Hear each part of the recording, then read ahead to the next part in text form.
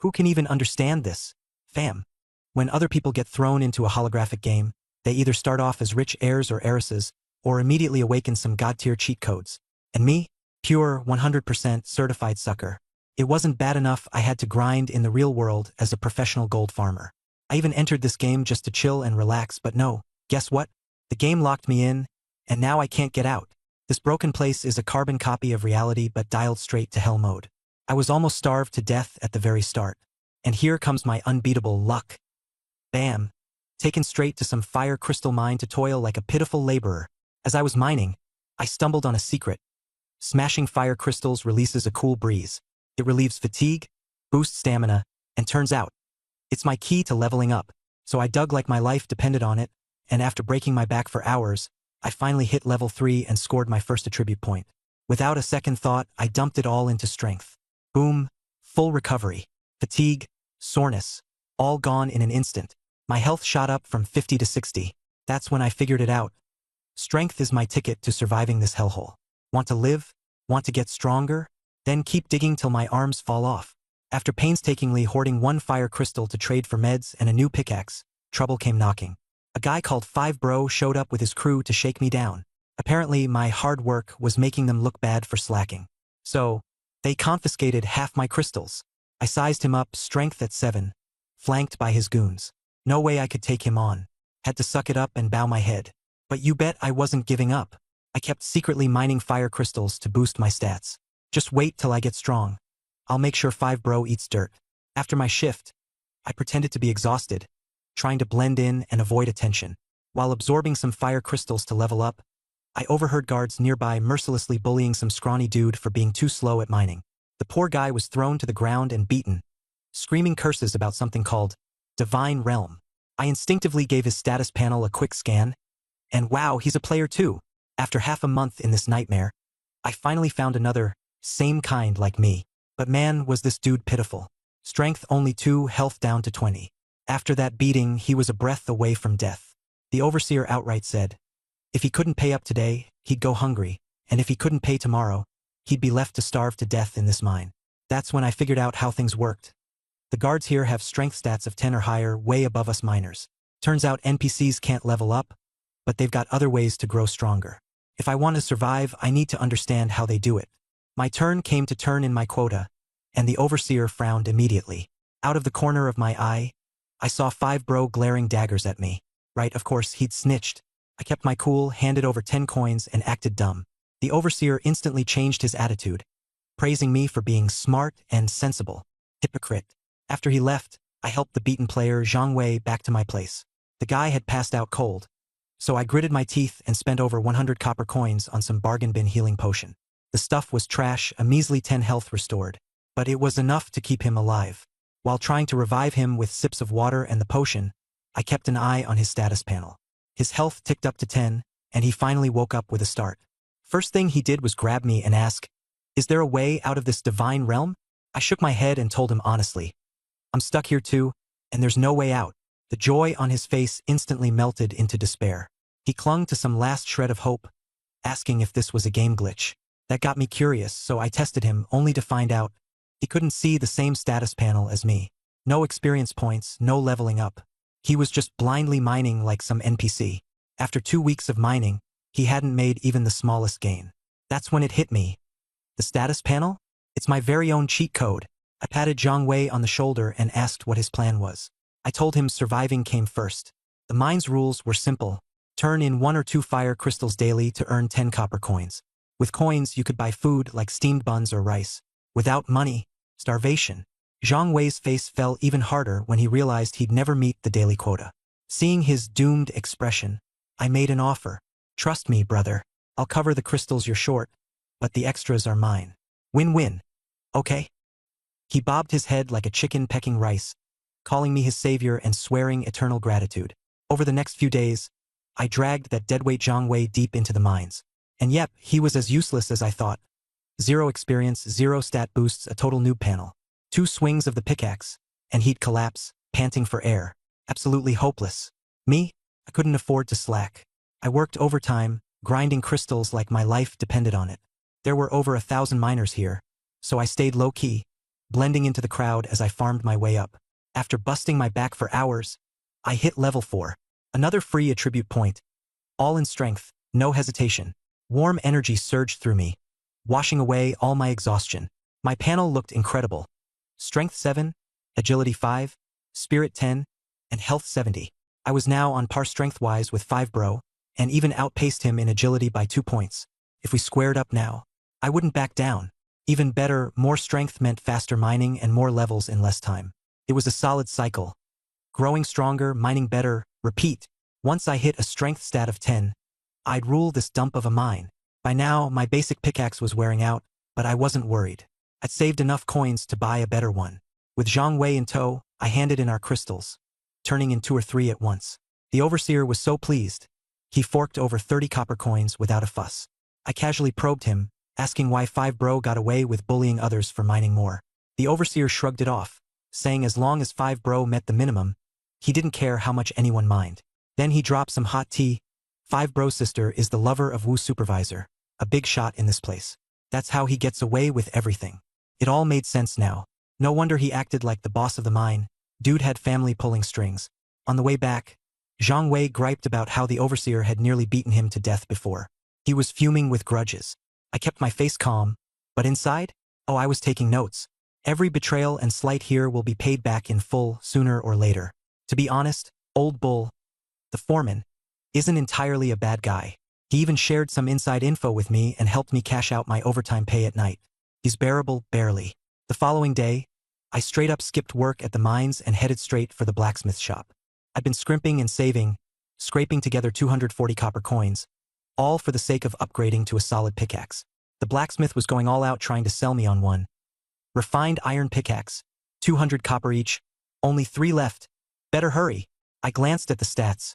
+2 strength, +1 attack. For where I'm at, it's basically god-tier gear. With my current strength stat at 9, this would directly boost my leveling efficiency sky-high. But as I was checking out the pickaxes, my eyes locked onto another sneaky little gem hiding in plain sight. Oh man, turns out it's a refined steel pickaxe.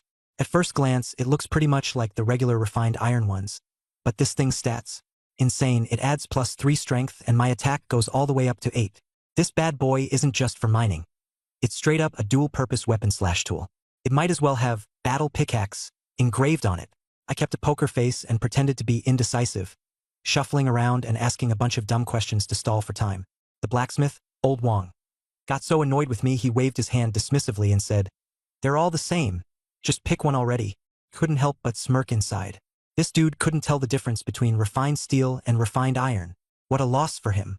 I immediately slapped down 200 copper and grabbed the refined steel pickaxe. Without wasting a second, I bolted out of there. Only after I'd put some distance between me and the shop did it hit me just how much of a steal this was. Literally hit the jackpot. Just the +3 strength it provides is worth at least 2 silver coins if I resell it. Pure profit. But just as I stepped out of the shop, bam, there's Big Brother Wu waiting for me with his lackeys. He started chiming in all smug about how I'd sneakily worked overtime and mined a ton of fire crystal, or I was baffled at how he even knew about that. But then my peripheral vision caught sight of someone. Oh, you've got to be kidding me. It was Zhang Wei, that total sucker, ratting me out. Big Brother Wu wasted no time, turning the crowd of miners against me with some straight-up PUA tactics. He accused me of working too hard, causing others to suffer, and forcing them to overwork just to keep up with me. The brainless miners swallowed it and started pointing fingers at me, blaming me for everything. Wu didn't stop there. He upped the ante, saying he'd break one of my arms as punishment. At that moment I snapped, no way around it. Breaking my arm would mean losing my mining and leveling opportunities. That's as good as a death sentence in this place. Before his goons could land a hand on me, I struck first. One kick sent a guy flying. One punch had another on the ground wailing. The crowd was dead silent. Everyone was shook. Who could have guessed that just a regular miner like me could fight like this? I mean, it's common sense. I've got 7 strength. My combat power completely crushes this lot. None of these plebs stands a chance against me. I turned to Wu and laid down the law. Don't mess with me, don't block me from earning and leveling up. Let's all just make some money peacefully. But if anyone tries to mess with my livelihood, I swear I'll fight to the death if I have to. Wu, feeling the pressure, tried to intimidate me himself, rolling up his sleeves and stepping forward. But just then, Supervisor Wu showed up with a team of guards. I glanced at his stat sheet and nearly fainted. He's a combat class NPC, a warrior. Strength 12, Agility 8, and he's trained in Black Tiger Fist. Damn it, this game really doesn't hold back. Not only is he packing high stats, but he's got an actual martial arts skill. Talk about stacked against us. He gave me the sideways look and casually hit me with a question right out of left field. So, you really enjoy mining this much? I immediately went full drama mode, glaring wide-eyed as I proclaimed earnestly. Of course, mining is in my blood. I was born to mine. Even in my dreams, I'm swinging a pickaxe. The second that nonsense came out of my mouth, every miner around me stifled their laughter. How could they not? Even flattery usually has some sense to it. But this was next-level ridiculous. And here's the plot twist. Supervisor Wu didn't just laugh. He nearly broke his chair, slapping his thigh. Then, unexpectedly, he gave me a full-on endorsement. From now on, if anyone gives you trouble, you tell them to talk to me. And then bam! He drops a bombshell announcement. At the end of the month, some bigwig is coming to inspect the mines, and they're organizing a mining skill competition. He named me as the miner representative. Internally, I couldn't stop screaming with joy. This is it. My golden opportunity. If I can integrate into the higher-ups, I can finally uncover the secrets of this weird divine realm, maybe score some NPC cultivation techniques. Total win-win. Meanwhile, Wu's face turned green on the spot. The dude was livid, losing it, stomping his feet in frustration. But a single offhand "shut up" from the supervisor shut him all the way down. That was that. Decision made, set in stone. As the crowd dispersed, guess who came crawling back like a snake? Zhang Wei, the guy who sold me out. He had the nerve to come up to me pretending to care, asking if I was hurt. I wasn't having any of it. I laid it out straight. We're done here. This is the last time I'm letting this slide. From now on, don't come near me. Go dig up your own fire crystal, Oregon. We're through for good. Back at the pit, I immediately whipped out my shiny new refined steel pickaxe and got to work. Wow, that +3 strength buff brought my total strength stat to 10. Crystals that used to take me forever to break? One swing, bam, shattered instantly. My mining efficiency's through the dang roof now. 5 hours straight of non-stop mining later, I'd gathered a full pound of fire crystal ore. Compared to when I first started, my output was up tenfold. Time for some quick mental math. 1 pound of fire crystal ore equals 100 copper. 10 pounds? That's 5 silver coins right there. Once I rack up enough silver, I can finally buy myself an official identity and kiss this unregistered drifter life goodbye. Seriously, in this godforsaken realm, no ID means anyone can mess with you all they like. So I've got my goals locked in. Grind like crazy, level up, hoard wealth, and secure a proper identity. It's all getting done by mining start to finish. Things were progressing smoothly until I stumbled upon a jackpot. This pitch-black hidden cave deep in the mines. Inside, nothing but big chunks of fire crystal ore, a literal gold mine waiting to be plundered. But it's risky as hell. Cave-ins, getting lost, backstabbers, venomous creatures. I wasn't about to go in blind. Patience first, power up. Once I hit 15 strength and max out my health, I'll dive in and clean house. Just as I was wrapped up in my plans, a shadow suddenly approached me. It was Zhao Ho. This guy's the real deal, a proper local with official status, 8 agility, and a seasoned veteran among elite miners. He opened his mouth, and the first thing he said completely floored me. Brother, your mining skills are insane. You're out-mining the entire open pit at this point. And then, get this, he laid out my entire plan to save up for an identity, down to the last detail. Turns out, he had a top-secret map of the mine and a special antidote for the poisons down there. With those, I could move through the deep mines like I owned the place. The map? 200 copper coins. Non-negotiable. Of course, I didn't just hand over the money like a sucker. I asked straight up, is this legit? Or are you scamming me? Thinking I'm some gullible newbie. He wasn't fazed at all. Calmly, he said, ask Boss Nyo. If he vouches for it, it's real. That night, during the handoff at the mine, I turned in 2 full pounds of firestone ore, outperforming everyone by a mile. Boss Nyo noticed my sudden productivity boost and the way I looked a bit stronger than usual. He couldn't help but gossip a bit. I brushed it off casually, making something up on the spot. I used to be underfed and weak. Now that I'm eating properly, I'm back in full swing. He didn't push further, and just handed me 200 coins in wages without a hitch. Seizing the moment, I asked about Zhao Tai's maps. Boss Nyo didn't hold back. They're about 80% reliable. There are some small flaws, but nothing that should stop you from using them effectively. Then he subtly added, the mines? Full of shady stuff. That place runs deep, real deep. Meanwhile, the same guy who tried to sell me the map, Zhang Wei, turned in his load too. Just a measly half-pound of Firestone, or he got 10 coins for his trouble.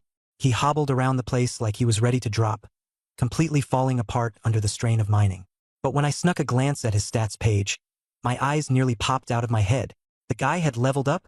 Zhang Wei had unknowingly hit level 2. His stats showed he was now a professional miner with 3 strength and 30 health. What's crazy is he had no clue.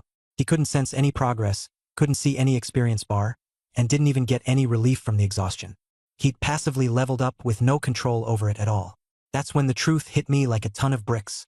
Everybody else can level up, but can't see their stats or manage how they grow. Total guesswork.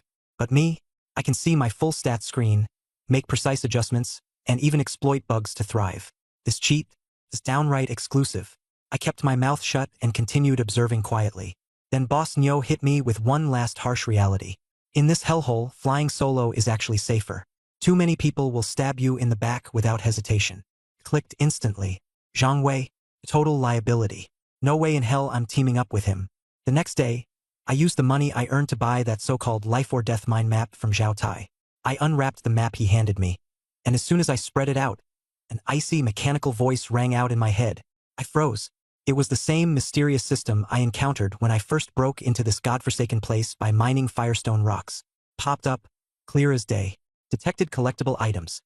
Firestone or mine maps 1, 2, 3, 4, 5. Verified as authentic maps. No forgeries detected. Holy crap. The system had been quietly shadowing me ever since I crossed into this realm, lying dormant on my stat screen like it was deadweight, only activating when I found treasures or leveled up. I wasted no time paying 200 coins for the map. The moment I handed over the money, the system popped up again. Map successfully loaded. Personal map interface unlocked. I glanced at my stat screen, and sure enough, there was now a pinned map section permanently storing the entire mine layout. I couldn't help but grin. This was a killer deal. Channeling my inner conman, I played the part of a regretful buyer. Hey man, actually, I've had second thoughts about this map. Can I get a refund? Zhao Tai eyed me warily, but he still played fair. He handed me back 100 coins and took back the paper map. Hilarious.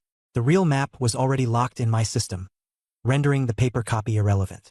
I just finessed myself a permanent map for dirt cheap. Absolute win. With the map secured, I headed straight for Overseer Wu's pharmacy to stock up on survival gear. Right as I reached the door, I nearly ran into 3 fresh players. 2 guys and a girl, looking like total messes. Must have just been dumped into this hellhole. They huddled together, whispering quietly. My ears perked up, and I caught every word. Over 30,000 people have vanished across the country, and chances are, they've all been thrown into this nightmare, divine realm. My heart sank. So we're not mentally linked or in some VR simulation. We're here, physically, bodies and all. And death here? Real death. No respawns. This isn't some immersive gaming experience. It's a damn apocalyptic trap. I discreetly scanned their stats. Laughable. Strength and mental power of 1 or 2 max. In stark contrast, my 10 mental power absolutely dwarfed them. It hit me like a revelation. My ability to see the system interface and trigger system prompts must be tied to my ridiculously high mental power. It's my built-in advantage, my one-of-a-kind cheat. Nobody else here has access to this. The trio pestered me for money to buy food, almost slipping and calling me an NPC. I quickly covered for them, pretending to be an oblivious local. I loaned them 3 coppers for some buns to tide them over, and with a bit of small talk, laid down the law of the land. Survive through mining, make enough to buy your way up in rank, and focus on staying alive. The basics. Having sorted them out, I went straight into the pharmacy. No time wasted. Bought up every life-saving item I could find. 10 bottles of health salve, 50 coins. Antidote pills, another 50 coins. No hesitation. Everything covered. Next stop was the food stall, where I spent the rest of my funds on long-lasting hard biscuits. Supplies secured, I was ready to dive deep into the mines. I laid out my game plan. For the next month, I'd bury myself in the mines, leveling up and making as much money as possible. Maximize efficiency, and while I grind, quietly investigate the secrets of this so-called divine realm. As for Zhang Wei, that guy was starting to sense his increased strength, and today he was chipping away at the ore like a man possessed, totally hyped. Meanwhile, the 3 newbie players were fumbling around, wasting their effort. With their pitiful strength and no experience, all they managed was scraping off surface dust from the Firestone rocks. A total joke. Watching them from the sidelines, I could see the obvious solution. If they pooled their efforts, they might just manage to mine 1 or 2 proper chunks of ore and stay afloat. This place, hellish as it seemed, actually had a decent margin for rookie mistakes.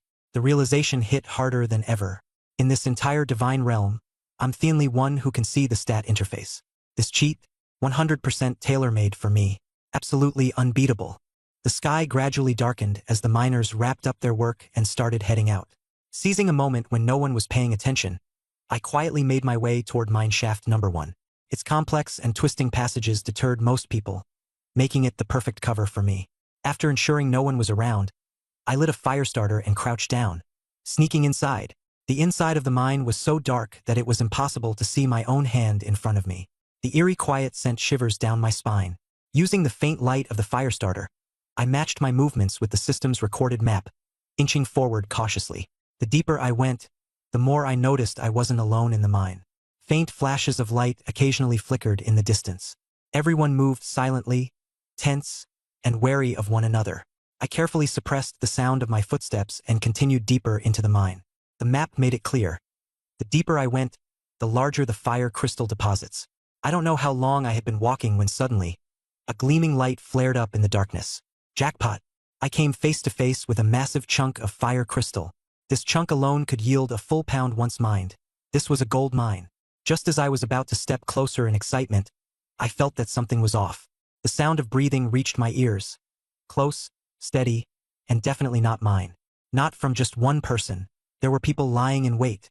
My reflexes kicked in, and I immediately blew out the fire starter, clutching my steel pick tightly, retreating cautiously.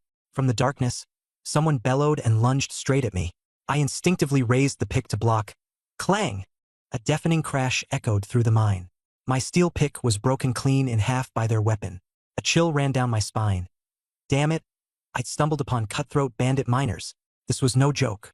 Turns out there were actual outlaws in these mines, ambushing laborers to loot their finds and leave no witnesses. Before I could process it fully, another figure lunged at me from the side. The oppressive danger surged closer in the pitch black. Bracing against the intense pain in my shoulder, I swung the broken pick with all my might. But the bandit was even quicker. Cold steel gleamed in the dark as their blade dived toward me. Quick as a flash, I gripped the steel pick and smashed it straight into one of the bandit's skulls. A direct hit. They dropped on the spot. You've killed a bandit. Earned substantial experience. The system alert resounded in my head, my experience points rocketing upward. I'd leveled up on the spot. Without hesitation, I dumped all my free attribute points into strength. The remaining bandits swarmed me at once. Luckily, my health was high, and the steel pick, though damaged, still packed a punch. I went all in, trading blows for blows, relentlessly taking down all 3 of them. After the brutal fight was over, I pulled up my character sheet to check my status. I'd taken a fair amount of damage, but my health bar was holding steady, nothing too critical. Chugging 3 bottles of injury bomb in quick succession, I watched as my health rapidly replenished. The last surviving bandit wasted no time surrendering, begging for his life. He even offered up 3 pounds of fire crystal in exchange for mercy. Wait a second, why'd his voice sound so familiar? I tested him by calling out, "Fifth brother." He denied it instantly. Using some classic mind games I borrowed from Zhang Wei, I baited him into slipping up. The moment he faltered, I knew. Without hesitation, I drove my pick straight into his back, pinning him to the ground. When I lit my fire starter to check, sure enough, it was Fifth brother, the sly old bastard. With his dying breath, he muttered cryptically, "I'll be heading down soon, too." That's when I realized something wasn't right. Killing ordinary bandits? The system handed out experience points like crazy. But killing Fifth brother? Not a single point of experience. It hit me like a ton of bricks. The system only rewarded real, head-to-head life-or-death combat. Finishing off someone already on death's door? That didn't count as a valid kill. Efficient as ever, I quickly cleaned up the scene. I dragged the corpses to a secluded corner, buried them, and destroyed any evidence. While I was at it, I looted the bandits' possessions, including Fifth brother's hidden stash of 3 pounds of fire crystal, altogether worth around an ounce of silver. Rummaging through Fifth brother's coin pouch, I even found 2 extra ounces of fragmented silver. Combined with the crystals I'd mined myself, I made a killing. Nearly 3 ounces of silver in total. I didn't rush to cash out immediately. It'd only draw unwanted attention. Playing it safe, I holed up in my quarters for the rest of the day. At the crack of dawn, Zhang Wei showed up again. He feigned an apology before probing if I'd managed to level up. Apparently, he noticed a strength boost while mining and started theorizing we outsiders had some secret growth mechanism. I didn't bother playing nice. Straight up told him, "You want free XP from me? Not a chance. Don't try to guilt-trip me with this player unity nonsense. Push me hard enough, I'll end you for real." His face turned an absolutely awful shade, but with the dirt I had on him, he had no choice but to swallow his frustration. I knew exactly what he was thinking. The guy had likely picked up on the underlying progression mechanics, but he couldn't see the system's interface. His understanding was vague at best, which meant being able to see the interface and assign stats precisely. That was still my one and only cheat advantage. Not wasting any more time on him, I headed straight for the mines again. Something felt off the moment I arrived. The atmosphere at the mining site was tense, unusually so. Every miner had been rounded up, surrounded by layers of guards. Even Overseer Wu and Manager Nyo were there in person. My heart sank. I thought they'd figured out about Fifth Brother's disappearance and the killings. Quietly pulling aside Uncle Wong, I asked what was going on. He explained. A blacklisted fugitive was hiding among the miners. A blacklist? I was immediately confused. Uncle Wong filled me in. The Zhao Kingdom kept a blacklist for wanted martial artists. Only those guilty of serious crimes made the list. Ordinary folks, they wouldn't be caught dead on it. Sure. Here's your revised and formatted translation. Right after that, Overseer Wu took out a portrait in front of everyone, cleared his throat, and shouted, "This man's name is Prison Butcher. Just escaped from Qingshan City. Let's all keep an eye out. Anyone who spots a stranger, report immediately for a hefty reward." As soon as his words landed, a miner pointed into the crowd and shouted, "You look unfamiliar." Before anyone could react, the man got his throat slit in a flash and dropped dead on the spot. The entire group of miners exploded into chaos, the scene turning into pure mayhem. I immediately tensed up, gripping the steel pickaxe by my waist with all my strength. No kidding, I've got 12 points in strength. No way I'd back down in a fight. But contrary to expectations, Overseer Wu wasn't panicked at all after seeing someone kill in plain sight. Instead, he smirked eerily. His eyes locked onto the figure darting out of the crowd as he coolly declared, "Prison Butcher, there's no escape for you." My pupils contracted as I quickly pulled up the system panel to scan that guy's stats. Zhang Hao, martial artist. Strength, 13. Agility, a whopping 18. No way, 8 of those points are boosted by equipment. Spirit, 3. Plus, he's skilled in Zhang family kick techniques. I instantly pieced it all together. This guy's crazy speed is all thanks to stacked buffs from his equipment and martial arts. Zhang Hao was sprinting full force. He was about to be blocked by constables at the front. Gritting his teeth, he turned back sharply and, bam! Overseer Wu sent a punch flying his way. Out of sheer instinct, I quickly glanced at Wu's stats too, and my jaw dropped. Wu que martial artist. Strength, 24. A full 12 points from extra buffs. Agility, 8. Spirit, 3. Martial art, Black Tiger Fist. Turns out this martial art isn't just fancy moves. It's an overpowered skill that boosts attributes like crazy. Full-on cheat mode. With a deafening boom, Wu's punch smashed directly into Zhang Hao's face. Zhang Hao didn't die immediately, but he passed out cold right there, completely silent. Every miner at the scene was dumbfounded. So was I. It was my first time witnessing firsthand the unmistakable gap between ordinary people and martial artists. A vast chasm. A spark of desire ignited fiercely in my heart. I want to learn martial arts. I need to get stronger. Not long after, a guy with a slicked-back hairstyle strolled over and started casually chatting with Overseer Wu about the broader state of the martial world. He mentioned how Black Tiger Fist was getting stronger and how it wouldn't be long before it blew its way into the prestigious top-tier sect, the Shanha sect. Wu kept up his polite, modest act, but my ears perked up. I made a mental note to remember Shanha sect. Some nearby murmuring suggested Zhang Hao, the wanted fugitive, had allegedly infiltrated the Monastery of Bitter Awareness to steal scriptures. No solid proof, though, just some random rumors floating around the Jianghu. But those two names, Shanha Sect and Monastery of Bitter Awareness, I committed to memory. Clearly, the real forces in Zhao's martial world aren't the small fries like these miners. It's the hidden elite sects that dominate everything. As the commotion settled, the miners began dispersing. I felt a mix of emotions swirling inside me. I'd been grinding for upgrades and silver so much recently, convinced I could walk around the mines like I owned the place. My guard was even starting to drop. But that scene of Wu demolishing a blacklisted martial artist with one punch shattered that confidence real quick. With my current build, I'd barely survived 3 exchanges against someone at their level. And don't even get me started on those sect disciples. Fighting them would just be pure suicide. A wild idea popped into my head. Grind for levels. Grind like hell. If my stats are high enough, I'd be able to dominate, even without martial arts. Fully motivated, I buried myself back into mining fire crystal or like there was no tomorrow. Not long after, the 3 new players Chen Su and his crew noticed me. They approached eagerly and struck up a conversation. They brought up how I lent them 3 copper coins last time and curiously asked for my name.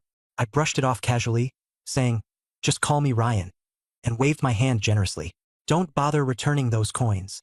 But Lin Guoyong, one of them, immediately thickened his skin and had the nerve to ask if I could teach them some mining tricks. I rolled my eyes on the spot, retorting, "Why on earth should I teach you?" That shut him up real fast. Chen Su tried smoothing things over, slipping me 5 copper coins on the sly to return the favor anyway. I took the coins without hesitation and stalked off without wasting another word. By nightfall, I rushed straight into mine shaft number 5. Shaft number 1 had the corpses of Wu Ji's gang. Too creepy, I wasn't setting foot in there again. Shaft number 5, though, was full of twists and turns with countless branching paths, perfect for me to farm experience in peace. I charged deep into the mine, hacking away like a madman at every fire crystal ore I saw. When I got hungry, I gnawed on hard biscuits. Thirsty, I downed cold water. Tired, I took short breaks. Pure relentless grinding. Eventually, I came across an enormous chunk of fire crystal ore, easily over 10 pounds in size. I zeroed in and started wailing away like my life depended on it. With each strike, my technique improved, strength perfectly controlled, everything feeling crisp and smooth. Once I finished mining that massive piece, the system notification exploded in my head. Experience threshold met. You've leveled up to level 7. Didn't hesitate for a second. Dumped the free stat points straight into strength. Base strength shot up to over 10 points, and with the steel pickaxes plus 3, my total hit 13. Holy crap, stat-wise, I've already surpassed Overseer Wu. Now all I need is just one martial art, and I'll go nuclear. Right as I was feeling smug, a sharp, searing pain suddenly shot up my ankle. Looking down, I saw a black scorpion-like mine bug had stung me hard. My health was dropping fast. I fumbled to pop an antitoxin pill, swallowing it in one gulp, and chugged some wound-healing medicine right after. Thankfully, the antitoxin worked fast, slowing the health drain and stabilizing me at 67 HP. I chugged 2 more bottles of medicine, and my health finally started recovering rapidly. Lighting up a fire torch, I scanned the ground. Damn it, the mine bug that stung me was already gone, leaving only a tiny burrow behind. That was when I got the full picture of just how nasty these mine bugs are. I've got 100 max HP, and just one sting wiped out a third of it. Considering new players in Divine Realm start with just 30 HP, one sting from these things is a clean insta-kill. Pure nightmare fuel for newcomers. No wonder every miner turns pale at the mention of mine bugs. They're absolutely terrifying. I stayed put for a full 30 minutes before my health finally regenerated to full. Once I'd recovered, I mustered my courage and continued inching deeper into the mine. Just as I turned a corner, the flickering light of my torch cast a faint glow into the darkness, and I froze. A massive, writhing swarm of black, slimy creatures was squirming frantically on the ground. Squinting to get a better look, the sight made my scalp tingle as I bolted in panic. It was a dense mass of black, scorpion-shaped mining bugs. Hundreds, no, thousands of them. All squeezed together, a roiling, intimidating black tide. The swarm went berserk, chasing after me relentlessly as I sprinted forward with all my might. I kept frantically backpedaling before they finally gave up the chase. Panting heavily to catch my breath, a realization struck me like lightning. Mining bugs are naturally drawn to ores. There was no way a normal chunk of ore would attract this many bugs. There was only one explanation. Somewhere deeper inside, there had to be a mineral essence. I remembered Uncle Wong mentioning casually once that on rare occasions, mineral essences form deep within veins. Not only are they worth a fortune, but the experience they bring is off the charts. I quickly pulled up the system's mapped records for the area, which immediately made my hair stand on end. The route ahead was a complete dead end, with no forks or alternate paths in sight. In other words, if I wanted the mineral essence, I'd have no choice but to bite the bullet and face off head-on against this massive swarm of bug soldiers. As I began cautiously retreating, my brain raced to find a solution. Fire would have been the ideal strategy, but in this pitch-black mine, with no oil or source of flame at hand, that idea was out. Dousing them in water? Equally impractical. I couldn't carry enough water, let alone direct a stream through here. Just as I was about to abandon this windfall from the heavens, something caught my eye, the faint outline of a massive boulder nearby. In a flash of inspiration, gears clicked into place in my head. If I couldn't get out of this pit, then I dragged the boulder in and crushed the bugs under it. I immediately turned back, hauling in over 30 big rocks in a single effort. Each one was the size of a watermelon and weighed at least 60 pounds. Thanks to my 13 strength points, I could lift them, throw them far, and maintain control, no problem. The only challenge: accuracy. Cue the training montage. I went full-on madman mode, endlessly practicing my throws. I trained from dusk till dawn, shaving my margin of error down to less than half a meter. Perfect. More than enough for what I needed. I positioned the boulders along the pathway, carefully spacing them every 10 meters until I assembled a solid formation of stone traps. Once I'd prepped everything, I marched right back into that dead end. The second the scorpion mining swarm spotted me, they went ballistic, shrieking and charging straight at me. Stealing my nerves, I deliberately kept about a 10-meter buffer from the swarm as they barreled toward me. When the time came, I dashed to my first boulder, hefted it up, and hurled it downward with all my might. The boulder slammed into the wriggling mass of bugs with a deafening crash, splattering an entire section of the swarm instantly. Blackish-brown insect goo sprayed everywhere as a flood of system notifications lit up my interface. My XP bar shot up like crazy, and I couldn't help but yell out in excitement, "This is insane!" Keeping my nerve, I grabbed the second rock. Another throw, another satisfying crunch as another swath of bugs was obliterated. My XP soared again, scaling levels beyond belief. You have killed a large number of mining bugs. XP requirements met. Level up. You are now level 8. A familiar, ice-cold system prompt rang in my ears. Same plan as always. I dumped every last free attribute point into strength without hesitation. I continued running and throwing, slowly but surely thinning out the swarm. By the end, the once massive horde of bugs had dwindled to a single lonely straggler. I slowly shifted into a defensive stance, pretending to confront it head-on. Gripping my steel pickaxe, I waited until it crept just close enough before whipping out a stone and smashing it into a bloody pulp. It finally clicked. The system's rules were crystal clear. You only earn XP for killing targets that pose an actual threat. Mining bugs and bandits? Threat detected. XP rewarded. Brother Wu after he was down and out? Threat neutralized. And not a single crumb of XP. With the swarm gone, I cautiously made my way to the very end of the tunnel. In the faint flicker of torchlight, a small, fist-sized crystal, radiant, luminous, and fiery, sat quietly on the ground. This was no ordinary or not by a long shot. This was none other than the fabled mineral essence. And behind it, to my utter astonishment, was an ancient, weathered manual buried underneath. A dusty relic of old. Its cover bore 4 bold, golden characters. Diamond King Kong Sutra. In that moment, everything clicked into place like a perfect puzzle. The rumors about Zhang Hao stealing a martial sutra weren't baseless after all. Just as Captain Lin and Overseer Wu gossiped about, Zhang Hao must have fled Green Hill City, stashed the mineral essence and manual here in this dead-end mine, and used the essence to lure mining bugs as a makeshift safeguard. He probably planned to return and retrieve it all once the heat died down. But the gods had other plans. I, unknowingly, turned out to be the biggest beneficiary in this whole wild scheme. At this point, I was 100% certain what I held in my hands wasn't just a priceless mineral essence. It was also a practical martial art sutra. With no one around in the pitch darkness, I carefully stretched my hand out to pick up the Diamond King Kong Sutra. Just as I was about to tuck it securely into my coat, a cold system prompt popped into my mind. Martial art detected. Diamond King Kong Sutra. Requirements for cultivation. Strength 10, willpower 10. I glanced at my status screen. All requirements perfectly met. Would you like to comprehend this sutra? I didn't hesitate for even a single second and immediately willed. Comprehend. Golden light erupted from the sutra, flowing directly into my body as the ancient manual vanished into thin air. Suddenly, my mind buzzed with an influx of Buddhist scripture and the full training method for the technique. I eagerly pulled up my attributes menu, and, lo and behold, the martial arts section now displayed. Diamond King Kong Sutra. Note: first-class technique.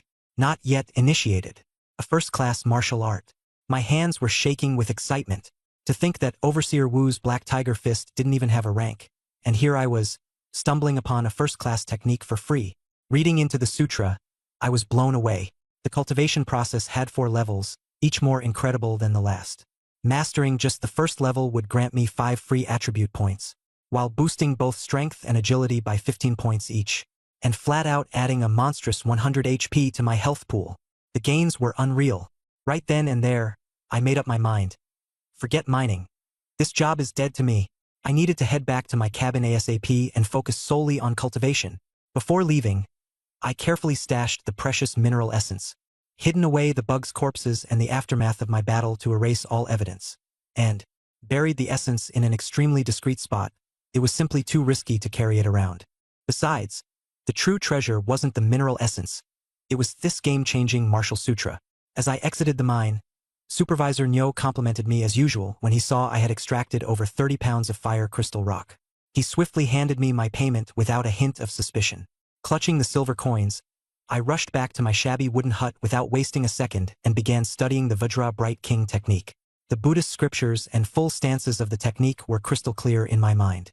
Following the instructions, I assumed the first horse stance, raised both palms upward, and silently recited the scripture.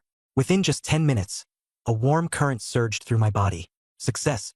I had officially set foot on the righteous path of cultivation. Currently, my base strength was at 11 points, boosted to 14 points with the mountain-crushing fist. But when I threw a punch, my hands couldn't unleash their full power due to the lack of explosive force. Additionally, I hadn't even fully mastered the first level of the Vajra Bright King technique. If it came down to a life-and-death fight, I clearly wasn't a match for Supervisor Wu, let alone the terrifying and formidable figures lurking in the divine realm.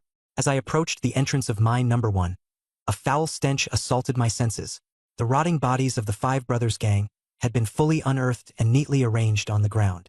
It was impossible to tell how many days they'd been decomposing for, and the putrid smell made me dizzy and nauseous. At the scene were not just Supervisor Wu and Supervisor Nyo, but also Captain Lin, Monk Huining, and a new figure. A young man in white robes embroidered with a map of mountains and rivers.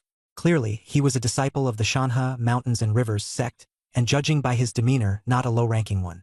Even someone as slick as Monk Huining spoke to him respectfully. Meanwhile, the white-robed youth exuded an air of superiority, with a touch of ingratiation when addressing Huining. The sight made my heart race, and my palms were drenched in cold sweat. Damn, if these people were here for me today, I'd be completely doomed. Supervisor Wu fixed his steady gaze on me and asked, "Do you recognize the bodies on the ground?" With my best acting skills ready, I pulled a face of utter shock and horror. Glancing at the decayed, unrecognizable corpses, I repeatedly shook my head, saying I couldn't identify them. I inwardly thought to myself, not a lie, how could anyone recognize these mangled remains at a glance? In a calm tone, Supervisor Wu stated slowly, "One of these bodies here is Old Five, and in this entire mine, the person with the biggest grudge against him happens to be you." I instinctively took half a step back, feigning a look of both fear and panic, and pretended it was the first I'd heard of it. Monk Huining and the Shanha sect youth scrutinized me for a moment, exchanged a glance, and then nodded slightly. Their questioning ceased. In that moment, I immediately grasped their thought process. The gruesome deaths of the Five Brothers clearly didn't seem like the work of an ordinary miner like me. It was much more in line with someone like the Prison Butcher, a ruthless criminal. Coupled with the fact that the incident occurred at mine number 1, the clues naturally pointed to the fugitive Zhang Hao. Their mental leap was almost comedic. They had convinced themselves that the Prison Butcher must have hidden the Buddhist scriptures from the Temple of Suffering somewhere in mine number 1, triggering all this chaos. The white-robed youth immediately declared coldly, "I don't care if we have to dig 3 feet into the ground or turn the entire mine upside down. Those scriptures must be found in mine number 1. Internally, I couldn't help but feel smug. What a bunch of fools. They're searching the wrong place. The real scriptures were in mine number 5, safely stored in my hands. Seizing the moment, I discreetly opened my system panel and checked this young man's information. Wang Jingshen Sect Disciple. Strength, 19, Agility, 10, Spirit, 5. Proficiency, mastered 3 martial arts, with 2 already at the Adept level. His combat abilities were genuinely formidable, far surpassing Supervisor Wu. However, compared to someone like Monk Huining, he still fell slightly short. Turns out Wang Jing had originally planned to return to Qingshan City, but Huining insisted on staying at the mining village to wait for further information. Left with no choice, Wang Jing reluctantly stayed behind as well. Once the group left with their subordinates in tow, Supervisor Wu promptly put on his authoritative demeanor. He called me out specifically, praising my status as an experienced miner and granting me permission to assist in the search of mine number 1 to gain more hands-on experience. and prepare for future duels against experts. I almost laughed out loud, completely understanding his true intentions. This old fox was clearly setting a trap for me. For ordinary people, entering a mine was a life-or-death gamble. But for me, mining and leveling up were the ultimate cheat. Forget just mine number 1. If they told me to dig up the entire mountain range, I'd happily drill my way through it all. Supervisor Wu then instructed Supervisor Nyo to prepare 40 or 50 experienced miners to enter mine number 1, with guards watching over the operation. They were ordered to keep the search discreet, avoiding unnecessary commotion. Before leaving, Supervisor Nyo quietly muttered to me, "Just do your part." The message was clear. This was all just a facade to appease the Temple of Suffering. Getting oneself killed over it was not worth it. Once inside the mine, the miners got to work immediately, feigning diligent efforts to search for the scriptures, while in reality, they were madly mining away. Anytime fire crystals surfaced, they would snatch them up. With every swing of their pickaxes, they conveniently expanded the mine itself. As for me, my luck that day wasn't great. I didn't find any exposed veins of or readily available. So, I decided to follow the system map deeper into the mine, heading toward one of my old, reliable spots. The guards noticed my solitary venture inward but didn't dare to follow. Everyone knew the deeper regions of the mine were riddled with peril. A single collapse could cost someone their life. They understood the real purpose of the search. It was just for show, mostly to pacify the Temple of Suffering. Finding nothing meant no trouble. Actually finding something, however, could mean big trouble. Navigating using my memory, I finally unearthed a large, high-quality piece of fire crystal rock. With my steel pickaxe in hand, I felt increasingly skilled and at ease as I worked. Each hit rewarded me with a satisfying amount of experience points. I was on a roll. As I was intensely engrossed in the act of mining, someone nearby suddenly complimented my speed and precision. I turned around to look, and the sight immediately put me on edge. It was a young miner whose aura felt off. Quickly pulling up his stats from the system panel, my heart skipped a beat. Su Qing Shanhe sect member. Strength, 22. Agility, 17. Spirit, 7. Proficiency. Advanced in 3 martial arts, with 2 already at the adept level. He was the strongest miner I had ever encountered, far surpassing Monk Huining in capability by several leagues. I kept a calm and natural facade, casually brushing him off, saying mining was just a skill perfected by practice. Who would have thought he'd directly admit he was a newbie and wanted to learn mining from me? I knew full well this was just a pretense to get closer to me, and I couldn't refuse someone this determined, so I reluctantly agreed. But I gave him a warning up front. Don't disrupt me and definitely don't steal my ores. Surprisingly, he actually followed me everywhere like a shadow. Having such a top-tier expert tagging along gave me the creeps. I didn't dare venture too deep into the cave. Instead, I stuck to the upper layers, mining steadily while leveling up. By the end of the day, I'd mined over 10 pounds of firestone. Just as I was about to wrap up, I managed to dig out a high-quality chunk of firestone. Of course, I didn't hold back and swung my pickaxe with all my might. Su Qing watched from the side and concluded that I was wholeheartedly obsessed with mining. He even started calculating. A pound of firestone is worth 100 coins. Earning 1 to 2 taels of silver a day isn't hard if you go all out. 30 taels a month. No wonder you're working like your life depends on it. What he didn't know was, I wasn't mining like crazy for the money. It was for leveling up. The moment I split that firestone open, the cold system notification hit me like a wave. Achievement unlocked. Level up. I had leveled up from level 8 to level 9, earning 1 free attribute point. This time, instead of blindly stacking strength, I poured the point into my spirit stat. I'd noticed earlier when I compared myself to Zhang Wei, spirit is the real key to improving cultivation speed. After increasing my spirit, my mind felt clear and sharp. I opened my stat screen to check. Spirit had now reached 11 points.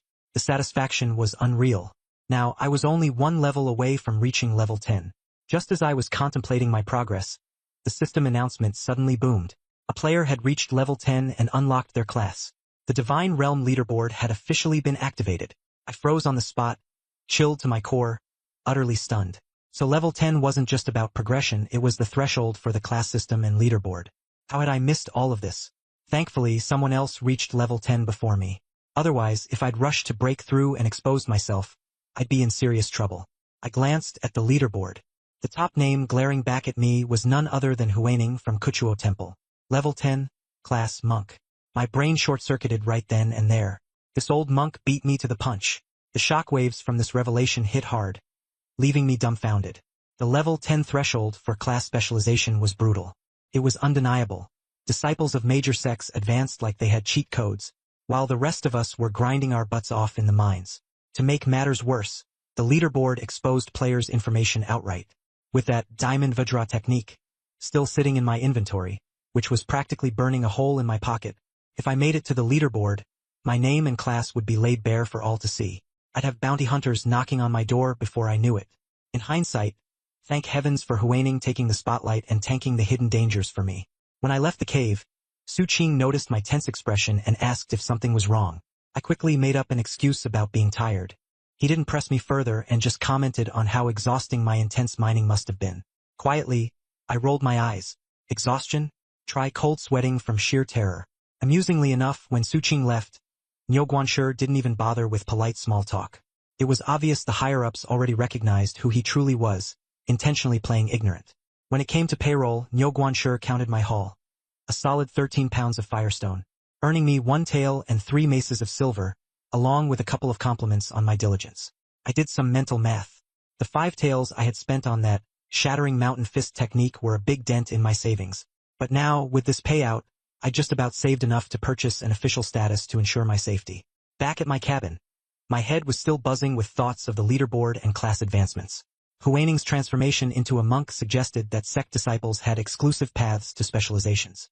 Meanwhile, someone like me without sect backing would be stuck fumbling in the dark. Would I end up with a continuation of the martial artist path? A rogue cultivator class? Or some obscure, cursed career? The more I thought about it, the more my head spun. The anxiety only grew stronger as I realized I was just 1 step away from level 10. What if I blindly leveled up and shot straight onto the leaderboard? I'd immediately draw attention from all the local power players, especially those slick veterans who could easily crush me under their feet. Just thinking about it made my scalp go numb. While I was struggling with my chaotic thoughts, Zhang Wei suddenly called from outside. I let him in, and the first words out of his mouth were about the leaderboard, seriously striking where it hurt the most. He even started preaching about how there were tons of players in this world, and that clutching onto the big sex was the key to survival. Without powerful backers, we'd end up flattened sooner or later. My inner thoughts were only curses at his shallow arrogance. But outwardly, I humored him, discussing the benefits of class advancements. I even tossed out some half-made-up ideas, thief, outlaw, healer, just to probe where his allegiances lay. The way Zhang Wei reacted, though, his expression turned oddly suspicious, as if he saw through my concerns. I shot him a cold smirk and retorted in a calm but scornful tone. I'm just a wanderer. What schemes could I possibly have? Don't overthink it. Having no patience for more petty exchanges, I bluntly claimed I was only level 6. The second Zhang Wei realized I was 2 levels above him. The cockiness in his face vanished, and he left, tail between his legs. As dawn approached, I trained my Diamond Vajra technique, gaining 45 EXP and feeling all the exhaustion from the night melt away. Once again, I confirmed my choice. Investing in spirit was absolutely the right call. With higher spirit, my technique and combat experience skyrocketed. Resolving to keep prioritizing spirit while developing gradually, I returned to the mines the following day. Su Qing was still glued to me like a shadow. I pretended not to notice and kept working, mining ores and racking up EXP as usual. Huaining himself showed up at the mining site with Wang Jing during their inspection rounds. Seeing everyone busting their butts mining, they didn't linger long and left soon after.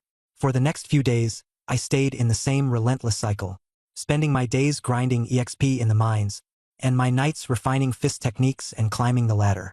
Every moment was dedicated to growth. I wasn't slacking even for a second. Over the past few days, my progress in Vajra Bright King technique surged to 60 out of 100, and my crumbling mountain fist reached 87 out of 1000. I had it all figured out in my head. At this pace, the Vajra Bright King technique would definitely break into the introduction level in 8 days. And as for today, I was pretty sure I'd hit level 10. I opened the leaderboard in God's domain and oh, what do you know? The rankings had updated again. Aside from Huaining, 2 other level 10 bosses had emerged. Luo Kai from the Stargazing Academy, profession, scholar. Chi Kai from Dead Men's Valley, profession, prisoner. It hit me instantly. Turns out the leaderboard only records players who've successfully switched jobs, which means there must be loads of level 10 players who aren't even on the list yet. They just haven't obtained the necessary job transfer credentials. Switching jobs, it seems, isn't as simple as merely reaching level 10. It's about your environment, your connections. Monasteries, academies, ghost sects, each has their own exclusive class system. And me? I'm just a wandering, unaffiliated loner with no backing and no inside track. All I can do for now is grind levels quietly. Just as I was heading toward the mine entrance, I bumped into Zhang Wei. He told me that Huining and his crew had already left. He also mentioned he was planning to leave the mining village today too, aiming to find better opportunities in Qingqing City. With an air of conviction, he said mining leads nowhere, that real opportunities lie in the big cities. I chuckled inwardly at his words but didn't try to stop him. He could leave if he wanted. After asking around, I confirmed that the entire group from Kuju Monastery had indeed withdrawn. I let out a sigh of relief. After all, the Vajra Bright King technique in my hands is bona fide high-tier martial arts. As long as I keep my mouth shut and avoid revealing anything, no one's going to come after me. I'm solid. Seizing the opportunity, I snuck into the depths of mine shaft number 2. That mine wasn't a place to linger. Time was of the essence. Better to head back to my hut and bury myself in training before complications arose. Diving deep into mine shaft number 2, I made my way toward an inner cavern, targeting the mining spots rich in fire quartz. I found a promising chunk of fire quartz and dug in with everything I had. As I swung my pickaxe, waves of experience flooded into me, washing away my fatigue and leaving me feeling utterly rejuvenated. I'm not sure how long I'd been at it when the system notification exploded in my ears. I'd leveled up to 10. The free attribute points I earned? I dumped them all into spirit without hesitation, bringing it up to 12 points. Immediately after, the system rewarded me. Congratulations. Being among the top 30 players to reach level 10, you've earned a white chest. A burst of white light shot out from the chest, illuminating it as it appeared quite visibly, right in front of me. But, of course, right at that moment, Su Qing appeared out of nowhere. My heart skipped a beat, my back tensing instinctively. What great timing, huh? Thankfully, only players can see the chest, and he didn't notice a thing. False alarm. Su Qing didn't bother with chit-chat, he got straight to the point. He revealed that he was heading back to the mountain and river sect, and then dropped a bombshell. His true identity. As it turns out, he had an even bigger backstory than Wang Jing. Disguising himself as a miner had only been a cover while he secretly investigated the authenticity of the Buddhist scriptures. After extensive probing, he concluded that the scriptures weren't in this mining area at all. Kuju Monastery had changed its target of suspicion to Green Hill City. All the mining they had done here, smoke and mirrors, purely a ploy to mislead others. After covering the serious stuff, Su Qing turned to me with a smirk and casually asked, "Why not come with me? Join the mountain and river sect and give it a shot." I was ecstatic, almost laughed out loud. Was this my golden ticket dropping from the sky? A chance to attach myself to a powerhouse sect and rise straight to the top. But before I could even celebrate for 2 seconds, Su Qing shook his head lightly. His voice was brutally pragmatic. "But don't read too much into it. I was just making conversation. You're a refugee with no family, no connections, no resources. A place like our sect, with its strict rules and high expectations, you wouldn't make it in." His words hit me like a bucket of ice water, extinguishing my hopes almost instantly. The more I thought about it, the clearer his true intentions became. Su Qing had it all figured out. Turns out, mountain and river sect's leader had promised him a lucrative reward, a genuine crimson gold vein, once this mission was complete. But the vein was too vast for Su Qing to oversee alone. He needed someone trustworthy and reliable to keep an eye on things, to manage the other miners, and to maintain control of the area. He wanted me to become his second-in-command, another Wu Kei, someone to run interference and help him secure his claim over the vein. And here's the thing, crimson gold is hundreds of times more valuable than fire quartz. It's a prized commodity even mountain and river sect takes seriously. If I stuck close to Su Qing and stayed on his good side, there was a chance I might one day ascend to the role of an outer sect disciple, gaining access to their shared martial arts skills. The offer hit me like a lightning bolt. This was no ordinary opportunity. It was a jackpot. I agreed on the spot, pledging to follow Su Qing from now on. Satisfied, Su Qing reminded me that the handover for the crimson gold vein would still take some time. For now, I should stay low in the mining village, keep everything under wraps, and avoid drawing the slightest bit of attention. Once I watched him leave and confirmed I was alone, I finally shifted my focus back to the white chest on the ground, the one only I could see. Opening it, I found a solitary pill inside. Spirit Nourishment Pill. At first, I tried applying it to the Vajra Bright King technique, but nothing happened. It became obvious. This pill only works on martial arts techniques, not internal cultivation methods. So, I redirected it toward Crumbling Mountain Fist. As soon as I swallowed the pill, a warm surge coursed through my body. It felt exactly like the result of training non-stop for over 20 days. Checking my stats, I saw the skill proficiency of Crumbling Mountain Fist had skyrocketed from 87 out of 1,000 to 587 1,000ths. A gain of 500 points in one go. It dawned on me immediately. Pills and similar items are powerful shortcuts that drastically reduce training time. They're no joke. No wonder sect disciples advance at unheard of speeds. It's not just brute force grinding, they've got treasures propping them up, turbocharging their progress. With this in mind, those once unreachable, higher levels of cultivation no longer seemed entirely impossible. With enough of these resources, even someone like me might one day touch their threshold. Glancing back at the leaderboard, it still didn't show my name. This confirmed my earlier theory. The system only ranks players who've completed their job transfer. But knowing I'd already climbed into the top 30 of all players in God's domain, that meant my leveling speed was already elite tier. Got it. Here's the translated content keeping the original structure and flow intact. But now I get it. Other players leveling up slowly isn't about a lack of talent. It's purely because they don't have the insane cultivation speed advantage like I do. Take Zhang Wei and the others, for example. They've got great backgrounds and tons of resources, but they can't handle hardship. They don't have the guts to grind like I do. I can't be bothered thinking too much about this stuff.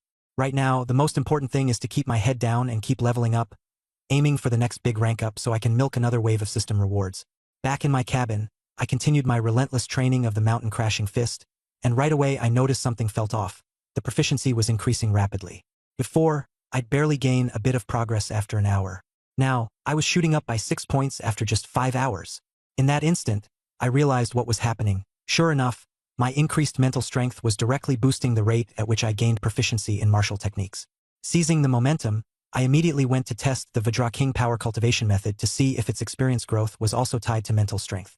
I began practicing the Vajra King Power, and the experience numbers shot up by 5 points per second. Before I knew it, I'd earned the 6th point of experience with ease. This absolutely confirmed it. Mental strength directly increases the growth cap for both experience and proficiency, boosting growth by a whole 1/5 of the base value.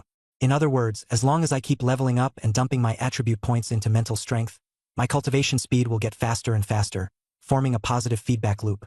While others are stuck grinding away through slow, painstaking training, I'm holding on to these free attribute points, creating an overwhelming, crushing advantage. For the next few days, my routine stayed the same. Spending my days mining obsessively in the cave to grind experience, and my nights locked in, training my martial techniques and cultivation methods. Both my money and power skyrocketed. Double the gains, double the fun. Finally, the day came when the experience for Vajra King Power hit the max. 100 out of 100. In the instant of breaking through, a surge of scorching warmth filled my body, and faint wisps of white steam rose from my head. The system notification popped up right away. Vajra King Power successfully upgraded to level 2. Along with it came 5 free attribute points that I claimed without hesitation. Post-upgrade, my strength and agility shot up by 15 points each, and my health spiked with a plus 100 increase. Without a second thought, I dumped all 5 attribute points into mental strength, pushing it up to 17 points. Immediately, my mind felt clearer and sharper, and even my sense of perception and field of vision expanded significantly. The increase in health wasn't just a temporary buff, either. It was a permanent stat boost, jumping my health from 110 to 210. I felt a jolt go through my mind. This cultivation method is insane. If it's already this powerful at level 2, I can't even fathom how ridiculous it'll be at level 4. Testing my newly enhanced abilities, I activated the cultivation method and focused my power. My strength surged up to 26, and agility hit 20. Adding the boost from the mountain crashing fist, my strength skyrocketed to a whopping 29. Landing a punch squarely on the ground, the stone slab beneath my feet cracked and shattered, leaving a clear imprint of my fist. The power was undeniable. But it wasn't long before I realized the downside. Vajra King Power burns through energy insanely fast. Running the technique while attacking drained all my inner energy in less than a minute, forcing it to shut down automatically. I instantly understood this is a pure burst-type cultivation method. It's great for explosive power in combat but totally unsustainable for prolonged grinding like mining or training. After reviewing the level 2 details of the technique, I noticed the rewards had doubled compared to level 1, higher stat boosts, even crazier health increases, and now an added feature called Vital Energy. I'm not sure how Vital Energy works just yet, but thinking of Su Qing and Huinang, they're probably stuck in the lower levels of their techniques. Meanwhile, I could potentially surpass them, all thanks to my boosted mental strength, faster cultivation speed, and higher limits. Without wasting any time, I began practicing the level 2 cultivation method. Though the stances had changed, I adapted to them quickly. The experience cap for level 2 jumped to 8 points per day, and my cultivation efficiency leaped to a whole new level. Here's the process content translated into English, adhering to the structure, format, and overall layout of the original. At present, my mental energy is at 17 points, so the daily experience cap for my cultivation technique is raised to 8 points. Once my mental energy hits 20 points, the experience cap will surge to 10 points. This cultivation speed is absurdly faster than I initially anticipated. The most important thing is, I can still keep leveling up. With my mental energy skyrocketing, my cultivation speed will only continue to accelerate. Finally, I felt completely assured. Achieving perfection in the 4th level of a first-class technique isn't nearly as out of reach as I once thought. After that, I focused on practicing the collapsing mountain fist, training for a full 10 hours a day, with my proficiency steadily increasing by 17 points daily. Exactly the same value I calculated based on my mental energy. It turns out that mental energy is indeed the core of cultivation efficiency for techniques and combat arts. Now, everything feels fully under control.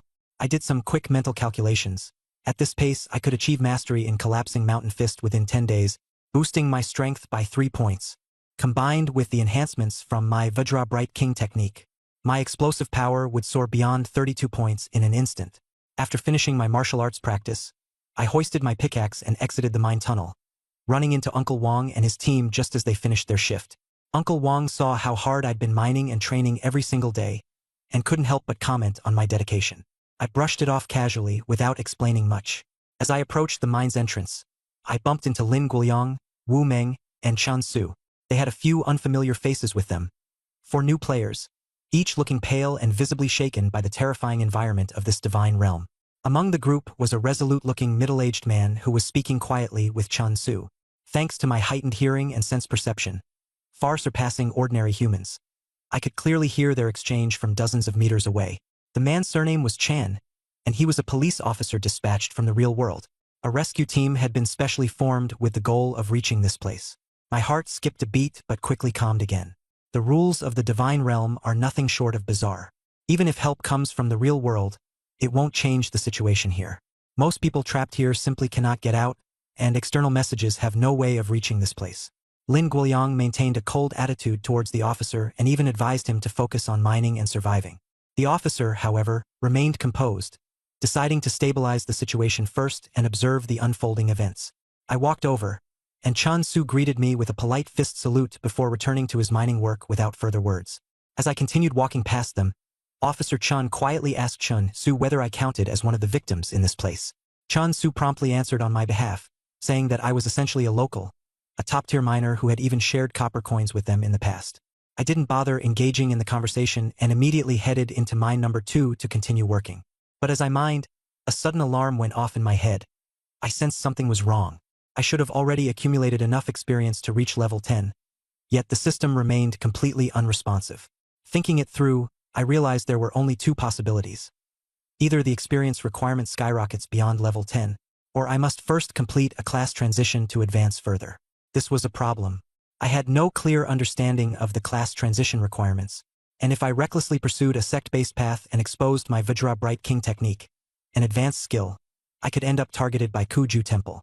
If they started suspecting I had the Sacred Sutra on me, it would spell disaster. I decided to stay patient and keep observing the situation. For several consecutive days, I stuck to my routine, mining during the day and cultivating at night. However, my level remained firmly locked at 10 with no changes at all. This confirmed my worst fear. Without completing the class transition, I can't level up any further. I immediately altered my growth plan. I would stop wasting time farming experience during the day and instead focus entirely on mastering collapsing mountain fist. Meanwhile, I saved up nearly 20 taels of silver, planning to purchase a legitimate identity document as a contingency for self-preservation. In the following days, I entered an almost seclusion-like state.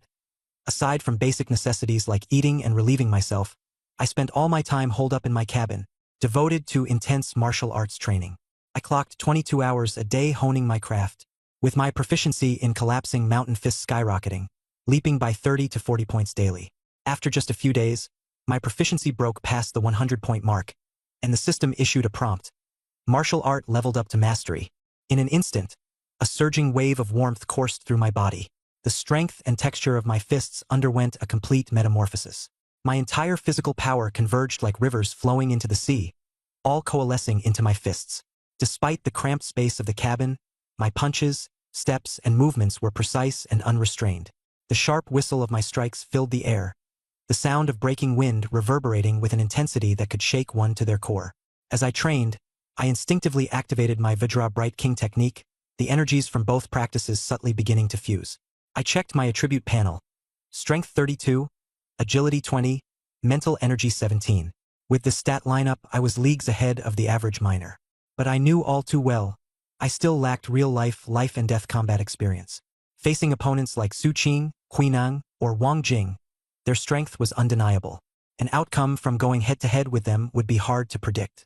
But against Wu Kei, I was confident about dominating him, easily surpassing him in every respect. I began quietly planning my next step. With my level capped at 10 and no clues for the class transition, my status as a vagrant limited my mobility everywhere in the region. Getting a formal household registration in Qingshan City was urgent. It would significantly expand the areas I could access and free me from being confined to the minor sector.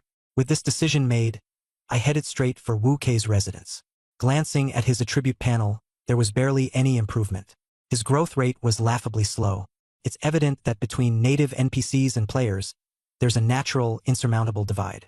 Even though his Black Tiger Fist was at the accomplished stage, his strength at best hovered around 24 points. Once I activated Vajra Bright King technique, my strength jumped directly to 32 points, easily overpowering him in overall capability. I maintained a humble tone and told him I had saved up 5 taels of silver and planned to purchase household registration in Qingshan City. But Wu Kei was quick to mock me, asking how someone mining all day could possibly save that much money. I didn't bother arguing, calmly pulling out the identity jade slip, pressing my finger on it, and instantly revealing a clear mark. After handing over the silver, I successfully obtained my identity booklet. He reminded me in particular to head to the city's administrative office to have my portrait officially recorded, warning that failure to do so would render my document invalid after 6 months and impossible to replace. He even mentioned that once Qingshan City required external assistance in the future, I could accompany him, and he'd help fully establish my household registration. This version maintains the original structure, pacing, and tone, while adapting expressions to fit natural English storytelling. I quickly returned to the cabin to pack my belongings. For antidote pills, for bottles of healing salve, 5 pieces of dried rations, a fine steel pickaxe, and the remaining 15 taels of silver, all set and ready to go.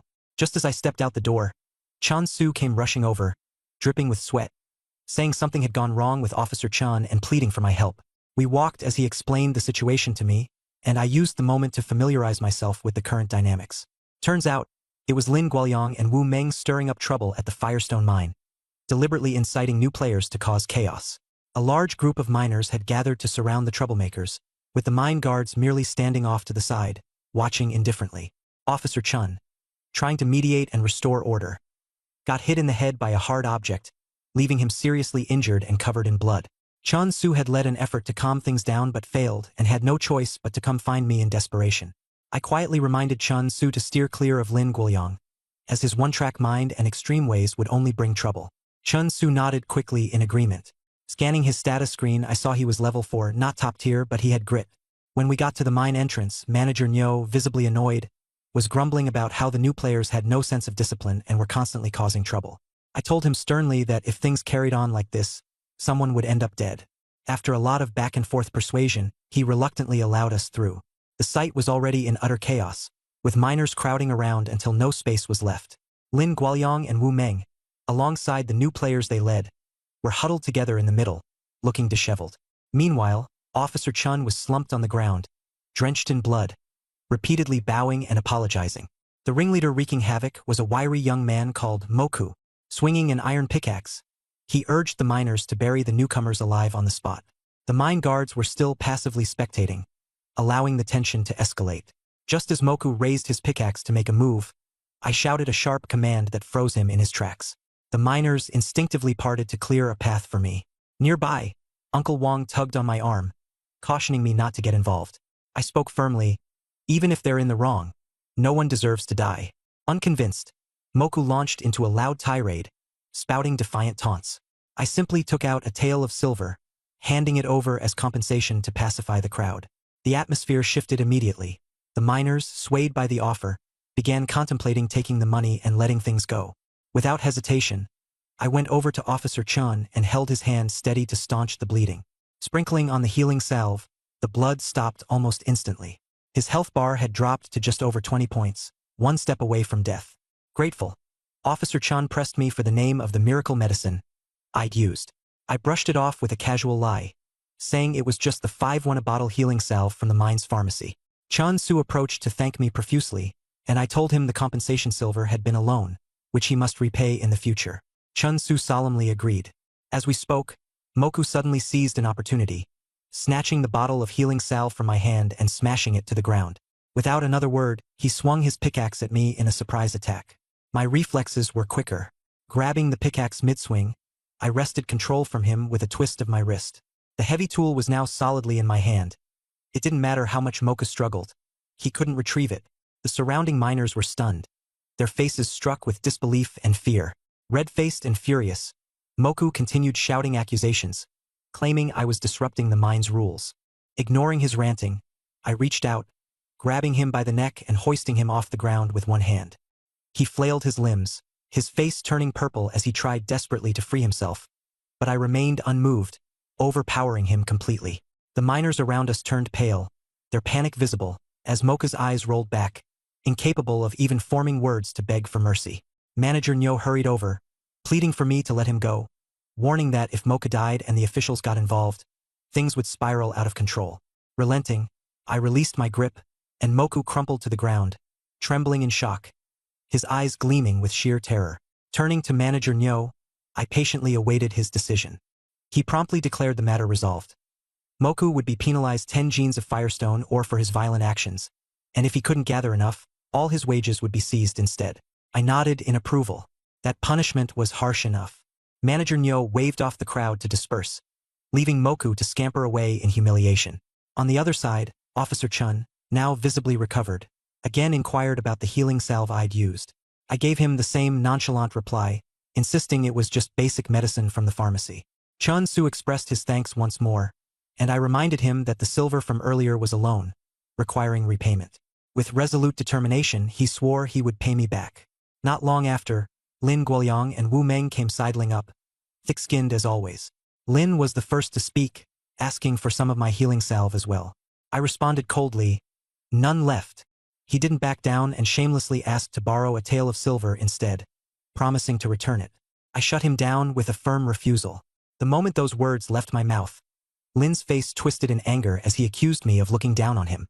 I cast him a faint glance, unwilling to waste any more words, and delivered a sharp slap across his face. The slap sent him tumbling, leaving his face swollen and his health bar down by half. Wu Meng, now enraged, tried kicking at me in retaliation, but a quick backhanded slap threw her to the ground as well. The 4 new players who had been trailing them stood frozen, wide-eyed in shock, thoroughly cowed by the sequence of events. They didn't dare make a sound. I shot them an icy glare and muttered, "Fools." Then, turning to Chun Su and Officer Chun, I said, "I won't be staying in the Firestone mines much longer. You two better uphold the order around here. Stay out of the mines themselves, and at least you'll survive for now." Upon hearing my departure, Chun Su looked clearly surprised and seemed on the verge of questioning me further. But I gave him no chance, turning away without another word. Soon after, I climbed onto a carriage alongside Wu Kei, heading toward Qingshan City. He mentioned the journey would take most of the day. Once we arrived, the plan was to settle my household registration and spend the night there before traveling 80 li to another Firestone mine, a place where the real struggle was just beginning. When I pressed him about what mine disputes entailed, he withheld the details, simply saying, "You'll understand when you get there." On the road, I opened the Divine Realm rankings and noticed 3 new career paths had been added to the leaderboard. The top 6 positions were Martial Monk, Scholar, Apprentice Craftsman, Swordsman, Blade Guard, and Bandit. In just a matter of days, 6 transition paths had already appeared. When my eyes landed on the word Swordsman, a trace of envy arose in my heart. I couldn't help but secretly ponder. Could the Shanha sect also have similar transition opportunities? 2 hours later, the carriage slowly entered Qingshan City. I stepped out of the carriage, officially setting foot into the city. Previously, I had no formal identity and was merely considered a drifter, only later being assigned work in the Fire Crystal Mine to make a living. The carriage came to a steady stop in front of the city administration office. Manager Wu instructed me to go in alone to handle the household registration procedures. saying he would wait outside. It took no more than half an hour to complete the portrait filing and registration, making me an official resident of Qingshan City. Walking out of the office, I happened to overhear Manager Wu casually chatting with Head Constable Lin nearby. I caught a snippet of their conversation as Head Constable Lin sighed, mentioning that the vacant constable position was originally intended for his brother-in-law. Even though the latter had passed away, the silver paid for the position couldn't be refunded. Manager Wu casually chimed in, suggesting it was the man's own fault for being ill-prepared and bringing misfortune upon himself. A jolt ran through me as realization struck like lightning. This could only be about my fifth brother's matter. An idea exploded in my mind. Constable? They can switch professions too. This discovery lit up my thinking, the gears in my head turning rapidly. After the chat, Manager Wu took me to an inn to settle in. Once I was comfortably situated, he repeatedly warned me not to wander around aimlessly or stay out late, before excusing himself to leave. As soon as he was gone, I discreetly asked around for Head Constable Lin's residence and lurked nearby, lying in wait. When night finally fell, Head Constable Lin came home. I stepped out and directly stopped him in his tracks.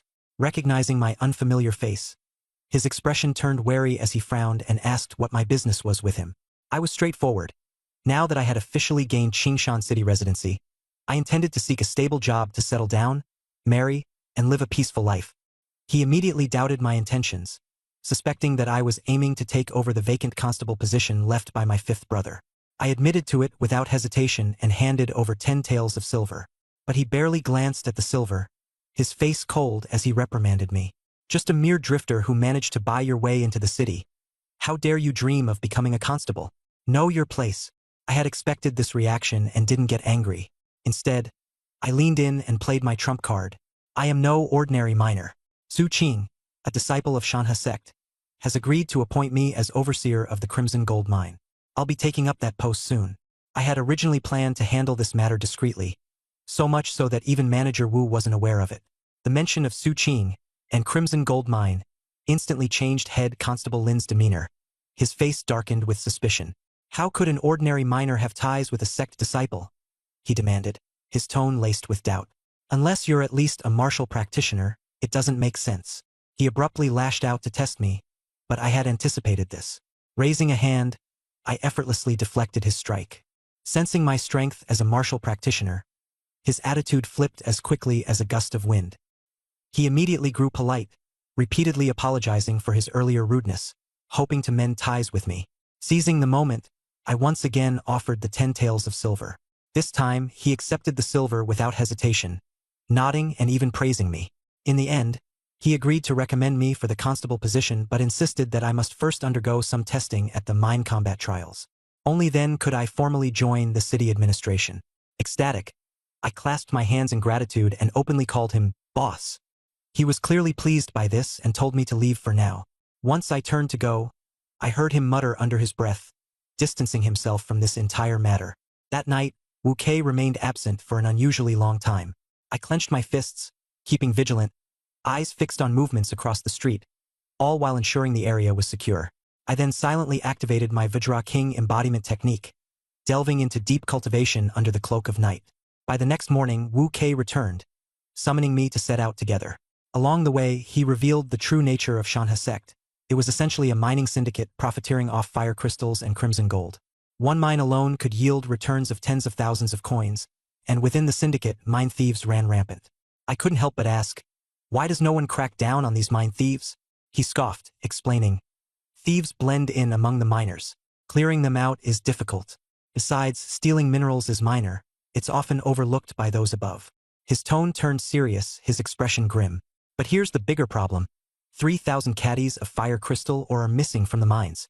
Shanhe sect is sending people to audit the account soon, and someone will have to take the fall for it. Wu Kei admitted bluntly that this so-called mine combat trial was simply a setup to pin the blame on me. His intent behind bringing me along now became crystal clear. He planned to use me as a scapegoat and eliminate me in the process. The carriage came to a halt. Outside, a group of masked, burly men had gathered. Laid out on the ground were over 20 miners' lifeless bodies, including Uncle Wang, who had met a tragic end as well. I spoke coldly. Do you really think Shanhe sect would believe they can frame me for this? Wu Kei's confidence didn't waver. He claimed that he had already spread word that I was connected to the Lai family. Even Steward Niu had investigated my background and had been favoring me due to this misunderstanding. What Wu Kei had truly been struggling with was finding a suitable scapegoat, and now I had conveniently fallen into his trap. In that moment, clarity hit me like a storm. Steward Niu mistook my identity, and Wu Kei was exploiting it to the fullest. I swept my gaze across everyone present, observing their displayed stats. These masked brutes were all mine guards. As for Wu Kei, his stats remained unchanged. My confidence solidified. The outcome of this encounter was already determined. Wu Kei probed further into my relationship with Su Qing. I gave him an honest answer. Su Qing values me highly. He's promised me the role of overseer at Crimson Gold Mine. If you dare touch me, he won't let you get away with it. Wu Kei simply sneered, claiming it was perfect timing since Su Qing himself was overwhelmed by trouble at the mines and wouldn't have the bandwidth to intervene. A sinking feeling hit me as I realized there was a far greater force orchestrating events from the shadows. Before I could respond, Wu Kei suddenly attacked, employing Black Tiger Fist. His strength surged as he unleashed a powerful strike aimed directly at me. I activated the Vajra King embodiment technique immediately, my power and speed skyrocketing. Coupling it with the amplification of Collapsing Mountain Fist, I faced his strike head-on.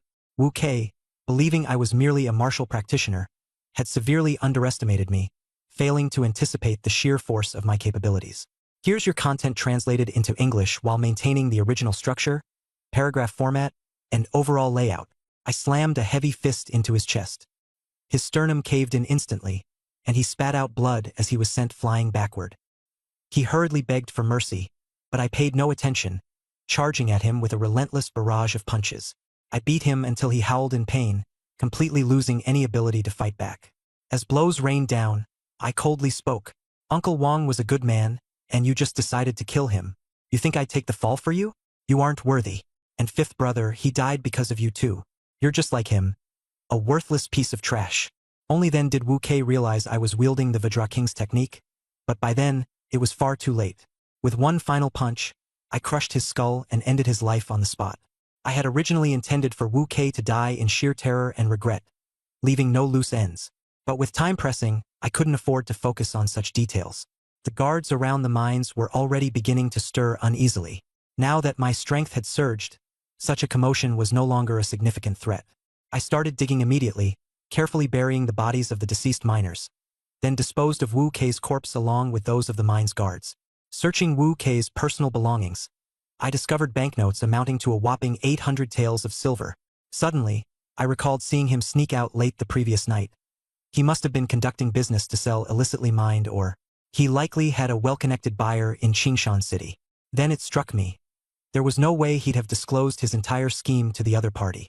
Even if suspicions arose, it wouldn't matter much. After all, I was about to officially secure my position as a constable. Pocketing the silver, I erased any trace of the scene, and by the next morning, I returned directly to the Qingshan City Yamen. Head Constable Lin saw my return and asked how the mine incident had been resolved. Seeing his usual demeanor, I breathed a sigh of relief. It seemed he hadn't been in league with Wu Kei. Following the cover story I had prepared beforehand, I claimed that Wu Kei had left abruptly due to pressing matters and had instructed me to return to the city and await further orders. Head Constable Lin didn't overthink it. He simply retrieved the necessary documents and officially processed my appointment.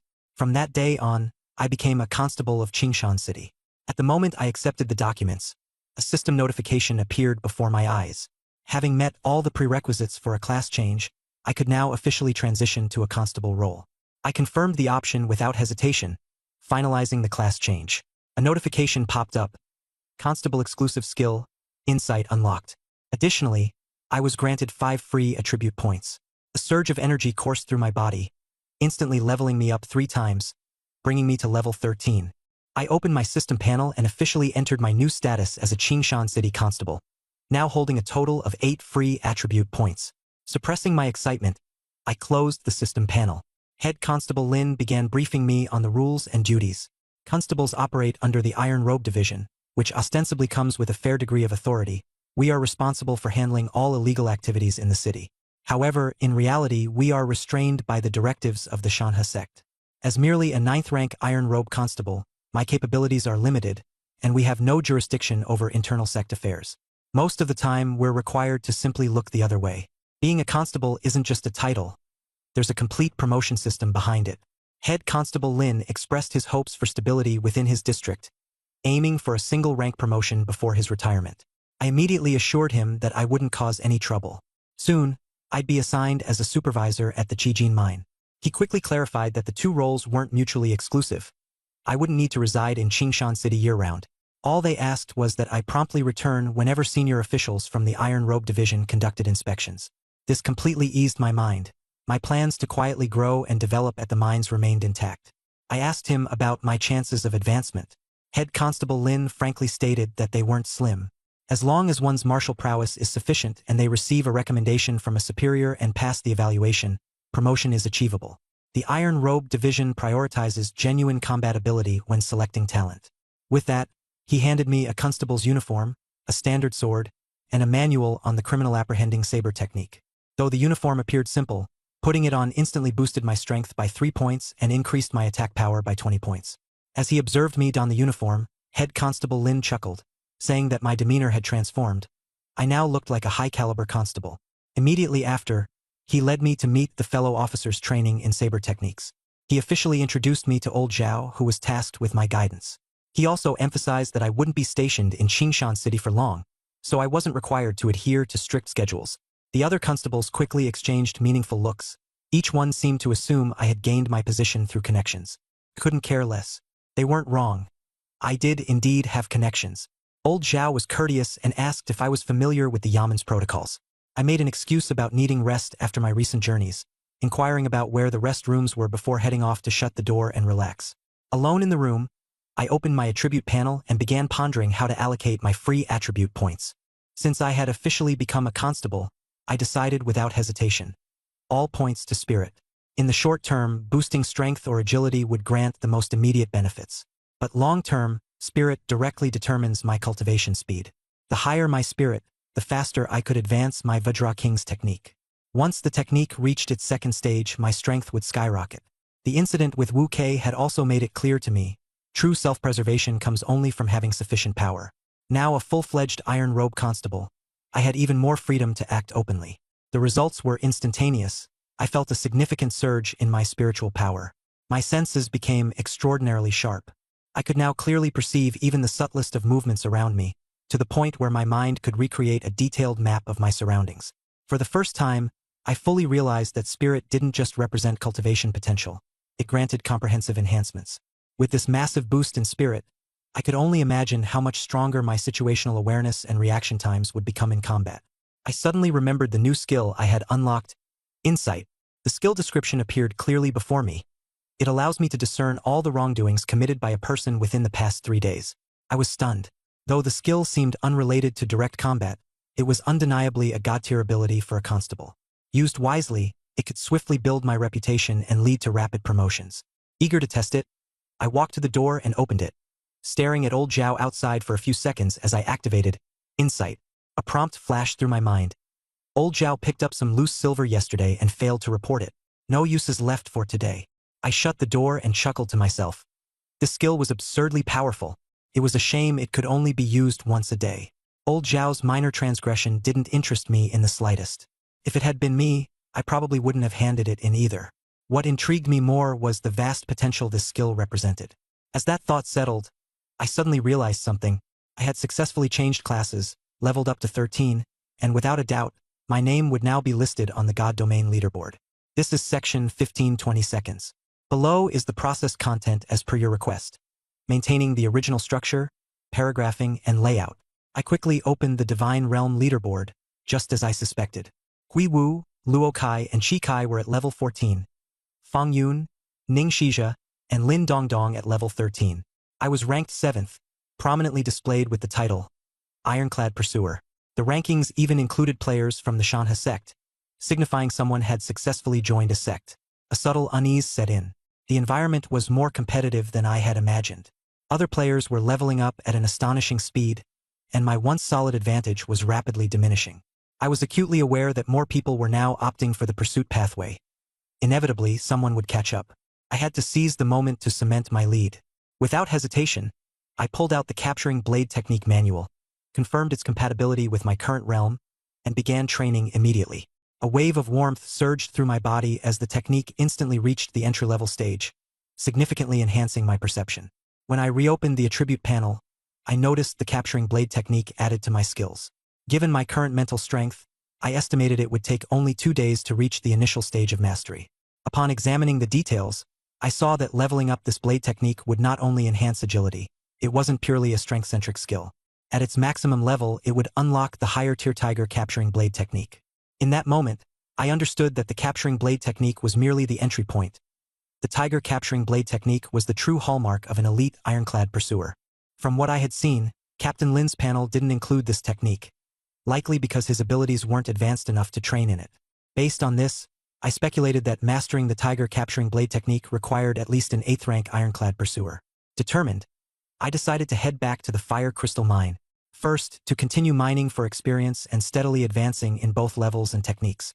Second, to allow the issue of Wu Kei escaping justice to fester, knowing it would eventually attract scrutiny from higher-ups. Third, to await Su Qing's return, leveraging his influence to fully secure my position. The moment I opened the door, I was greeted by old Zhao and a group of pursuers, all staring at me. One of them mocked me, implying I must have bought my position through bribes and connections. But old Zhao immediately spoke up in my defense, bluntly stating that my ties to Captain Lin suggested I came from an extraordinary background.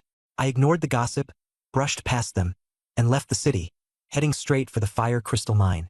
At the Qing Mountain City docks, Zhang Wei was hanging around with members of the Snake Gang, wasting time.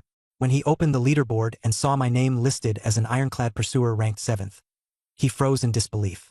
Having always been slightly behind me, this realization completely shattered his confidence. It suddenly dawned on him that becoming a pursuer was also a form of career advancement available to players. In haste, Zhang Wei rushed to the government office, only to be told that the position of pursuer wasn't open to just anyone. It required a recommendation letter or backing, and the quota was already filled. That's when he finally realized that while certain pathways seemed straightforward on paper, entering them was as difficult as ascending the heavens. The leaderboard revealed the truth about the pursuer career advancement to everyone. Some players believed it to be a more realistic path compared to joining a sect, while others remained steadfast in their aspirations for sect membership. In any case, my strength and ability were no longer in doubt. Upon my return to the Fire Crystal Mine, I stumbled upon Qian Su and Officer Chen eating noodles in the workers' dormitory. When Officer Chen saw the Ironclad Division title on the leaderboard, he immediately grew suspicious of my identity. Chen Su opened the leaderboard as well and was left dumbfounded. Soon, Lin Guoyang and Wu Meng crowded in. Lin Guoyang lowered his head and awkwardly apologized, while Wu Meng lingered sheepishly, hoping to snag a bite of food. Chen Su ignored both, but Officer Chen advised them to focus on mining and leveling up to survive. Lin Guoyang complained bitterly, claiming he had no one to guide him in leveling up, hoping someone would subsidize him instead. Officer Chen sternly refused. Frustrated, Lin Guoyang tried to strong-arm the situation by leveraging Officer Chen's position, but Chen Su, visibly uneasy about escalating the matter, handed over 4 copper coins to defuse the situation. I stepped in, grabbed the coins, and reminded Chen Su he still owed me 996 copper coins. When Chen Su finally noticed I was in full pursuer uniform, complete with a blade at my hip, he froze in shock. Officer Chen quickly confirmed that I was indeed the same person listed on the leaderboard. Lin Guoyang and Wu Meng were completely stunned by the authoritative presence of my government-issued uniform. Fixating on Lin Guoyang, I coldly said, "If you want to eat, earn it yourself. You can't even support your girlfriend. Stop pretending to be some divine realm big shot. Wake up." With that, I shook off Lin Guoyang, the useless dead weight, and walked over to calmly chat with Chen Su and Officer Chen. The miners around us silently watched me, captivated by the scene. This was exactly the effect I intended. I had no plans to stay low profile anymore. I wanted everyone to know I was an ironclad pursuer. This way, any suspicion regarding Wu Kei's corruption and disappearance would shift away from me entirely. The prestige of my official position would shield me from scrutiny. Inside the wooden house, Chen Su sighed bitterly, finally realizing I was also a player. I candidly admitted to them that I knew all along but had intentionally avoided revealing it too early. I even mentioned how I had encountered Zhang Wei in the past and his unremarkable nature. I further explained the conflict between Zhang Wei and me, pointing out that Lin Guoyang had always been a part of Zhang Wei's circle, though Zhang Wei at least had the decency to fend for himself. Chen Su looked a little embarrassed but understood my reasoning for staying hidden. Officer Chen wholeheartedly supported my approach, emphasizing that the quality of Divine Realm players varied widely, with people like Zhang Wei and Lin Guoyang being prime examples. Revealing one's identity too soon posed significant risks, and working covertly was often the better strategy. I asked if they were capable of viewing other players' attribute panels, but they both shook their heads, asking why I could. This confirmed that Zhang Wei hadn't been lying. The ability to view others' panels was tied to strict requirements concerning level, attributes, and techniques. Only those who officially became martial artists could access such information. Taking the opportunity, I examined their attributes. Chun Su had reached level 5 through mining with a strength stat of 7. Officer Chun, though at a lower level, had remarkably high base stats with strength and agility far surpassing the norm. Hearing my explanation, their eyes lit up, and they finally grasped how high the bar was to become a martial artist. I explained that becoming a pursuer offered a stable and practical career path. As long as they succeeded, they wouldn't have to risk their efforts seeking other career advancements. Despite their initial hesitation, I reassured them that once they officially became pursuers, the Ironclad Division would provide entry-level techniques, and with the system covering them, the difficulties wouldn't be insurmountable.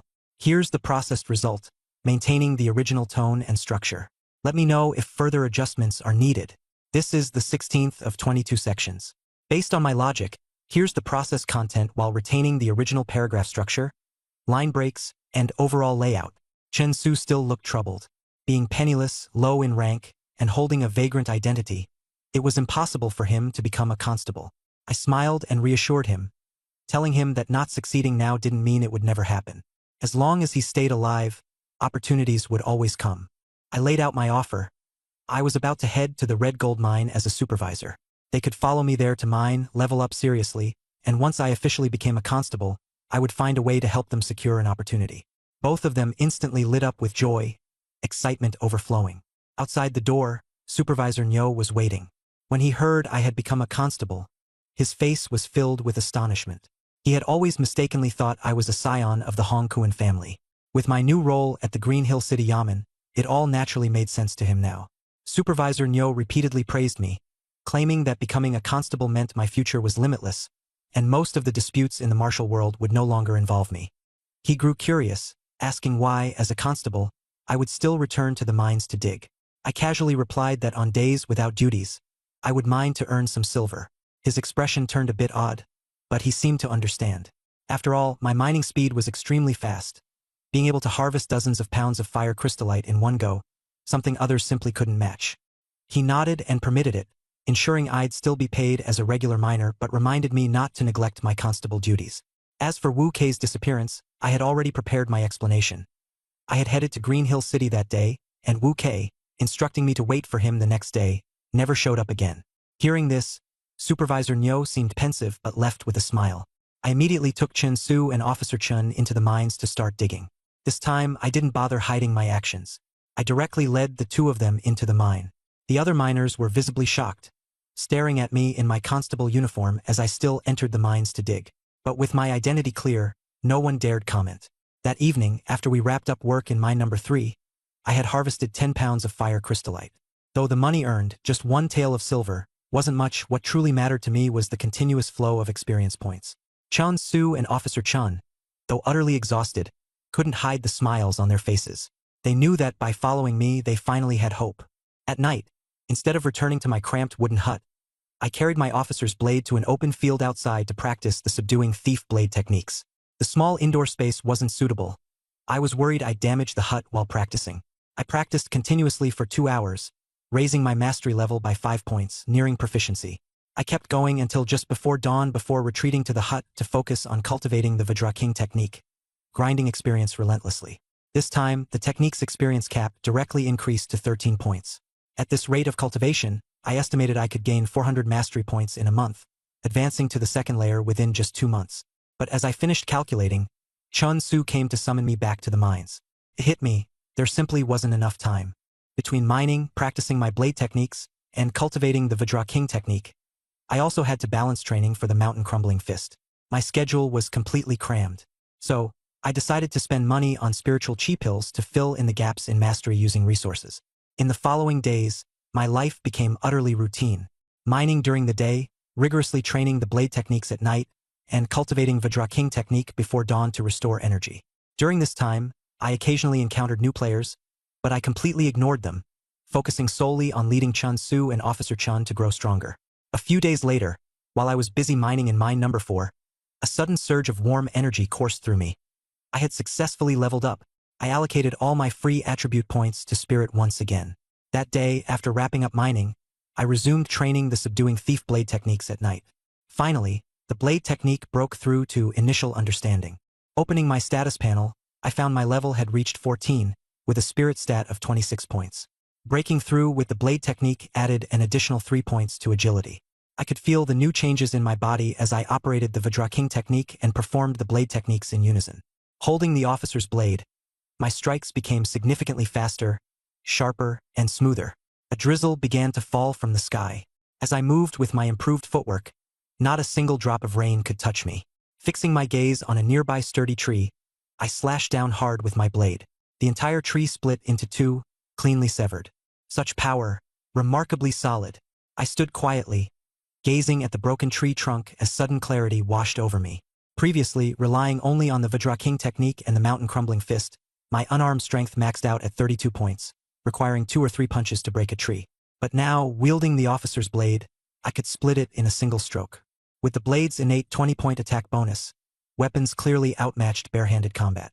The value of blade and sword techniques easily exceeded that of hand-to-hand combat skills. Had I not become a constable, I would never have had access to such techniques.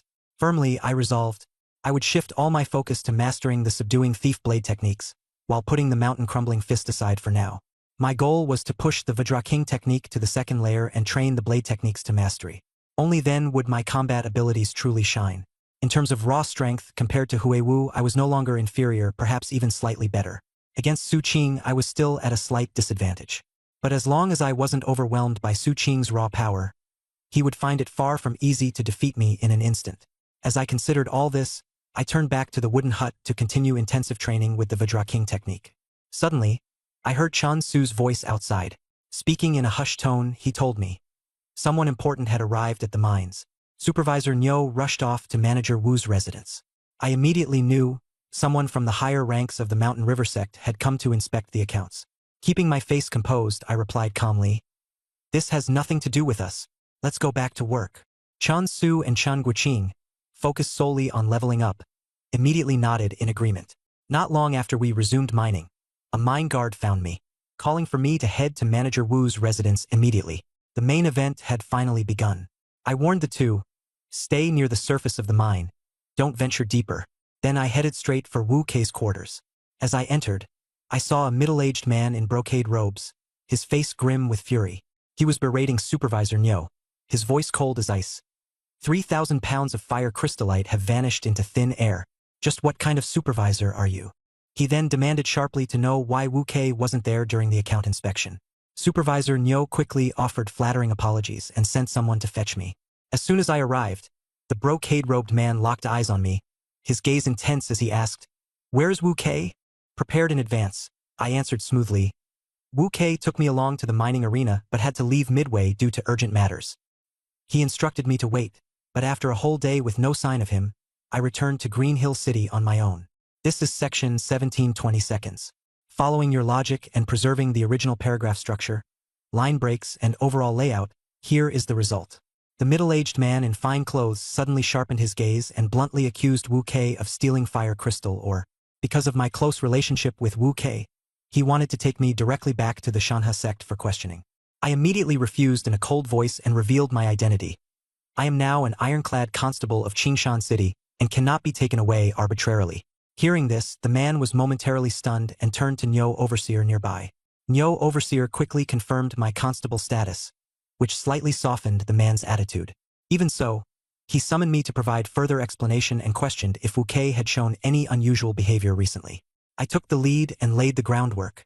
Wu Kei often went out at night and only returned by daybreak. As soon as I said this, he pressed me for details. I remained calm outwardly, though inwardly I recalled how I hadn't slept that night and heard Wu Kei's movements clearly when he returned. Middle-aged Deacon Li was mostly convinced and explained he had no intention to make things hard for me. This matter had caused significant uproar, so much so that even the sect leader might personally address it. Nyo Overseer then chimed in to confirm that something serious had indeed happened at the mine. An entire 3,000 pounds of fire crystal or had gone missing, making it imperative to have the authorities investigate Wu Kei. I offered a bitter smile, saying I'm merely a low-level constable and unable to handle such a massive ordeal. But Deacon Li wasn't willing to let me off and insisted that the fight over the mine was full of suspicious elements. demanding I be taken back to the Shanha sect for answers. Annoyance grew in my heart. It was clear he was just looking for someone to shoulder the blame. At that moment, Su Qing entered through the door.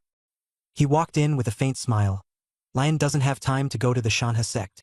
Deacon Li's expression immediately shifted, while Nyo Overseer scrambled to offer Su Qing proper respect.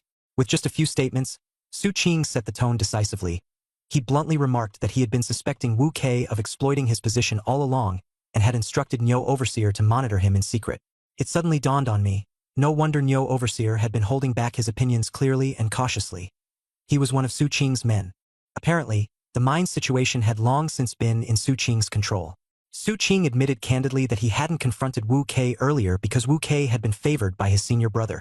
Now that Wu Kei had fled, it became the perfect opportunity to resolve this neatly. He immediately made arrangements for me to be appointed as the overseer of the Qijin mine.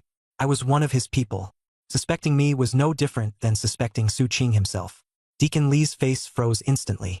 He was well aware that the Qijin mine was Su Qing's domain. The lack of information on his part left him out of touch with the upper hierarchy. Continuing to press me would be equivalent to directly accusing Su Qing and asking for trouble. He bent in submission with a cupped fist. He turned to Su Qing and asked whether the matter with Wu Kei would be concluded as such or if the proper legal process should still be followed. Su Qing shook his head outright. Taking this matter public would only tarnish the reputation of the Shanha sect. The loss of 3,000 pounds of fire crystal ore was already a major embarrassment. Su Qing decided to report directly to the sect leader and have the sect handle it internally. Deacon Li immediately nodded in agreement and ceased to say more. Su Qing assigned Nyo Overseer to temporarily act as the overseer at the fire crystal mine to maintain order and prevent further disruptions. I quietly listened throughout the entire exchange. Internally, I couldn't help but admire Su Qing's deft maneuvering. With just a few words, he firmly pinned everything on Wu Kei, elevated Nyo Overseer, and subtly consolidated control over the fire crystal mine. Here is the translated text based on your request, keeping the structure, paragraph breaks, and layout intact. Su Qing instructed Steward Li to take the records back and give an honest report, while he himself decided to head to the Red Gold Mine in person to prevent anyone from taking advantage of the situation or causing trouble. Steward Li didn't dare delay and left after bowing respectfully. After he left, Su Qing turned to me and asked how I had become a constable. I didn't hide anything and directly admitted that I had given Constable Lin 10 taels of silver.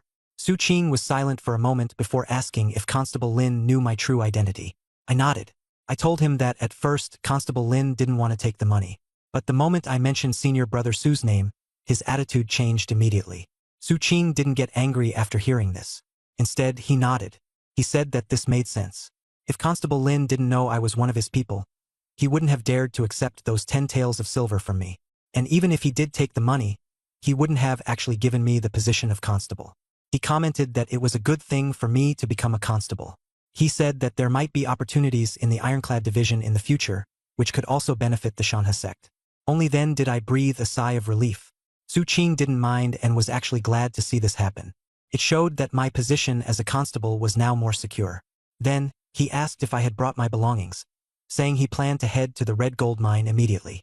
I mentioned that I wanted to bring 2 helpers along. He asked if I trusted them.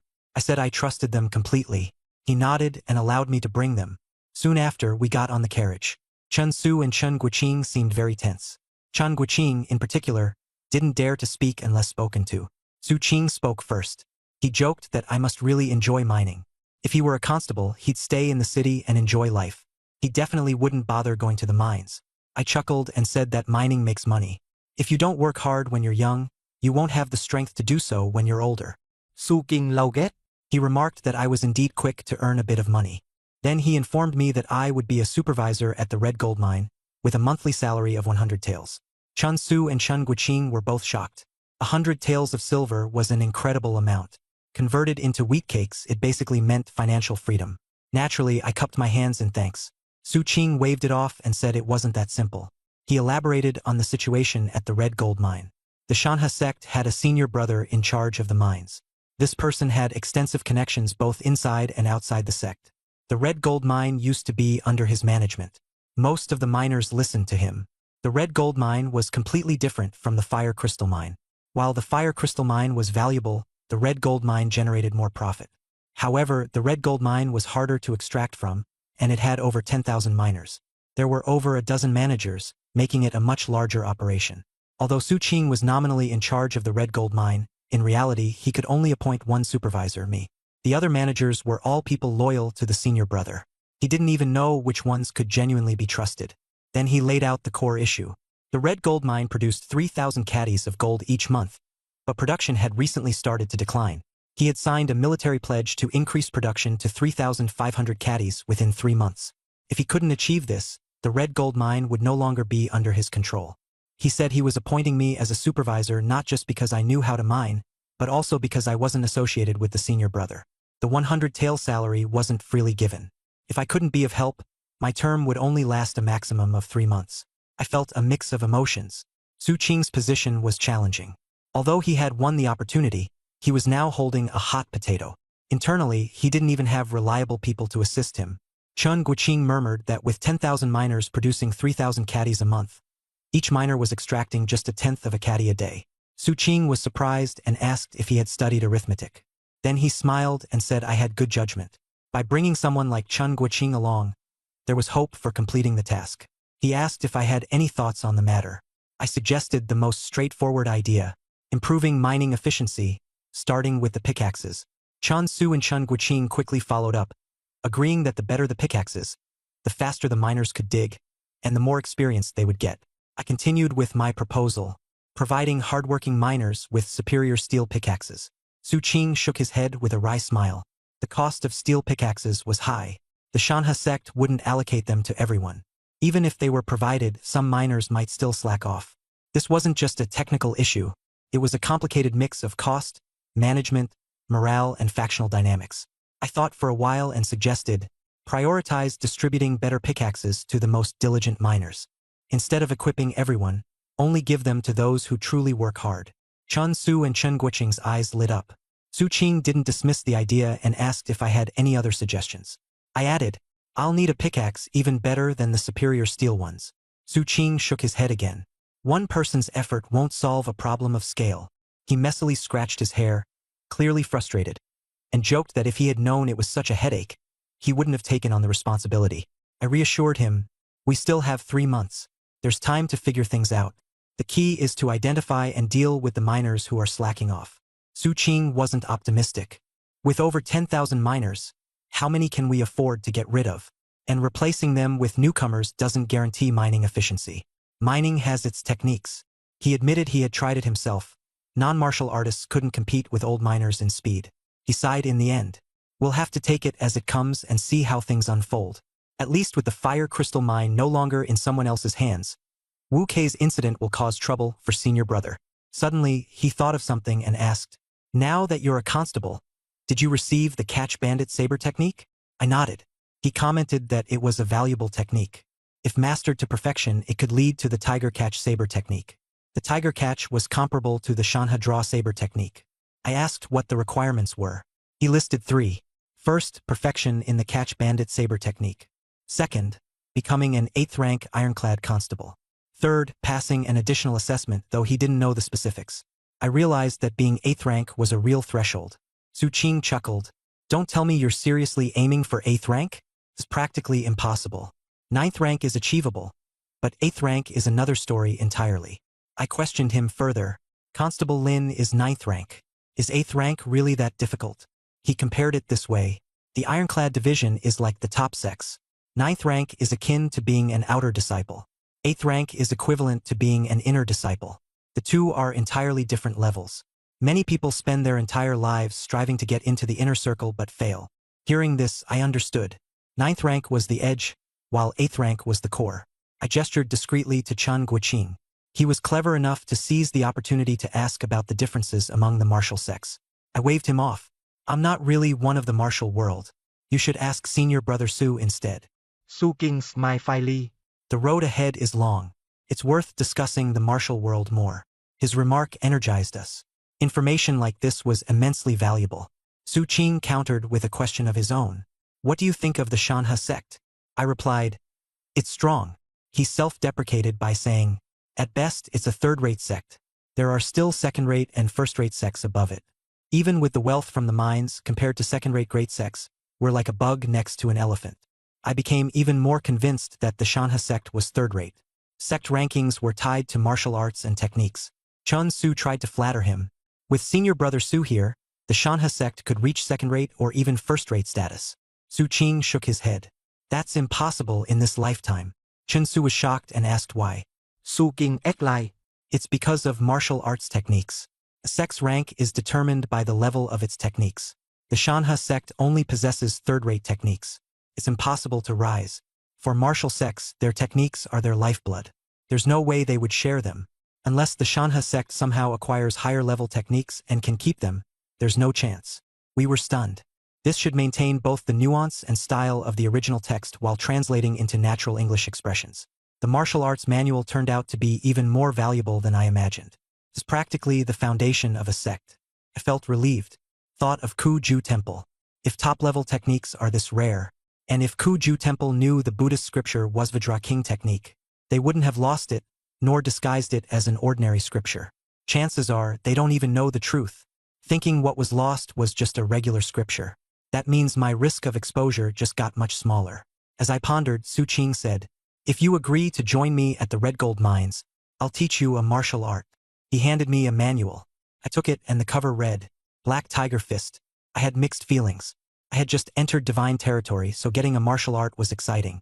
But I couldn't afford the time to practice a low-grade technique now. Still, I accepted with feigned enthusiasm and thanked him. Then he started talking more. Chen Su, Chen Guoqing, and I asked him a lot, piecing together critical information. The Divine Territory Rankings list. First tier, Tie Department. Second tier, Kuju Temple, Dian Sword Sect. Third tier, Stargazing Academy, not considered part of martial circles, Deadman Valley, Heavenly Blade Sect. Originally, I'd planned to pursue the constable path as a fallback option. By some twist of fate, I ended up in a top-tier system. The Tie Department is an imperial bureau with limited freedom, but it offers stability. This also confirms Kuju Temple as second tier, and there's no Wavadra King technique is their core teaching. Their true foundational art would be Kuju Mine Sutra.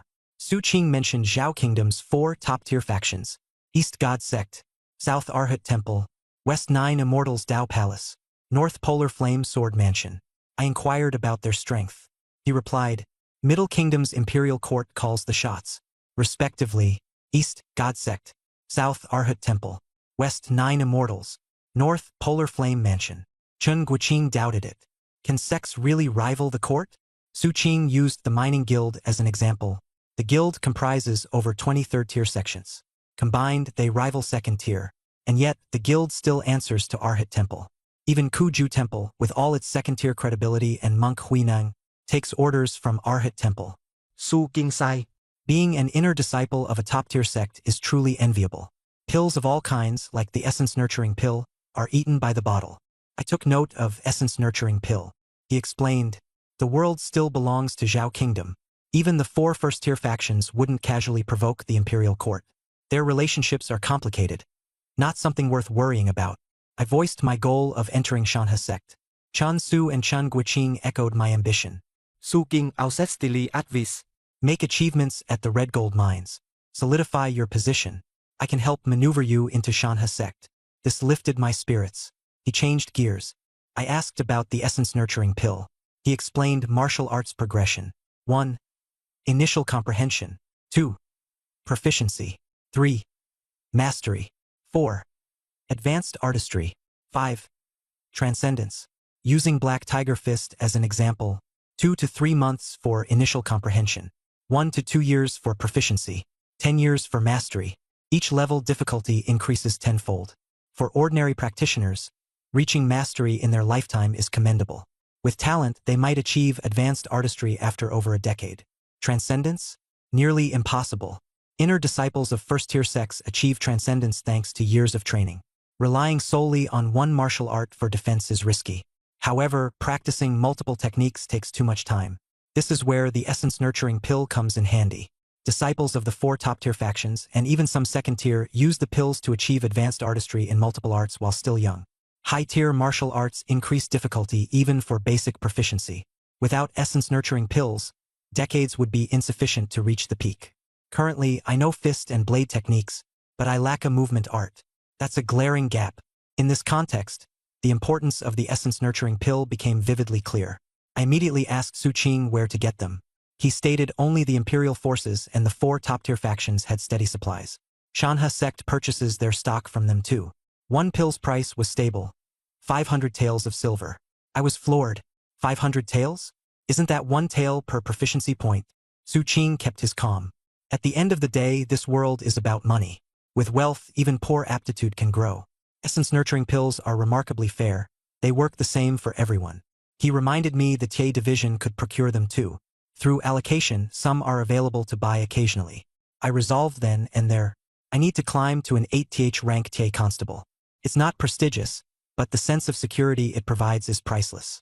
We finally reached the red gold mines. It's massive, far larger than the fire crystal rock mines. The moment our carriage approached the village gate, we saw 12 armed guards clearly expecting us. Su Qing muttered calmly, eyes and ears everywhere. Their leader, Fang Qingyang, stepped forward to report. He claimed to be Shanha Sect's overseer. As I stepped out wearing my constable uniform, with Chan Su and Chen Guoqing in tow, their eyes flicked at my outfit, and their expressions immediately shifted. Su Qing introduced me. This is the newly appointed supervisor, also a constable from Qingshan City, perfect to handle the red gold mine's rampant thefts and workers' grievances. Fang Qingyang and his group looked shocked but quickly switched to a respectful tone, addressing me as Supervisor Lai. I returned the courtesy with a cupped fist greeting, fully aware that my rank is but a title. True authority comes from strength. Su Qing instructed Fang Qingyang to show me around while he stayed for the next few days to handle Wu Kei's case.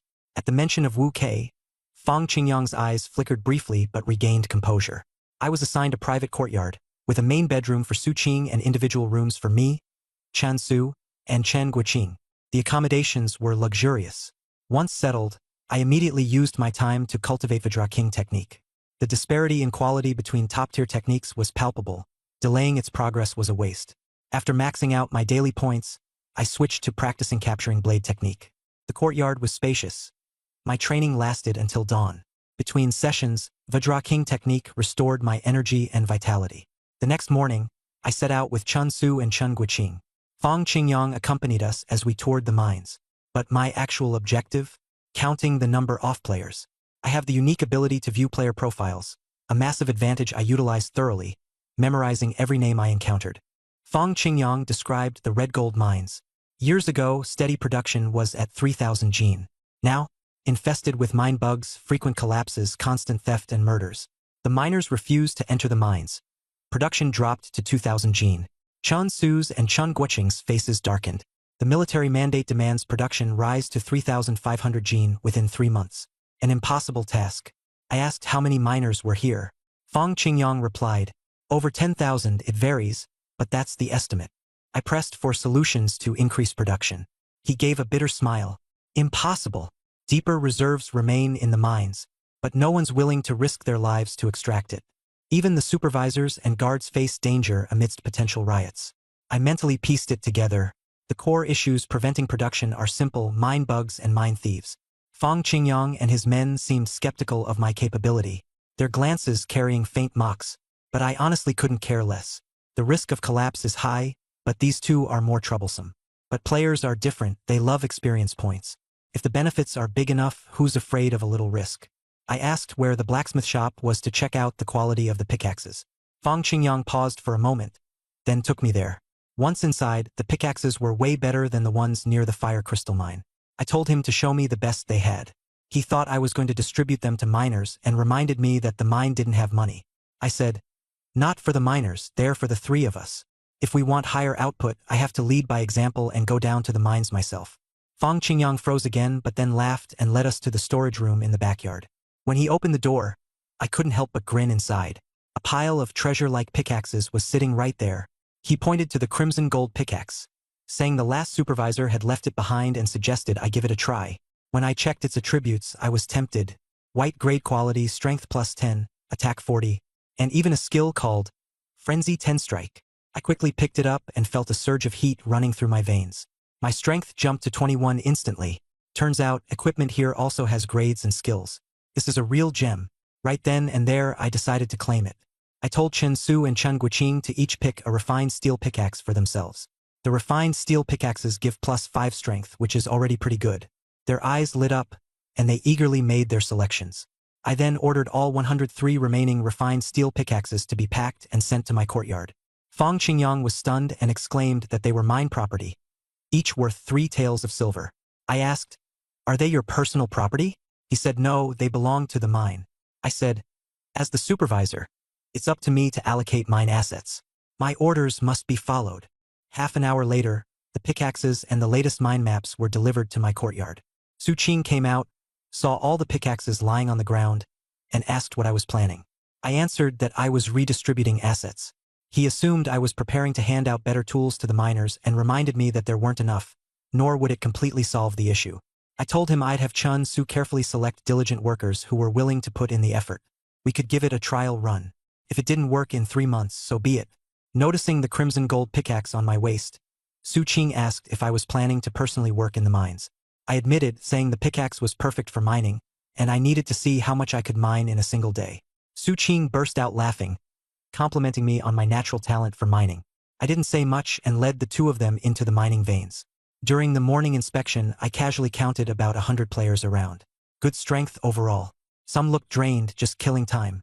I wanted to kick them out but decided to hold off. I could motivate them if needed later.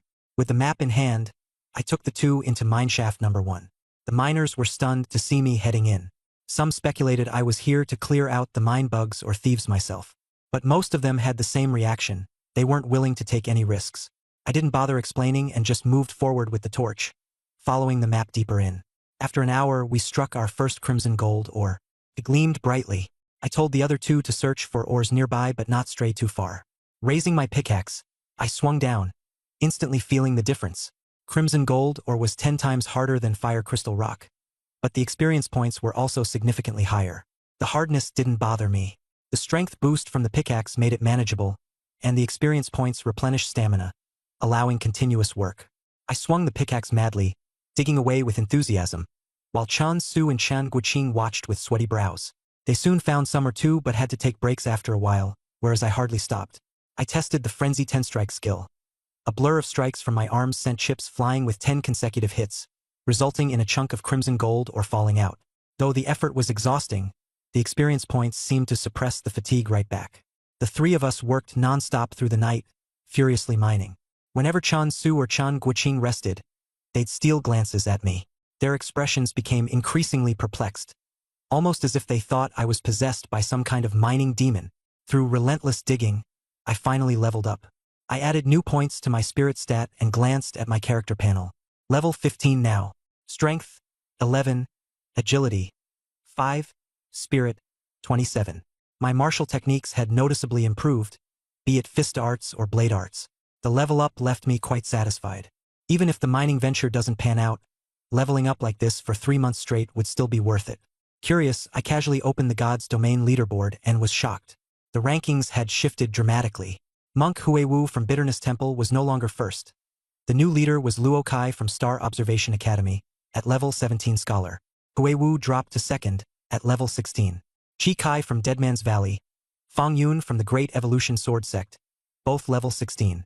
I was tied at level 15 with Ning Shizha from Heavenly Blade Sect and Lin Dongdong from Ghost King Fort, ranking 7th. Meanwhile, in the first-rate sects, Wu Xiaoqin from Fragrant Mist Sect was level 14, Lin Sai from Nine Immortals Palace was level 12, and Jiang Tianai from Extreme Flamesword Mansion also level 12. Just a few days of not checking, and the leaderboard had changed this much. Incredible how quickly this game was spreading. Star Observation Academy has proven that even studying can lead to fast leveling. I turned to Chen Su and remarked, "Of course, this is a world of the extraordinary. No wonder things are this way." The more pressing matter, though, players were already entering first-rate sects. Su Qing noted that these sects are so powerful that even the imperial court shows them respect. The conversation turned heavy as Chan Guoqing brought up alarming numbers. When the rescue team was established, 300,000 were missing, and now that number was growing by over 10,000 daily. He speculated the total number of players was nearing 1 million. Hearing this, I frowned deeply. If this was true, then it must already be causing chaos outside. I stared at Chan Guoqing and asked, "Isn't the government regulating this? Why would they let people keep diving into the game? If they know these disappearances are linked to God's domain, why haven't they shut it down?"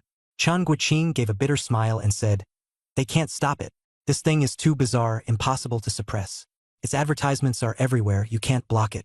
I'm honestly worried reality will spiral into chaos sooner or later. Inside, I thought to myself, how bad would things have to get? People disappearing into a game, what families could accept that?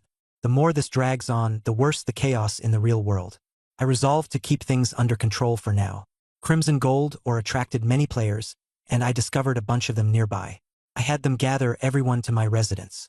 Time to first figure out the situation outside. Both Chun Su and Chen Guiqing immediately agreed. Chun Su then casually asked, "How much crimson gold ore did you mine today?"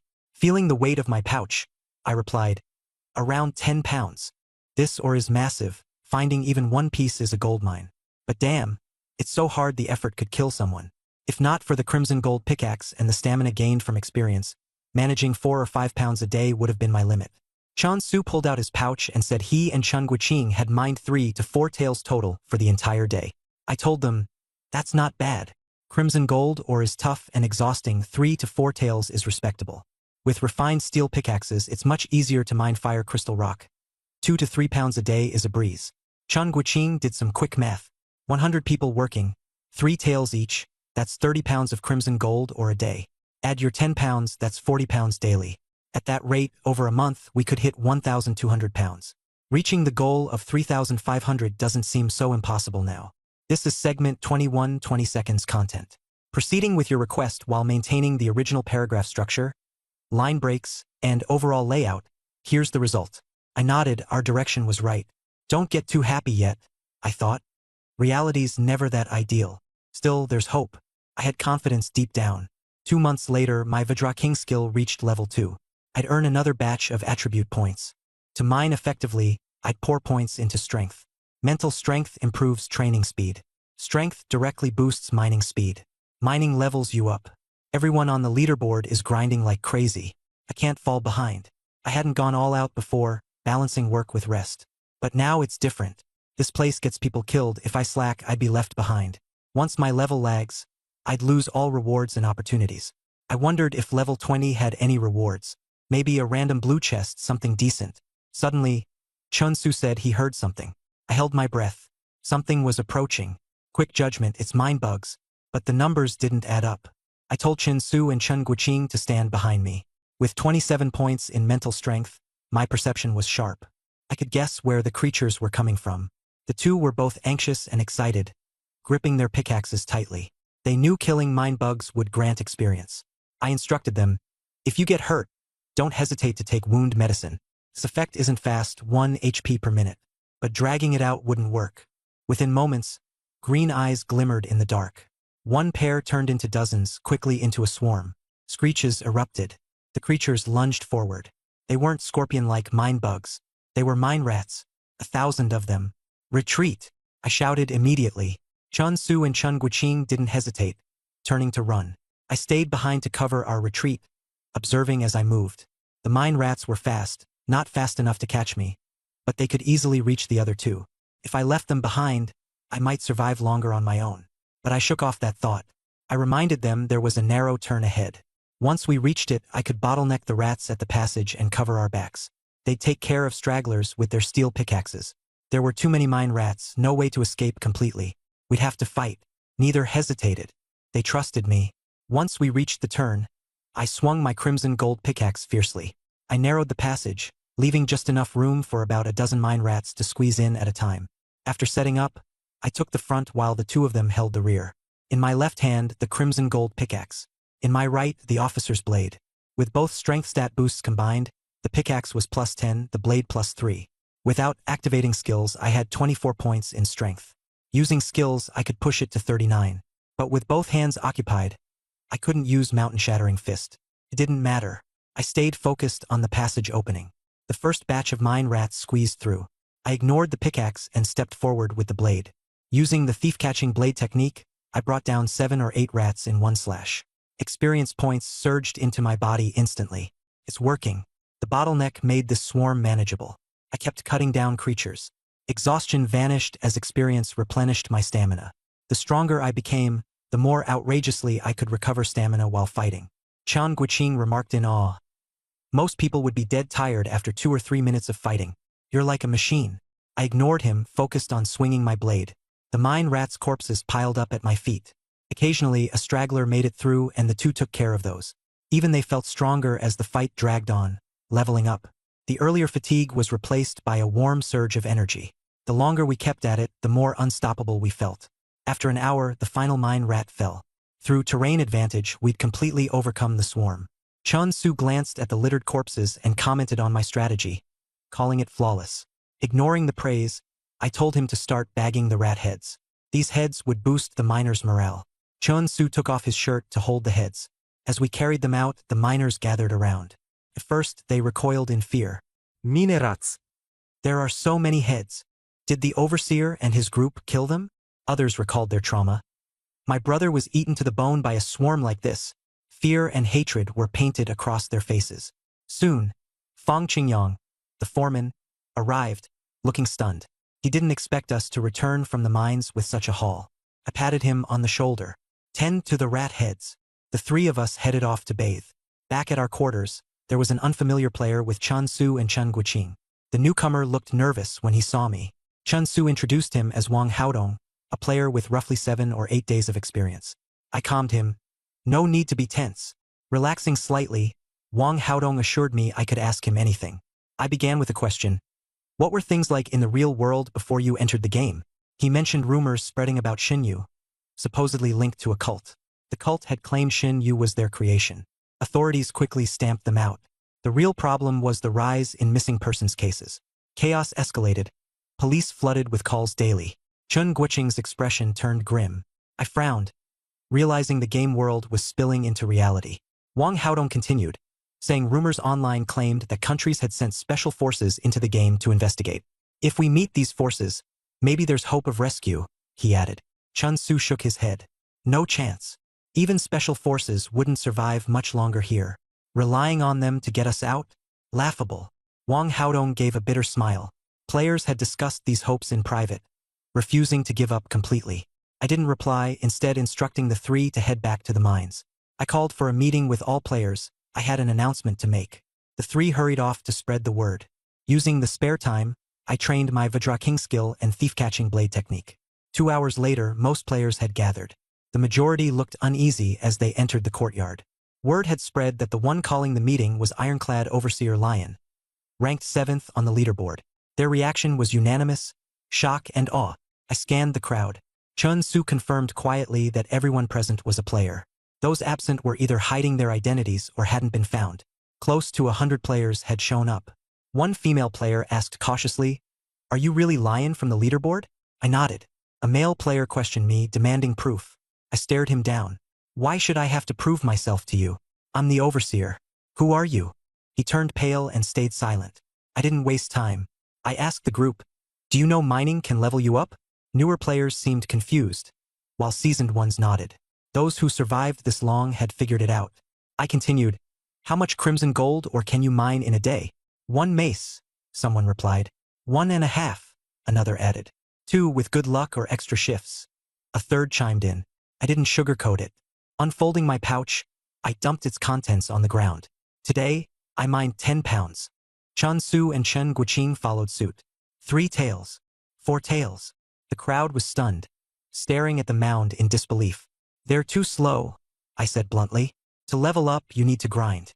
Someone muttered, "That's easy for an expert like you to say. We're just ordinary players. We can't compare." I didn't argue. Instead, I pointed out their real problems. First, outer mines have poor resources. The big veins are deeper inside. Second, their equipment is garbage. Third, they don't mine long enough to compete. I announced a plan. We'd form groups to grind levels together.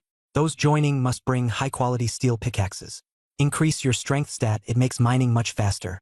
Joining the team meant obeying my orders, no exceptions. Dissenters wouldn't last here. In the past, a bold declaration like that would have sparked pushback. This time, silence lingered before someone finally asked, "Where do we get the pickaxes?" With pickaxes in hand, the mood shifted. Wang Haodong was the first to notice. His strength had significantly increased. Other players tested it out, amazed to feel the boost. Excitement rippled through the courtyard. "Done per your instructions. Let me know if additional edits are needed."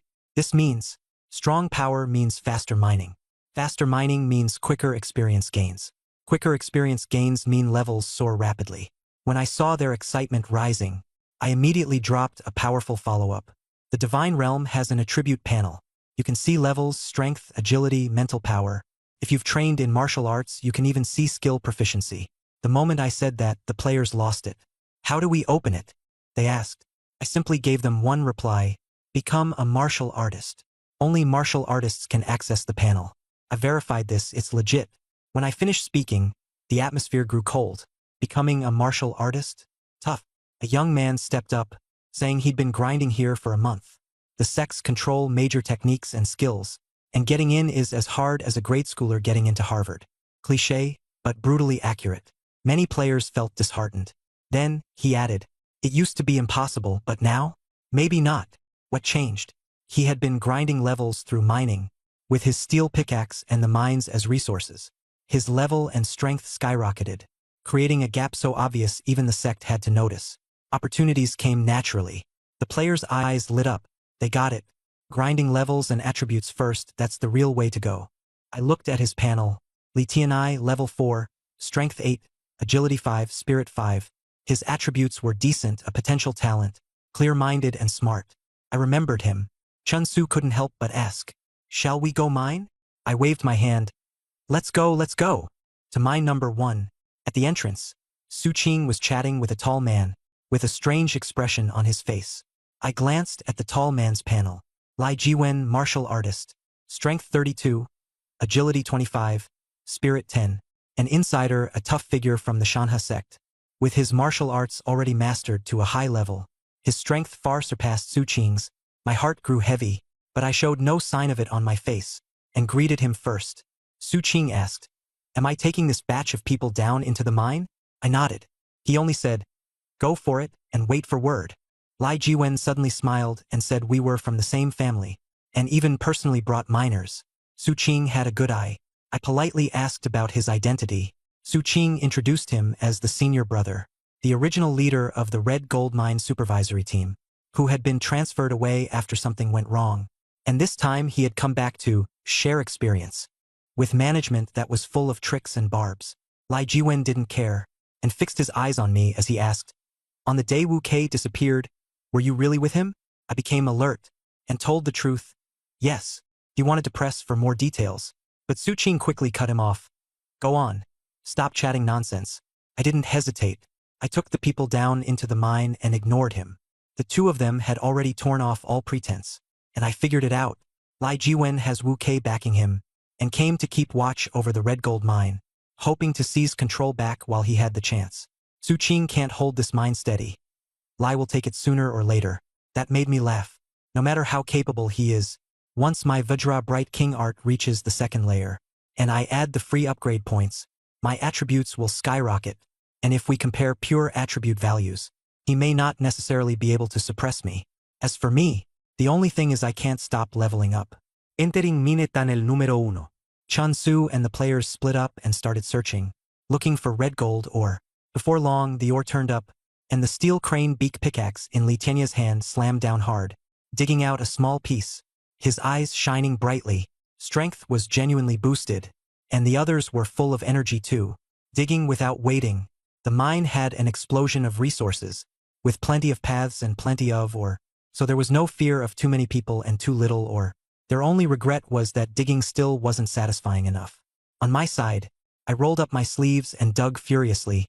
The crimson gold pickaxe swung so fast it left afterimages, and the crimson gold or layers were peeled away like bark.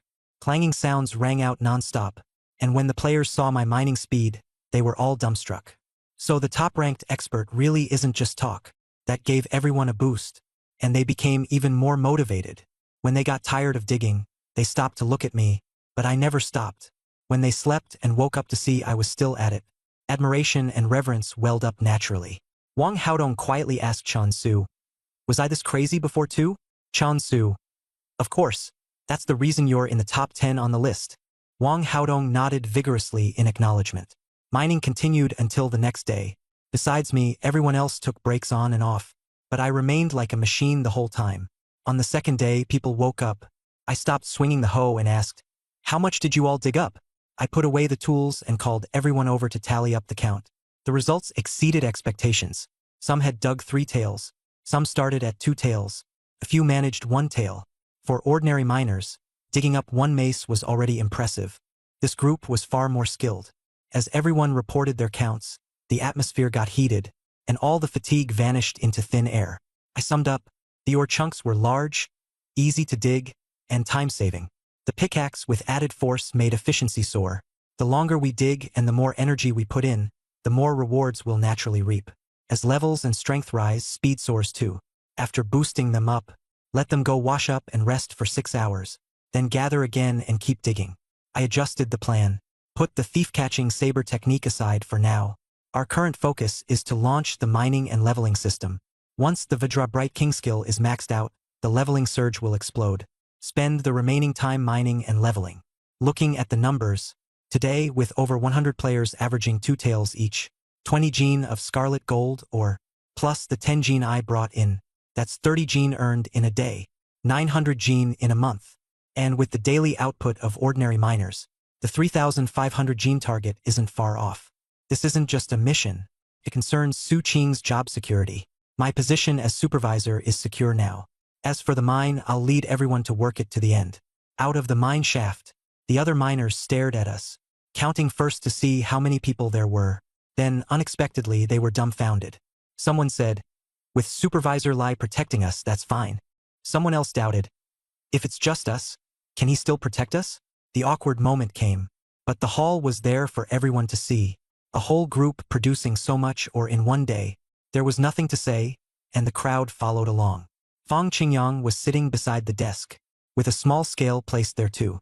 I tossed 2 sacks of ore onto the cloth bag. "These are my recent results." The ore sacks hit the table with a thud, and Fang's expression changed. One weighing 22 gene. The miners collectively drew a sharp breath. 22 gene. Some had never dug that much in their entire lives. Fang Qingyang wanted to ride the momentum and take credit, saying I brought over 100 miners, and that with 20+ gene a day, production was about to explode. I corrected him. Those 22 gene were dug by me alone. The atmosphere exploded again. Fang Qingyang's smile froze, and the surrounding miners and managers crowded over, their expressions turning strange. He said half in disbelief, "You can really dig 10 gene in a day?" I nodded. "About that. If I run into a big or chunk, I can do even more." The whole place fell silent. That speed was terrifying. Seeing my condition, the players knew it was true and didn't doubt it. For them, the most outrageous thing wasn't 10 gene, but that I barely ever rested. After a moment of silence, Fang Qingyang first settled the accounts. Red gold ore was worth 21 per qian. 22 gene converted to 44 taels of silver.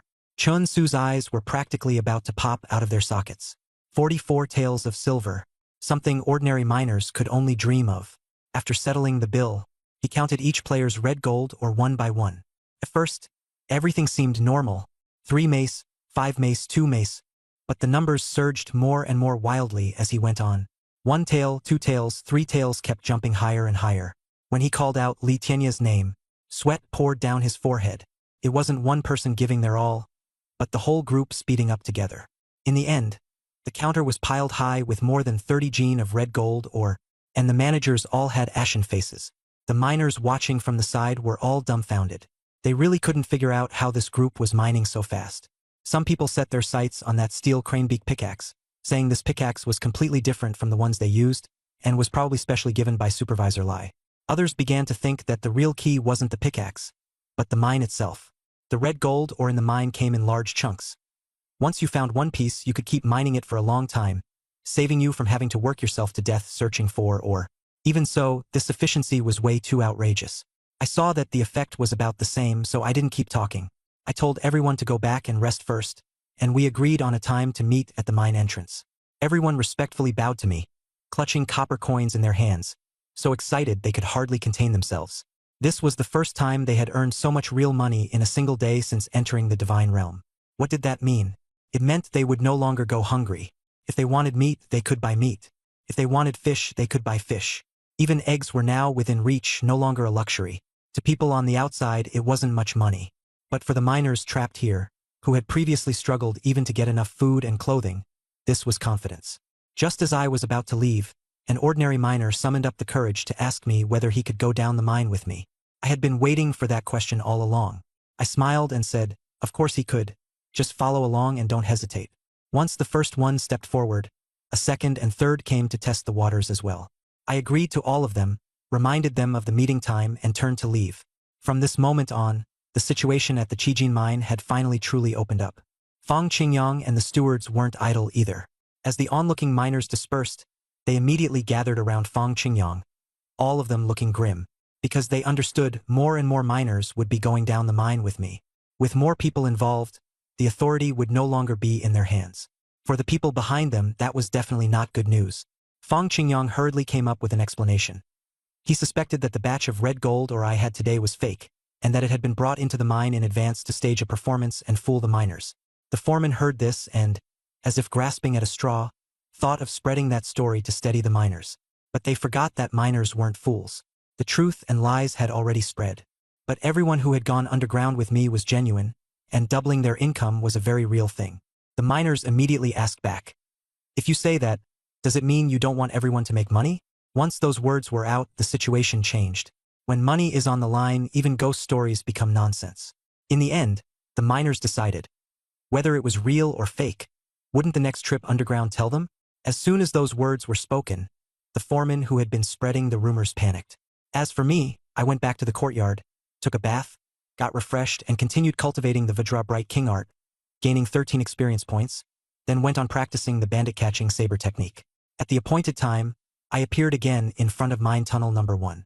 Besides the previous group of players, there were dozens more ordinary miners.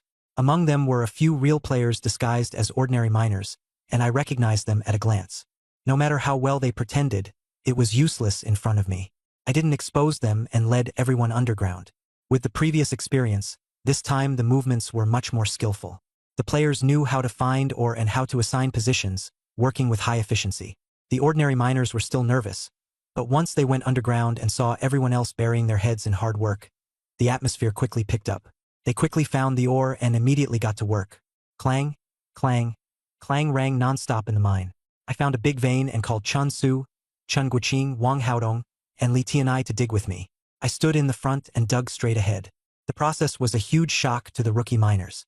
I kept unleashing the crazy 10-hit combo. The pickaxe in my hand flashed like afterimages, and the red gold kept peeling away. It was so fast it made people's scalps tingle. The ordinary miners were all stunned, their eyes fixed in disbelief. Only then did they realize that when I boasted during the day that I could dig 10 jin in a day, it was absolutely no exaggeration. Some even began to suspect that I had been understating it. More importantly, they understood this. I was mining right at the front line. When the mine bugs exploded the vein, I was probably the first one to get hit. This wasn't just making money. I was also taking the risk and shielding them. The miners were deeply moved. In their previous understanding, aside from barking orders like a death warrant, the vein supervisors never helped much. No one ever personally went down into the mine to do this dirty, exhausting work. But I did it myself. Before I knew it, my standing in their hearts had risen sharply. At the same time, 3 hidden players were watching me in secret. All 3 were level 10, stuck at the threshold of class advancement, clearly ahead of the others. I had been watching them from the very beginning. These people had their own leveling routine, otherwise they couldn't have stayed far ahead of everyone else. They pretended to be miners while discussing things in private. One of them even specifically checked the rankings to confirm that I was a constable, not a miner. Another said that my mining efficiency was absurd, that this power leveling squad had a real shot, and asked whether they should reveal their identities. The most prudent one told them to keep observing. I kept mining while keeping an eye on them. I knew they would come to me sooner or later. What I needed to do now was keep mining, increase the team's output and appeal. As long as I could prove that following me into the mine could make money and level up with relative safety, whether ordinary miners or hidden players, they would actively come to me. After another 5 or 6 hours, the mining was basically done again. The piece of scarlet gold in front of me had already been mined down by half. This efficiency was a huge shock to the newly arrived miners. They were both shocked and awed. They were even whispering that I mined with more dedication than I did when completing quests, as if I truly loved mining. In fact, they weren't entirely wrong. My state was different from other people's. Even if others were putting in all their effort, they still had to rest while mining, whereas I kept busy from start to finish. Under the momentum of the atmosphere, even the ordinary miners worked harder. They didn't have experience points, but the money was real. By evening, the miners were leaving one after another. Even as they passed mine number 1, they could still hear the clang-clang sounds from inside. A miner sighed. We're really going all out. Are we going to leave even eating and drinking in the mine? Though he said that, his eyes had already been tempted. He just wanted more people to prove it once again. Early the next morning, the miners began working one after another. The stewards under Fang Qingyang were clearly unsettled. Their eyes kept drifting toward mine number 1, waiting for us to come out. After how many times their gazes wandered over, I finally came out with the team. I looked relaxed while they were exhausted to the bone. When Fang Qingyang saw me walking over, he forced a smile, a knife hidden in the grin. I didn't talk back and tossed him the cloth bag to weigh. He called out the number, 13 Jin. All the miners, stewards, and guards all sucked in a breath of cold air. This was way too outrageous. An ordinary miner earned just 1 chen a day, while I dug out 13 Jin by myself. Fang Qingyang forced himself to settle the payment, then turned to Chun Su and the others. Chun Su smiled and tossed over the cloth bag. For Liang, Chun Guiqing was also 4 taels. Li Tianai was 5 taels. The players behind them came up one by one. By the time Fang Qingyang settled the accounts, he was already numb. He wasn't handing out wages but confirming, this method of mine really is something. But he still held on to a sliver of hope. The players brought steel picks, had plenty of stamina, and were strong. It made sense for them to dig a bit more. The key was the ordinary miners who followed them down into the mine. If their output was average, then it wouldn't have completely gone overboard. He stared at the ordinary miners, his face showing expectation. The first miner got 3 chen and awkwardly said he'd gotten a little less. Fang Qingyang's expression changed slightly. The second got 2 chen, and his face looked a bit better. The third got 4 chen. The numbers kept coming in one after another. Though far less exaggerated than the players, they were much higher than usual. I stood far away, grinning. This was the effect brought about by the mine's favorable conditions. Ordinary miners weren't weak. Most had 4 to 6 points. In the past, they didn't dare go down into the mines and wasted too much time looking for or. Now that the time spent searching for or was reduced, and without relying on equipment, their efficiency had also gone up. Chun Su stood beside me, and when he saw everyone's eyes light up, he sighed that he finally understood why I had formed a leveling and mining squad. Chun Guiqing looked around with a relaxed expression. He was even starting to think that if they kept pushing forward, the Crimson Gold Mine really could gain a firm foothold. He was right. Miners are, at their core, just trying to survive. Whoever can let them earn money safely is who they'll gravitate toward. At that moment, Li Tianai and Wang Haodong heard us mention the production increase task, and were shocked. I casually explained it. Shanhe sect had given Su Qing a target, 3,500 Jin of crimson gold or per month. If he failed to meet it, Shanhe sect would have to give up the crimson gold mine. If Su Qing fell from power, I wouldn't be able to keep my supervisory post. When the players heard this, their expressions changed. They knew this concerned them. If I left, where would they find a backer? That only motivated them to work even harder. They became even more diligent when heading back down into the mine. Fang Qingyang numbly finished calculating the accounts and came up with the daily output. 27 Jin of crimson gold ore. I alone accounted for 13 Jin. Hearing the numbers, he finally let out a breath of relief. He thought the situation was bad, but not beyond saving. It was still only a breakdown in the early stages. I ignored him, settled the bill, and went back to the manor. As soon as I walked in, Su Qing called me over. He was planning to return to the Shanhe sect first. He told me to keep a close eye on the Qijin mine and not let anything go wrong. I was just about to report to him when he sighed and said things on Lai Jiwen's side would not be easy. Those at the mine were either Lai Jiwen's people, or too afraid to offend him. He planned to return to the sect first and try hard to lower the target of 3,500 Jin. I told him there was no need to lower it. He was stunned and asked why. I reported today's results.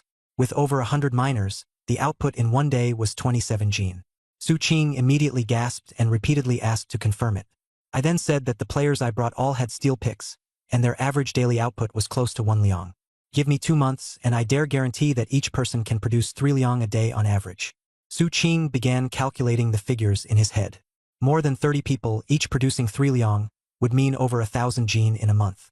The Qijin mine originally had a base output of around 2,000 Jin. Add that on top, and there was a real chance of hitting the target. His eyes lit up, and he said good 3 times in a row. He patted me on the shoulder and said I was truly talented. The more he trusted me, the more I had to keep an eye on Lei Jiwen's side to prevent them from causing trouble. The red gold or area is all mine to handle. He thought I was dirty and told me to go wash up myself. After he left, I rinsed off and continued cultivating the Vajra Bright King art. After 13 points of experience, I switched to practicing the Seize the Thief blade technique. My thinking was clear. Practice martial techniques slowly. Never let the cultivation art stop. And leveling up comes first. 6 hours later, night had fallen. In front of mine shaft number 1, it was even livelier than during the day. Torches formed a sea of light, and the crowd was packed tight. When Chun Su looked over, he exclaimed in shock. There must have been 400 to 500 people. As soon as I appeared, everyone's gaze turned toward me. Their eyes were not simple. They were filled with reverence. I asked the new faces, "Are you really planning to go down into the mine with me?" Someone answered loudly, "You, a supervisor, aren't even afraid of the mine shaft, so of course we aren't afraid. Following you down the mine to make money. Who would want to miss that chance? All right then, the situation is stable. Start digging." I didn't waste any words and simply said, "Down the mine." Holding a torch, he was the first to charge ahead. At this, every new miner's heart sank. If even the supervisor dared to take the lead, what was there left for them to panic about? Those who had hesitated were swept up by the momentum and followed the surge into the mine. Fong Qingyang watched from afar, his face as dark as the bottom of a pot. The steward beside him asked what they were supposed to do now. At this rate, they would never finish the task assigned by Lai Jiwen. Everyone knew that if 10,000 people really dared to go down the mine, not to mention 3,500 jin, even a monthly output of 7,000 jin would be no problem. Fong Qingyang finally revealed a different intention. He said that senior brother Lai had left one final move. This move would suppress the situation and ensure that the miners would never dare go down into the mine again. When the steward pressed him for details, Fong Qingyang only gave him a meaningful side glance. "Don't ask any more." As soon as those words came out, the atmosphere immediately turned strange. It was obvious they were preparing to use a truly ruthless measure. I didn't notice anything myself and just kept following the rhythm deeper in. I found a suitable piece of red gold and kept mining like mad. Mine shaft number 1 was big enough that even with several hundred people down there, it didn't feel crowded at all. There were so many chunks that digging for a while posed no problem at all. I swung my crane beak pickaxe and unleashed a frenzied 10-hit combo. Chun Su and the others had long since gone numb from watching the way I mined. But the newly arrived miners were stunned when they saw my pickaxe leaving afterimages as I swung it. That was enough to make them believe what I said during the day, that earning 13 jin a day was no exaggeration. They watched me mine, like they were looking at a monster splitting open a mountain. Chan Guoqing shouted, "Stop spacing out. Hurry up and make money." The sound of digging echoed constantly through the mine. Suddenly, a miner in his 20s, while digging, slowly moved toward a less crowded fork in the tunnel. He acted naturally, as if he were just changing spots to look for as he went, his pace quickened. After making sure no one was following him, he broke into a run. He stopped at a marked spot. He took out a wooden box and opened it. Inside lay a mineral emitting a faint glow. Crimson Gold Ore Essence. Greed flashed in his eyes first, but he held it back, then carefully placed it on the ground. After he finished, he returned the way he came. Before long, several black mantises, each as big as a fist, rushed out and clustered around the ore essence to gnaw on it. When he looked back, he nearly got caught, but fortunately Chun Su saved him with a casual question. Chun Su asked, "You went inside to look for a big ore vein?" His face was tense, but he forced a smile. I took a turn around and didn't find anything good. Chun Su didn't think much of it and kept digging. I kept digging like crazy, and then a notification rang out. I leveled up. A warm current surged to my brow, and it felt amazing. I'd only been mining for 2.5 days, and I'd already leveled up again. The speed was beyond expectations. Without hesitation, I put the point into spiritual power. My senses became sharper. I checked the attribute panel level 16. For more levels and I'd have a chance to open a random treasure chest. I opened the Divine Realm ranking list and my heart sank. Lin Cai and Jiang Tianai had shot up to 1st and 2nd place. Zhang Shindao of the Divine Sect and Li Shou of the Arhat Temple had broken into the top 4. The Iron Robe Division also had Qin Mo enter the top 10. More importantly, the former number 1, Luo Kai, was nowhere to be found. I immediately understood that he was probably dead. This world was far more dangerous than I'd imagined. At that moment, Chun Su came rushing over in a panic and shouted, "The mining worms are here!" I hurried over and saw the miners fleeing in all directions. Dark shadows lunged from behind, biting people. Some were killed on the spot, their bones and flesh devoured clean. Attacked from front and back, more than 400 miners were forced into the large mining chamber. I had Chun Guoqing count the Rinsu. When we went down the mine, there were 433 people. Now there were 423. 10 had died and 1 player was missing. He was probably as good as dead. A miner questioned, "Didn't they say going down into the mine wasn't dangerous?" I calmly replied, The mine is dangerous. If you want to make money but don't want to take risks, then don't come down here. Another mining insect lunged at me, and I slew it with one strike. On the ground, a black mantis the size of a fist sprang up. The old miner recognized it and said, "This is a crimson gold mantis. It feeds on crimson gold and normally lives deeper in the mine. It shouldn't be here." Several crimson gold mantises flew out from a side tunnel, and I killed them one after another. The old miner said that crimson gold mantises go berserk when they smell blood. With so many people bleeding, they would chase and kill us along the narrow paths. No matter which way we went, it was dangerous. I immediately checked to see who was acting abnormally. Chun Su remembered a miner who had run alone toward the depths. He quickly pointed the man out. Using insight, I confirmed it was Wang Er. He had hidden crimson gold or essence, lured the crimson gold mantises, and even used fresh pig blood as bait, causing the deaths of 10 people. I immediately understood. First, he used crimson gold or essence to attract them, then used pig blood to guide the crimson gold mantises. All the passageways in the area had been infested. I exposed his scheme and told him I was a constable from the Ironclad Bureau. If he didn't confess now, then when he was taken to the Qingshan City Prefectural Office, he'd be waiting to explain himself to Detective Chief Lin. Wang Er broke down and immediately confessed to the mastermind behind it all. Fang Qingyang. The miners were furious. So it was Fang Qingyang who had deliberately created this disaster for power struggles, scaring the miners so they wouldn't dare go down the mine.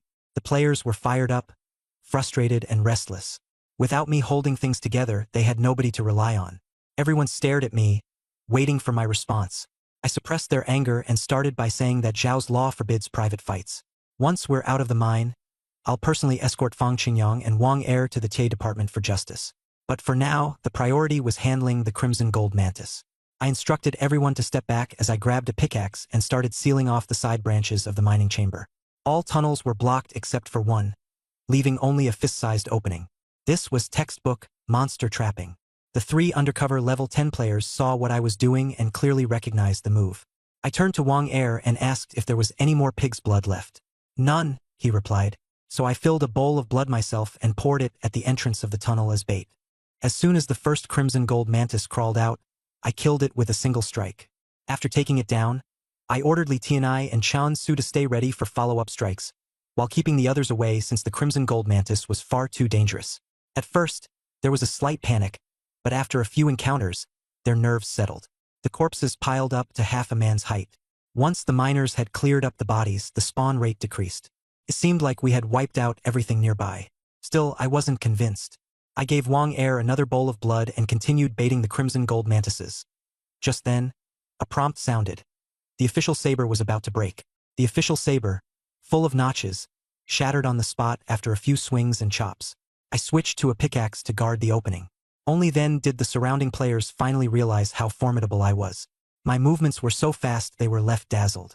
Even the old miner was amazed, saying my martial arts were much stronger than the supervisors had ever been. I kept killing the insects, and the system sounded another prompt. I had leveled up. It was a little unexpected. I was only level 16. After killing over 1,000 insects in this wave, I shouldn't have leveled up so quickly. Thinking about it, the experience must have had a bonus.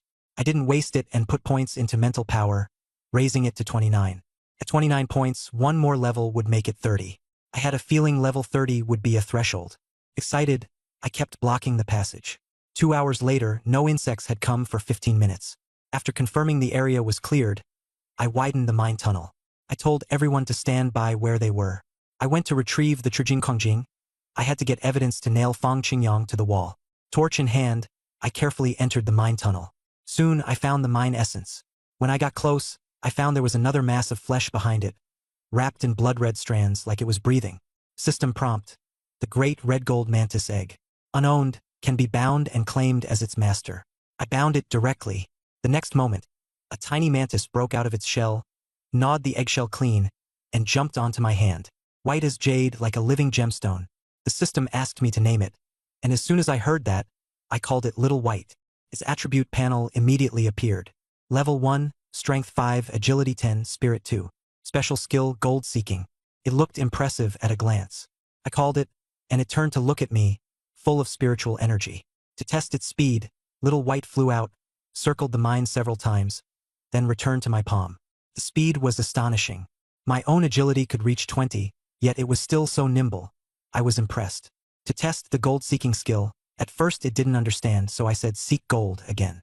Immediately, it flapped its wings and flew deeper inside. I followed it there and swung my pickaxe to dig more than a meter deep, uncovering a huge chunk of red gold ore. There was no doubt about this skill. It really could find ore. I had it lead the way, and it found dozens of ore deposits in a row, all marked on the map. After I finished that, I tucked Xiao Bai into my collar and hit it. It immediately burrowed in and curled up into a ball. I was overjoyed. I had the evidence, and I had a spirit pet too. When I opened the attribute panel, the class column had gained Constable, Beast Tamer. I guessed that this was a secondary class. Looking at the rankings, I had leveled up to 17 and charged into 5th place, surpassing Hui Wu. But the panel still only showed Constable, which meant the secondary class wasn't exposed. After confirming that, I led the miners out of the cave. Fang Qingyang had arrived early and was putting on a concerned act, asking about casualties. They stood there in silence, staring at Fang Qingyang. Wang Er's face was deathly pale as he stood beside me. I didn't waste words and directly said that he was involved in the case. He still tried to play dumb, and I exposed him loudly. For his own gain, Fang Qingyang had ordered Wang Er to use red gold or essence to attract the red gold mantises. Then use pig's blood to lure the worms, deliberately causing the mining disaster. I took out the red gold or essence. Chun Su and the others dumped the red gold mantis corpse onto the ground. The evidence was laid out plainly, and Fang Qingyang felt as if he had been struck by lightning. He had never expected that I would not die, would clear out the insects, and even bring back the ore essence.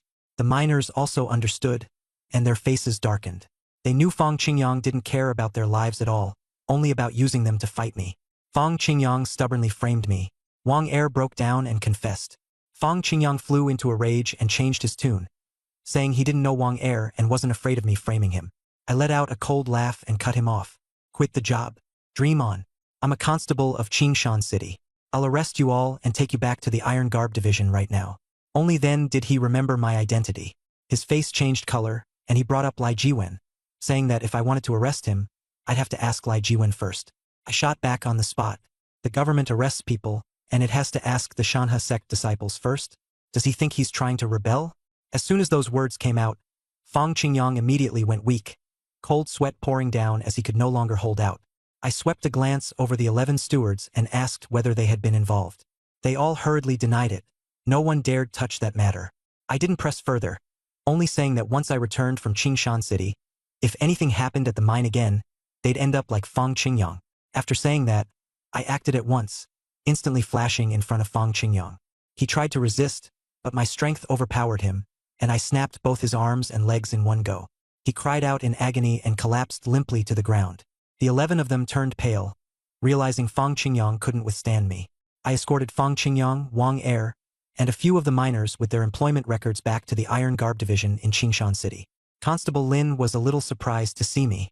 After hearing the whole story and examining the evidence, he was even more shocked. When he heard that I had taken down so many crimson gold mantises, he kept glancing at me. I showed him the broken official saber and said the blade was ruined. He said that the red gold mantis had a hard body, so it was normal for an ordinary official saber to get damaged. He would give me a new one later. I asked him how Fang Qingyang and Wang Er would be dealt with. He said they had caused the deaths of more than 10 miners, a grave crime. He also asked whether any of the dead miners had been refugees. I said 3. He nodded and had them locked up in the prison. I immediately understood. They would be executed after the autumn trial, and once they went in, they could forget about staying alive. After everything was handled, I was about to take the new saber back to the mine when Captain Lin stopped me. He said that an official from the Ironclad Guard superiors had come to investigate the Wu Kei case. I froze. Wasn't the Wu Kei case already over? He sighed and asked if I knew where the fire crystal or Wu Kei had sold had gone. I didn't know. He said Wu Kei had sold it to the Northern Rong tribe, Zhao Kingdom's mortal enemy. The Ironclad Guard had found a cartload of problematic fire crystal, or traced it back to Wu Kei, making it an act of treason and collusion with the enemy. My heart sank. Wu Kei had been incredibly bold. I asked whether this would implicate the Shanhe sect. He said that if the sect had not known about it, it would not be dragged in too deeply. I let out a sigh of relief, stayed at the county yamen to await orders, and waited for the Ironclad Guard official to arrive. I sent a few miners back to the red gold mine first and told Chun Su that I wouldn't be back for a few days, so mining should be suspended for now. That night, I practiced cultivation in the yamen's resting room, continuing to train both the Vajra Bright King skill and the capturing thieves saber technique. The next morning, I bought some steamed buns, youtiao, and soy milk, and ate while walking toward the yamen. Halfway there, a huge figure blocked my path and called out my name from above. I checked his attributes. His name was Wu Man, a martial artist who had trained mountain-breaking fist, black tiger fist, and iron hybrid skill, and he was backed by the giant spirit sect. I played dumb and said he had mistaken me for someone else. I was Chun Guiqing. He sneered and insisted on taking me with him, or else he'd beat me to death. Lao Zhao came to call me back to the yamen gathering, saying the captain was about to arrive. I told Lao Zhao to go back first and said I'd return later after running into an acquaintance. Lao Zhao glanced at Wu Man and left. I immediately struck, swinging my crimson gold crane beak hoe. With the Vajra King bright skill boosting strength and agility, my strength was 36 points, enough to overpower him. After 10 heavy blows, he was badly injured. He activated iron hybrid skill to harden his defense, but I still managed to smash open wounds. He said his brother had died at my hands, and I realized he was Wu Kei's younger brother. I couldn't let him leave alive. I shouted for Lao Zhao to hurry back and report to Captain Lin, and he fled in fright. Wu Man and I fought. I had the advantage in agility, while his strength was even more ferocious. Mountain-breaking fist boosted his strength to 47 points, turning him into something almost monstrous. I decided not to leave any survivors and ordered Xiao Bai to take the opportunity to blind his eyes. At that moment, his fierce fist came crashing down, and I dodged. A horse, panicked, charged past, and he smashed its head apart with one punch. More and more people gathered to watch, and even players marveled at his strength. Old Zhao ran back to report, and Head Constable Lin led the constables out to strike. I saw him exhausted and exposing an opening, so I shouted for Xiao Bai to attack. Xiao Bai flashed forward and gouged out both of his eyes. He screamed in agony and lost control, wildly flailing his hands. I took the opportunity to smash him with 3 more rounds of the crane beak hoe, striking straight into his eye sockets. He froze, then fell to the ground, his brain matter spilling out. My Vajra Bright King art state vanished, and my hands and feet went weak and sore. In an instant, a cool surge of energy rushed through my body, restoring more than half my strength. The system prompted me that I had leveled up and gained 1 free attribute point, so I added it to my spirit power, bringing it to 30. Head Constable Lin brought his men over and asked me how I had killed him. I said I could only blind his eyes. Nothing else would work. He asked if I knew who Wu Man was, and I said he was Wu Kei's younger brother. He was thrilled. The giant spirit sect was a Rong tribe sect, and Wu Kei was a Rong tribe spy. I had done them a huge favor. Collect the body and take it back. Master Shi Xian of the Ironclad Division arrived. He was much stronger than Wu Man, so I became cautious. As soon as he arrived, he questioned Head Constable Lin, saying that he did not even understand the Wu Kei case, and that his relationship with Head Constable Lin was unclear. Lin hurriedly explained that Wu Kei was a Rong tribe spy, and that I had also killed Wu Man. Shi Xian examined the corpse and confirmed that Wu Man was a 9th-rank martial artist and Wu Kei's younger brother. He asked me how I killed him, and I said I took advantage of an opening and smashed his eyes blind. I asked if I was a martial artist, and I admitted it, saying I practiced the capturing thieves saber technique and the black tiger fist. He asked whether I had been with Wu Kei on the day he disappeared, and I said yes. Halfway there, he abandoned me, and there were 3,000 gene less of fire crystal rock. He asked why Wu Man had come looking for me. I said he was looking for Wu Kei's whereabouts. I said I didn't know, and then he wanted to kill me. Shi Xian basically believed him, saying that informants like this existed everywhere, and if they could all be handled properly, the Ironclad Bureau would have it easy. He asked me to practice the capturing thieves saber technique on the spot and show it to him. I didn't use the Vajra Bright King technique. The saber technique itself was already powerful, surpassing most constables. After watching, Shi Xian praised me and said I should be promoted to a 9th-rank Ironclad constable. He had the area cleared and left Constable Lin and me behind. He said that if a 9th-rank expert like Wu Man died at the hands of a rookie, and it was reported, the higher-ups would investigate. I said I didn't dare claim the credit. It was you who helped me. Constable Lin was shocked. Shi Xian laughed and said he wanted the credit too, so he helped me get it done. He directly gave me 9th-rank Ironclad gear and a new official saber, telling me that from now on I was a 9th-rank constable and that I would be officially registered later. System prompt. Profession upgraded. 1 additional instance of insight. I knelt to thank him, changed into the new equipment, and instantly my health increased by 100 and my attack by 25. Shi Xian said he had come to investigate the Wu Kei case and had incidentally picked up a pleasant surprise in me. Wu Man was a 9th-rank martial artist and a Rong tribe spy. Dying in Qingshan City proved that the Ironclad system was strict and orderly. Finally, he said that as for the Shanha sect, he wasn't concerned. My heart stirred. Hearing Shi Xian say this, it seemed the Shanha sect had already sorted everything out. Earlier I had been worried that Wu Kei's matter might implicate the Shanhe sect, but now it seemed I had been overthinking it. I casually asked a question I was quite concerned about.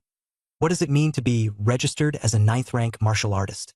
Sure, Xian said that all countries rank martial artists into levels, from 9th rank to 1st rank.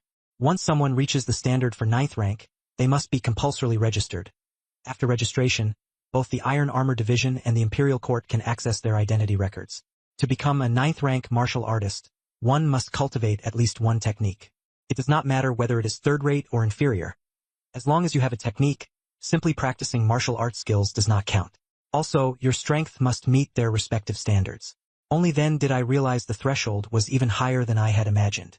Simply relying on brute strength and training punches and kicks does not make one a formal martial artist. But players have an advantage.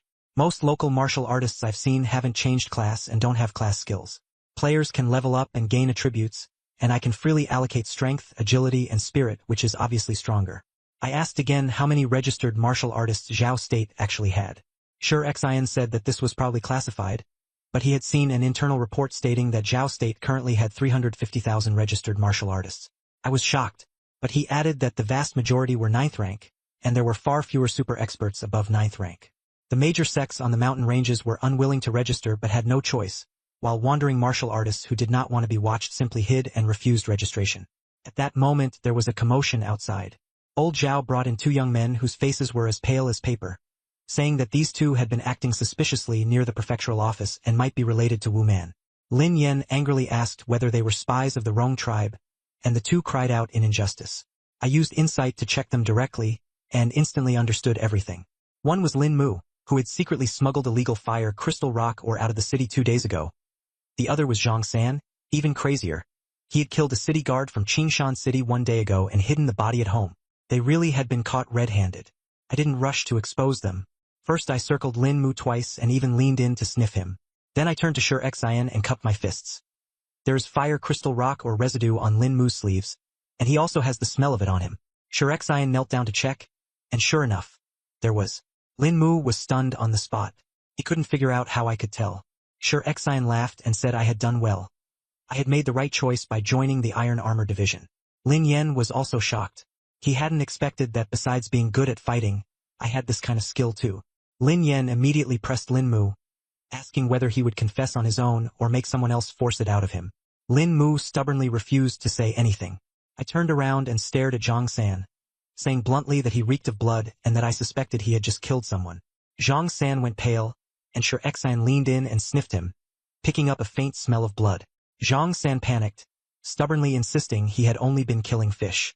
I said coldly, if there's really nothing going on, a search of your home will make everything clear. Zhang San's face turned even uglier. Seeing this, Sure Xian and Lin Yan both understood that he was hiding something. Then Sure Xian said to me seriously, keep working hard and train the capturing thief saber technique to perfection. Once your strength is sufficient, I'll personally be your recommender and help you qualify for the rank 8 ironclad constable. Those words carried a great deal of weight. Over the next few days I didn't return to the Crimson Gold Mine. Sure Xian took over Lin Yan's matter and continued digging deeply into the clues linking Lin Mu and Zhang San, unexpectedly arresting a large group of people involved in smuggling fire crystal rock with Wu Kei, including city guard soldiers, nearly 100 in all. The deeper the case was investigated, the happier Sure Xian became. I wasn't idle either. Every day I steadily earned 15 points of Vajra Bright King art experience, and the rest of the time I practiced the capturing thief saber technique. At my pace, in just 4 days the proficiency of the capturing thief saber technique rose to 502, and was on the verge of becoming fully integrated. That day I was practicing saber techniques in the courtyard, and the constables nearby were staring wide-eyed, impressed beyond measure. These past few days they had been following Sure Xian around on errands and had gained a lot, but what really shocked them was my relentless, day-and-night dedication to saber training. While they were talking, Sure Xian and Lin Yan walked over. Sure Xian said that this was all about the word obsession. With that kind of obsession, you can accomplish anything. Then he suddenly drew his saber and charged at me, slashing down. I was in the middle of training, fully fired up, and seeing the danger I didn't think twice. I immediately counterattacked with my saber. After a few exchanges, my tiger's mouth went numb. His blade was incredibly fast. In just 7 or 8 moves, before I could even adjust, the edge of his saber was already at my neck. I quickly lowered my saber. In the spar, I didn't use any special techniques, and he wasn't going all out either, but his speed left me shocked. Xian sheathed his blade and nodded in satisfaction, saying that my bandit capturing sword technique had improved again. He then said that Wu Kei's case was being wrapped up, and that he would be returning to the capital to report to Master TAC. This time, the merit was great, and thanks to me, his promotion to rank 7 was just around the corner. He also said he was preparing a gift of thanks for me. I politely declined, but Xian said it was an advance reward. He might receive 5 Yunling pills, and using them himself would not be of much significance, so he might as well give them to me. He handed me a porcelain bottle containing 5 Yunling pills. I froze on the spot. 5 pills, this was truly a huge benefit. Unable to remain polite, I took them with both hands and formally bowed in thanks. Lin Yan and old Zhao were stunned. This stuff was rare. 1 pill was worth 600 taels, and 5 pills came to 3,000 taels of silver. Xian patted my shoulder and said he was leaving today, and we would meet again another day. I saw him off to the entrance of the prefectural yamen, where he led a long procession escorting prisoners back to the capital. There were quite a few suspects he had captured. After he left, Lin Yan and I stood at the gate and watched the convoy recede into the distance, both feeling a sense of relief. Lin Yan looked at me with great envy and said that since Xian hadn't asked me to take over Qingshan City, it meant he had other plans. When I made it big in the future, I shouldn't forget him. I was very modest and said that everything I had today was thanks to his support. Lin Yan laughed. This wave of trouble had finally come to an end. I was fine and had even caught Xian's eye. My chances had increased dramatically. Back at the mine, I asked Chun Su and Chen Guoqing about the situation there, and it was better than I had imagined. What happened with Fang Qingyang had intimidated the stewards, and no one on the mine was slacking off. The daily output of red gold ore had surged to over 100 jin. That increase was extremely rapid. With me leading the team, the monthly quota was easily met and even exceeded. Chun Su excitedly asked me when we were going down the mine, and I decided to gather at cave number 1 at dusk. After relaying the message, the yard fell quiet, and I took out a spirit-nourishing pill and swallowed it. Instantly, the medicinal power exploded, my proficiency skyrocketed, and the seizing thief saber technique reached 1,000, achieving complete mastery. A buzzing rang through my mind, and every detail of the entire set of movements became incomparably clear, fully wrung into my body. I drew my saber and slashed out. The blade whistled through the air, and I knew the saber technique had matured. The seizing thief saber technique added 6 points of agility, and Xian's hint was clear. From now on, I could start practicing the seizing tiger saber technique. I glanced at the panel. 2 martial skills had reached complete mastery, and 1 cultivation method had just begun to reveal its basics. My strength was about to surge. I weighed the 4 spirit-nourishing pills left in my hand. They could raise my proficiency by another 2,000 points, and at my current pace of training, for months would be enough to reach great mastery. But time was tight, so I'd focus on leveling up first and not get hung up on saber techniques. I immediately swallowed all 4 pills at once, and my proficiency rose by another 2,000 points, saving me more than a month of grueling practice. After getting ready, I took the crimson gold crane-beak pickaxe and headed to the mine. There were more and more people there now. A full 1,000 miners had come, far more than 400 before. Privately, Chen Guoqing asked me whether splitting into 2 teams would risk letting in bad people. I said calmly, the mine is big enough. As long as the teams are properly divided, there's no problem. I ordered teams of 5. Anyone who couldn't make up a full team wasn't allowed to go down. Quite a few people looked unhappy, but I didn't care. Those who hadn't formed a team probably had issues, and I didn't want to take them. An hour later, Chen Guoqing and Chun Su had finished organizing everyone. As before, I walked in front and led the team into the mine. Little White in my arms was restless, clearly excited. It had been a long time since it had last eaten crimson gold ore. I let it go off on its own to search for food in the depths, and if it found an ore deposit, it was to give a signal. It was nimble, instantly turning into a white shadow and darting into the darkness. I already had a plan. From now on, I'd let it hide in the mine and find food on its own, while helping me mark ore deposits. I began the real grind to level up and mine. By the afternoon of the next day, everyone had come out one after another, safe and sound, with no one hurt. Tired but excited, the harvest was bountiful. I asked the steward for his name, Tang Gao. His strength was mediocre, so I didn't beat around the bush. I said plainly that Fang Qingyang was already in custody, that I had become a 9th-rank ironclad constable, and that they shouldn't drag down Brother Su Qing. I also deliberately mentioned that Wu Kei and their backer were the same person, and that Wu Kei was a spy from the Rong tribe. Their backer should be panicking now. Whether they could even get through the ironclad division was still uncertain. The expressions of several stewards changed. I casually brought up the struggle for power and treason, and they couldn't handle it. I tossed them a cloth bag and had them turn over the red gold, or I had mined over 10 gene myself and exchanged it for 20 taels of silver. Back in the courtyard, I took stock of my assets, and the silver on hand had exceeded 1,000 taels. Now I had money but no channels. I couldn't buy anything useful to improve my strength. Spirit-nourishing pills and good equipment were both in short supply. Thinking of equipment, the 9th rank official saber at my waist wasn't bad, but it was only average. I went to the blacksmith shop. When the blacksmith saw me, his attitude immediately became much more respectful. I directly laid out the official saber and asked them how it was, and whether they could make a better blade. They looked it over and said it was a fine saber made by the Ironclad Division's workshop, but the weapons they made themselves were mostly ordinary goods, not as good as it. Someone reminded me, if I really wanted a good blade, I should go to the Changle Prefecture office in Changleshao and find Tai Nyo. His blacksmithing skills for forging sabers were unmatched. I made a note of it, but rushing to the prefecture was too far, and the time cost was high.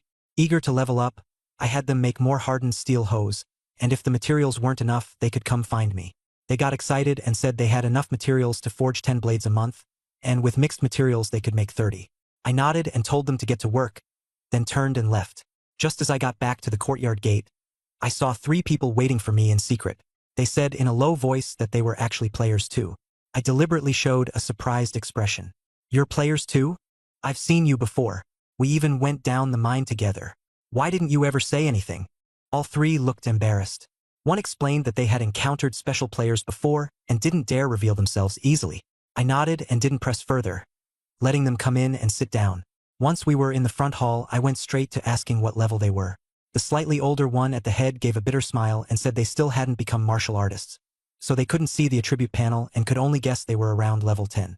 Another added that after level 10, they probably needed to change class before they could keep leveling up. Their strength hadn't increased for a long time. They were basically stuck at level 10. I actually already knew that. These 3 had always been level 10 miners, but they hadn't wanted to show themselves before, and I hadn't exposed them either. As long as they honestly mined and increased production, that was enough. I told them they were right. Before changing class, you can't see the attribute panel, and without changing class, you can't level up either. All 3 of their eyes lit up.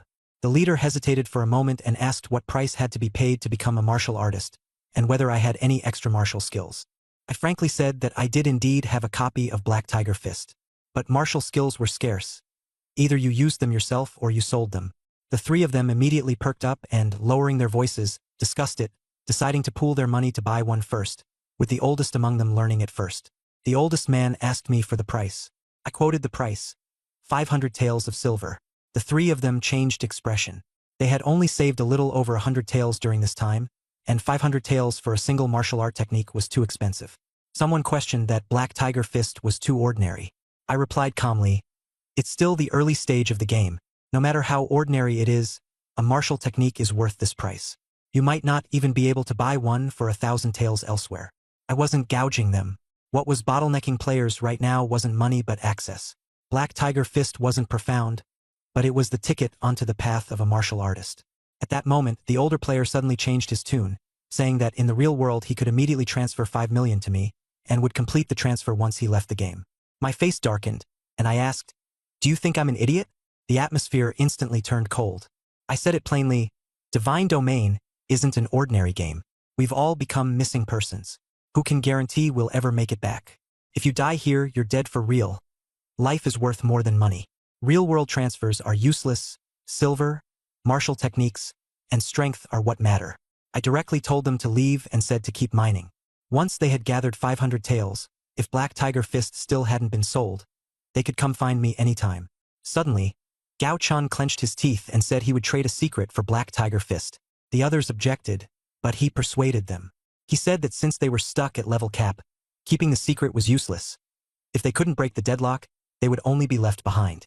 They were all gold farming professionals and understood the need to weigh the pros and cons. I asked him what secret was worth 500 taels. He said it was an ultra-safe monster farming spot. Going there could get you to level 20 in 3 days without much trouble.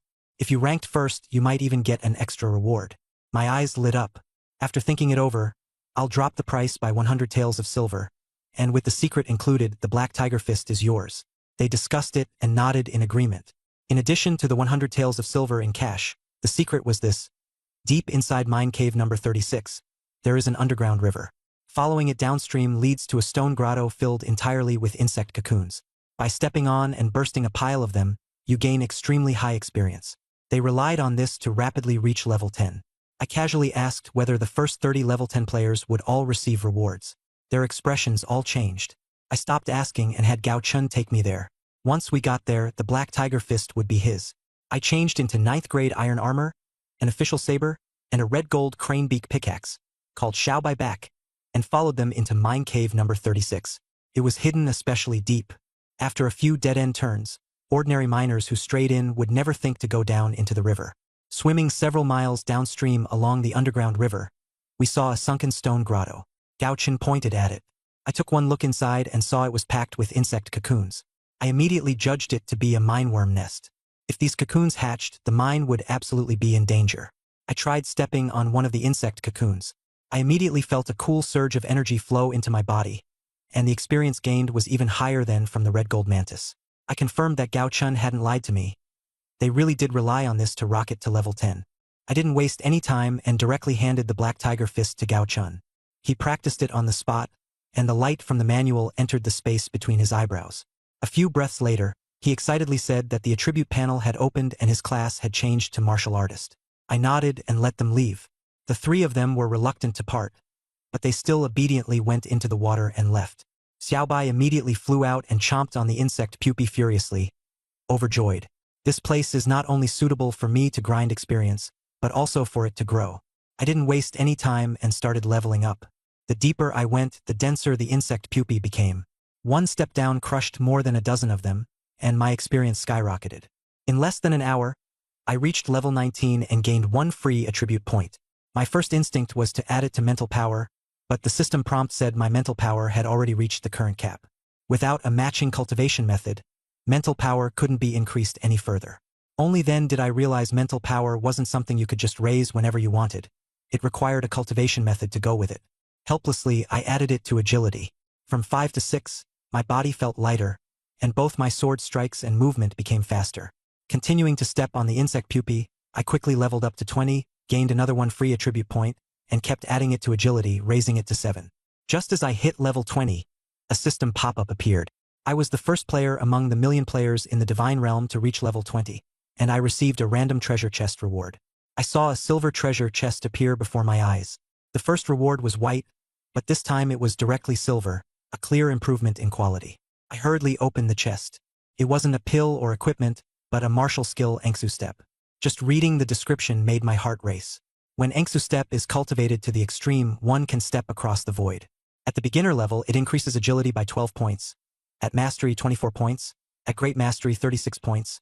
At expert level, 48 points. And at transcendent mastery, it boosts agility by a massive 80 points along with the treading the void skill. This wasn't some ordinary top-tier item. It was a divine skill. For now, I couldn't train it very high, but I could at least push it to mastery first, and my agility would surge dramatically. Stacking Vajra Mingwang's skill, Seize the Thief Saber technique, and my base attributes, my speed would become unbelievably terrifying. At the very least, I could break away from a master's grasp, and even seize an opening to counterkill. Without hesitation, I learned the Engsu Step on the spot. Memories flooded into my mind, and my movements became nimble. While practicing Engsu Step, I also stomped on the worm cocoons, gaining both experience and proficiency. Soon I leveled up to 21, but it took even longer to confirm that after level 20, the requirements for leveling up increased greatly. The worm cocoons were basically all stomped to pieces, with only a small number left to be eaten by Little White. Looking at Little White's attributes, it was now level 5 with Strength 9, Agility 14, and Spirit 6. When it was level 1, it only had Strength 5, Agility 10, and Spirit 2. After leveling up 4 times, all 3 attributes increased by 4 each. This shows that its growth stage is different from humans. It doesn't train martial arts. Every time it levels up, all 3 attributes increase. That was reassuring. In the future, it would definitely be a powerful help. I called it back, and it flew onto my shoulder. My shoulder felt heavy, like I was carrying an iron block. I knocked on its shell. The texture was hard as pure gold. I checked my own panel. Level 21, Strength 11, Agility 8, Spirit 30. Vajra Mingwang's skill had reached the initial glimpse stage, Mountain Crushing Fist and the Seize the Thief Saber technique had been thoroughly integrated, and Engsu Step had just entered the beginner level. I opened the rankings. I was first, level 21. Lin Cai, Zhang Tianai, and Zhang Shindao were level 20. Li Shou was level 19, Hui Wu was level 17, and the 10th place, Qin Ma, was level 15. I was 4 levels ahead of Hui Wu and 6 levels ahead of the 10th place. The gap was widening. The grotto wasn't worth staying in any longer, so I took Xiaobai and pulled out. After swimming a certain distance, I instinctively looked back. I instantly tensed up. A huge creature was crawling into the grotto. Using insight, I looked, and the entire panel was filled with question marks, showing only its name, Overlord Ghost Spider. Its level, strength, agility, mental power, and skills were all blacked out. My heart sank, and I knew this wasn't something I could touch at my current stage. I immediately swam desperately until I safely reached shore. I thought to myself, could that group of insect pupae be its offspring? After leaving the mine, I felt something was off. The Overlord Ghost Spider's panel was all question marks. It was not an opponent I could fight. The pupae in the grotto were probably all its. If left alone, it would blow up sooner or later. I told the manager to seal off the entrance to mine number 36 immediately.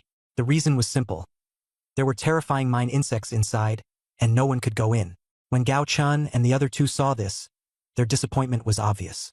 With the entrance sealed, it would be harder for them to level up in the future. I couldn't be bothered to explain. That place had turned into a bomb. From then on, I would only spend 2 or 3 hours a day patrolling the mine, occasionally digging a bit. I spent the rest of my time cultivating Vajra Bright King technique and Engsu Step. Yangsu Step had only just reached an initial understanding in 2 days, and my training efficiency was insanely high. After reaching the basics, I realized I'd made a mistake. I'd consumed the Yuling pills too early. If I had saved 2 pills, I could have pushed Yangsu Step straight to mastery, gaining 24 points of agility for free. I remembered this. Don't dump all your Yuling pills at once. Keep some for emergencies.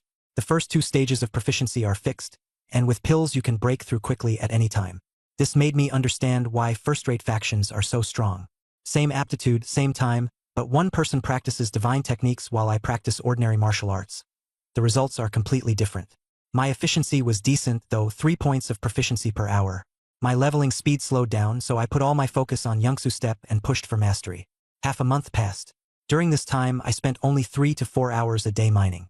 My level rose from 21 to 22, and I also gained agility from leveling up. Because leveling was slow, my ranking fell from 1st to 5th. Lin Cai reached level 23 and took 1st place back. Li Shou reached level 22, and with higher experience, he ranked ahead of me. The top 4 were still the 4 major first-rate players. I didn't mind. My biggest gain over the past half-month was Yangsu Step. After practicing footwork for a day, my figure was almost like the wind. In an instant, I could leap from the corner of the courtyard to 7 or 8 meters away. Suddenly, a warm current surged through my body. Proficiency broke through 1,000 points. I had fully mastered it. I immediately stopped, shifted my thoughts, activated the Diamond King Bright King technique, and then stacked the boost from the Graceful Void Step. My base agility was 9 points. The Diamond King Bright King technique added 15 points. The Graceful Void Step added 24 points. In an instant, my agility shot up to 48 points. As soon as I stepped forward, my whole body turned into a streak of afterimage, covering 10 meters in a single stride. I drew the 9th rank official blade and unleashed the Capturing Thief blade technique, adding another 6 points of agility. With the blade technique, cultivation technique, and movement technique all fully activated, my agility broke through 50 and reached 54 points. At that moment, I felt like a completely different person from half a month ago. My speed had increased dramatically, enough to decide life and death in real combat. I sheathed my blade and stood still. A few seconds later, the dust settled. I checked the attribute panel. Level 22, Strength 11, Agility 9, Mental Power 30. The Diamond King Bright King technique had just entered the beginner stage, while the Mountain Crushing Fist and Capturing Thief blade technique had both reached full mastery, and the Graceful Void Step had also reached full mastery. I felt reassured. Now, if I were to face someone like Wu Man, a 9th rank martial artist, I wouldn't need to fight while kiting them like before. With my speed, he would find it hard even to defend. I couldn't help wondering if I was already touching the edge of the 8th rank. Still, thinking about it, sure, Xian was an 8th rank martial artist. Without activating his technique, his base strength was 43 and his agility was 28. By that calculation, I was still behind an 8th rank martial artist, but not by much. At that moment, there was a knock at the gate outside the courtyard. Is Ryan here? I went out to take a look, and it was 2 men and 2 women, all wearing the disciple robes of the Shanhe sect. Their strength was about on par with Wu Kei's, stronger than ordinary stewards, but clearly not at the level of Wang Jing or Su Qing. The young man at the head glanced at me and smiled. You must be Ryan, right? I was sent here by Senior Brother Su. I asked, may I know your honorable name, Senior Brother? He said, my name is Su Shan. Their gazes fell on the 9th rank official saber at my waist, clearly recognizing it, and their attitude carried a bit more respect. Su Shan asked me whether, in the major case in Qingshan City, I had joined forces with Tie Division's Sher Xin to kill the Rong clan scout Wu Man. I said it was also thanks to luck. After all, Wu Man was a 9th rank martial artist. I only played the role of harassment and the outcome was determined by Sher Xin. He said Wu Man was a 9th rank martial artist of the Giant Spirit sect, and his mixed iron art was not weaker than the Shanha sect's inner methods. So he was indeed not easy to deal with. He then asked whether I was a 9th rank Tie constable. I nodded, and their attitude became noticeably more respectful. Su Shan said he was Su Qing's younger cousin, and that this trip was to escort this month's red gold ore back to the sect, while also serving as a guide. Su Qing's master wanted to ask about the details of the Wu Ke matter, so this time he had me escort the ore back to the Shanha sect. I didn't have much of a reaction. If it had been before, I would have definitely been uneasy, but now it was different. I already had the identity of a 9th rank Tie constable, and I had also taken part in the Wu Ke case with the Tie division backing me. As long as the Shanha sect didn't lose its mind, they certainly wouldn't dare to do anything against me openly. From the way they looked now, there was no problem on the surface. I suggested first going to the storeroom to inventory the red gold ore, and then setting out today after the count was finished. Su Shan immediately agreed. A group of people went to the warehouse, and the 11 stewards also rushed over. The inventory results came out quickly. 3,782 Jin, 5 Liang, 4 Qian. Su Shan sucked in a breath of cold air, his face full of delight, and said that Su Qing's position was now secure and that the military pledge had been fulfilled. The 11 stewards looked complicated. They weren't trying to hold him back. They simply didn't have the ability. The miners numbered over 10,000 in total, with 2,000 to 3,000 going down the mine every day. The mine bandits couldn't be bothered to stir up trouble, so they could only honestly dig for ore. I strictly restricted deep excavation, and no one was allowed into dangerous areas. In the past half-month, there hadn't been any major accidents at most, only a few people breaking arms and legs from falls. Su Shan asked whether production could be kept stable at over 3,500 Jin. I said no problem. They all laughed. More than 3,700 Jin of red gold ore were loaded onto 2 horse-drawn carriages, escorted by 24 vain guards, and set off back to the Shanha sect. Su Shan and I rode horses alongside the carts, while 3 other disciples led the way. When the petty thieves saw the convoy's display of force, most of them took a detour. Su Shan brought up martial arts in conversation, and I smoothly steered the topic, saying that when I fought Wu Man back then, he used the Splitting Mountain Fist, and his aura was like a mountain collapsing, pressing so hard that I couldn't muster any strength. I asked him whether the Splitting Mountain Fist was an ultimate art. He said no. The Splitting Mountain Fist was only an unremarkable boxing style, far inferior to the Shanha 12 fists, but it could cultivate intent, which most people couldn't achieve because they lacked the talent. I understood that this talent was mostly related to spiritual power. I pressed further and asked what intent was. He said he hadn't grasped it either. Yi is a distinctive feature of the martial techniques of the 4 top-tier sects, and the divine sect's divine Dao art is especially good at cultivating Yi. It can also improve talent and comprehension, and speed up martial training. I thought of spiritual power techniques. If one wanted to increase spiritual power, I'm afraid one would have to find something like the divine Dao art. But I'm still far from that now. I can only keep it in mind and pin my hopes on the system's rewards.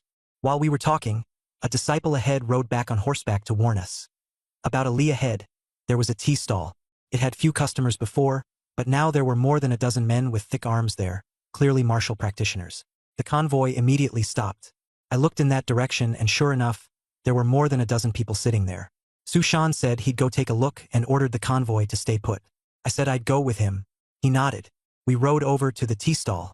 The stall owner greeted us with a smile, while the dozen-odd customers kept their heads down, silently drinking tea. Su Shan sat on his horse and surveyed them. I opened the attribute panel and immediately sensed something was wrong. Aside from a few ordinary people, the rest were all martial artists, and their strength was on par with Su Shan's. Their affiliation was all Juling sect. As soon as I saw that clearly, suddenly one Juling sect martial artist sprang up and slashed at Su Shan with a long saber, shouting, "The Mountain River sect has grown suspicious. Kill him first to sacrifice to Wu Man." Immediately, the others made their move as well. In an instant, Su Shan and I were surrounded. The tea stall owner turned pale with fright, while the ordinary customers hugged their bundles and fled for their lives. The 3 disciples behind him had no time to come to his aid. Su Shama was stabbed in the throat, flipped off his horse to fight back, and after taking a few blows was injured. With so many opponents, he simply couldn't hold out. He shouted angrily, "Warriors of the Jilling sect!" The 3 disciples in the distance had intended to rush over, but when they saw that more than 10 opponents were already scared off, some even wanted to protect the mine and withdraw before sending word back. Suddenly, a Jilling sect warrior pointed at me and roared. It was him! He used despicable means to kill Wu Man get revenge. 7 or 8 of them all turned at once and charged over to surround me. Su Shan's pressure dropped sharply. I smiled. They had chosen the wrong target. I didn't activate Diamond Vajra Wisdom Art, only triggered Graceful Void Step, then stacked the thief-catching saber technique. My agility shot up to 39. Before their eyes could even focus, I was already gone. In an instant, 3 heads flew into the air, blood spurting everywhere. Before they could react, I charged again and took off 3 more heads in quick succession. They couldn't even catch my shadow. None of these giant spirit sect martial artists had cultivated iron-hardened skill. I took them down 1 slash at a time. It was like chopping vegetables. 1 encounter, 1 flying head. In the blink of an eye, they were all beheaded, without even a chance to fight back. Su Shan was stunned speechless. The tea stall owner, terrified, collapsed onto the ground, while the ordinary customers retreated far away, faces full of fear. I immediately pulled out my waist token and shouted, "Ironclad Division 9th Rank Constable Ryan is here. All barbarian spies have been exterminated. There's no need for anyone to panic." Hearing me shout Ironclad Division, the tea stall owner's face eased, and the customers also let out a sigh of relief. After the experience points in my body were fully absorbed, I clicked my tongue inwardly. This experience was far too little. I might as well dig a few more shovels of ore. Only then did Su Shan come to his senses. Stammering, he said, "Elaine, your strength." The 3rd disciple arrived with the caravan and, seeing the corpses on the ground, was all stunned. I ignored Su Shan and only smiled as I said, "Senior brother Su Shan, send someone to Qingshan City to inform Constable Lin Yan and ask him to come collect the bodies." Su Shan nodded and immediately sent a disciple off. After the person left, he looked at me with a strange expression. "Brother Lei, you're a 9th rank martial artist?" The other disciples and guards' expressions also changed. I replied calmly, "The assessment hasn't been held yet, so I haven't been officially registered, meaning the strength is there, but the title isn't." Su Shan understood and sighed. "Brother Lai, thanks to you, otherwise all of us would have died. And these 2 carts of red gold or would have been lost too." Then his expression suddenly changed and he asked, "Did the Ironclad Bureau already know there were Mang tribe spies in the ground? So they specially sent a 9th rank martial artist like you to lie low?" I didn't answer, only smiled. I understood that this misunderstanding was beneficial. My Shanha sect thought the Ironclad Bureau was secretly nurturing me, while the Ironclad Bureau thought the Shanha sect was cultivating me. When both sides fully realized the truth and my strength had risen even higher, these guesses would naturally no longer matter. A little over half a day later, Lin Yan arrived with his men. Seeing the corpses, he asked solemnly, "Xiao Lai, were these martial artists from the giant spirit gate?" I nodded. I briefly told him what had happened with Su Shan. Lin Yan had already heard a rough version of it, and after seeing the scene again, he immediately understood. The case was clear, and the merit was enormous. I sighed. "Boss, you said there would be Mang tribe spies retaliating, and sure enough you were right." Lin Yan froze, then solemnly patted my shoulder. "Without you, something huge would have happened this time. I'll report it up. You get first credit." I pulled him aside and lowered my voice. "Boss, I want to earn a bit more from the red gold, or, if the merit is too great and my promotion is too fast, the prefecture office will transfer me away for debriefing, and then the arrangements in Qingshan City will be thrown into chaos. This time, you should take the first credit. If I'm promoted 1 more step, the Qingshan City constable position would suit me better." Lin Yan was shocked. He stared at me for a long while, then asked excitedly, "You really want to give me the first credit?" I nodded. "You're the rightful one." He was overjoyed, probably remembering how he had once looked down on me. He clasped his hands solemnly. "Xiao Lai, I saw long ago that your martial cultivation is higher than mine. You're definitely destined for great things in the Ironclad Guard. I'll take the credit then. As long as I can go 1 step further, the position of constable in Qingshan City is yours and yours alone." I believed him. He had already figured it out. Tying his interests tightly to mine would only benefit him. I took the opportunity to ask Lin Yan whether the number of refugees in Qingshan City was increasing. Lin Yan nodded. "Yeah, there have been quite a few more lately. I'm guessing some disaster struck somewhere again." I immediately said, The Qijin mine is short-handed. If there are refugees, send them all there to work. Lin Yen was pleased. That's easy. I'd be delighted if you could help resettle the refugees. Once I'm done with things here, I'll send them over right away. I smiled and thanked him. Not long after, Lin Yen led people to clear away all the corpses of the martial artists from the Juling sect who had died, and we continued escorting the Qijin mine convoy on our way. A day later, we entered the Shanhe sect smoothly. The Shanhe sect was even more imposing than I had imagined, and its mountain gate was frighteningly large. I was taken to the sect master's hall, where quite a few people were already seated. An elderly man in purple robes was sternly reprimanding a middle-aged man, saying that Wu Kei was a spy of the Rong tribe and had even brought in Wu Man, a ninth-rank martial artist. If not for the ironclad guard's timely intervention, the Shanhe sect would have had a hard time explaining itself this time. At a glance, I could tell that this purple-robed elder was the sect master. The man being scolded could only nod and admit his fault.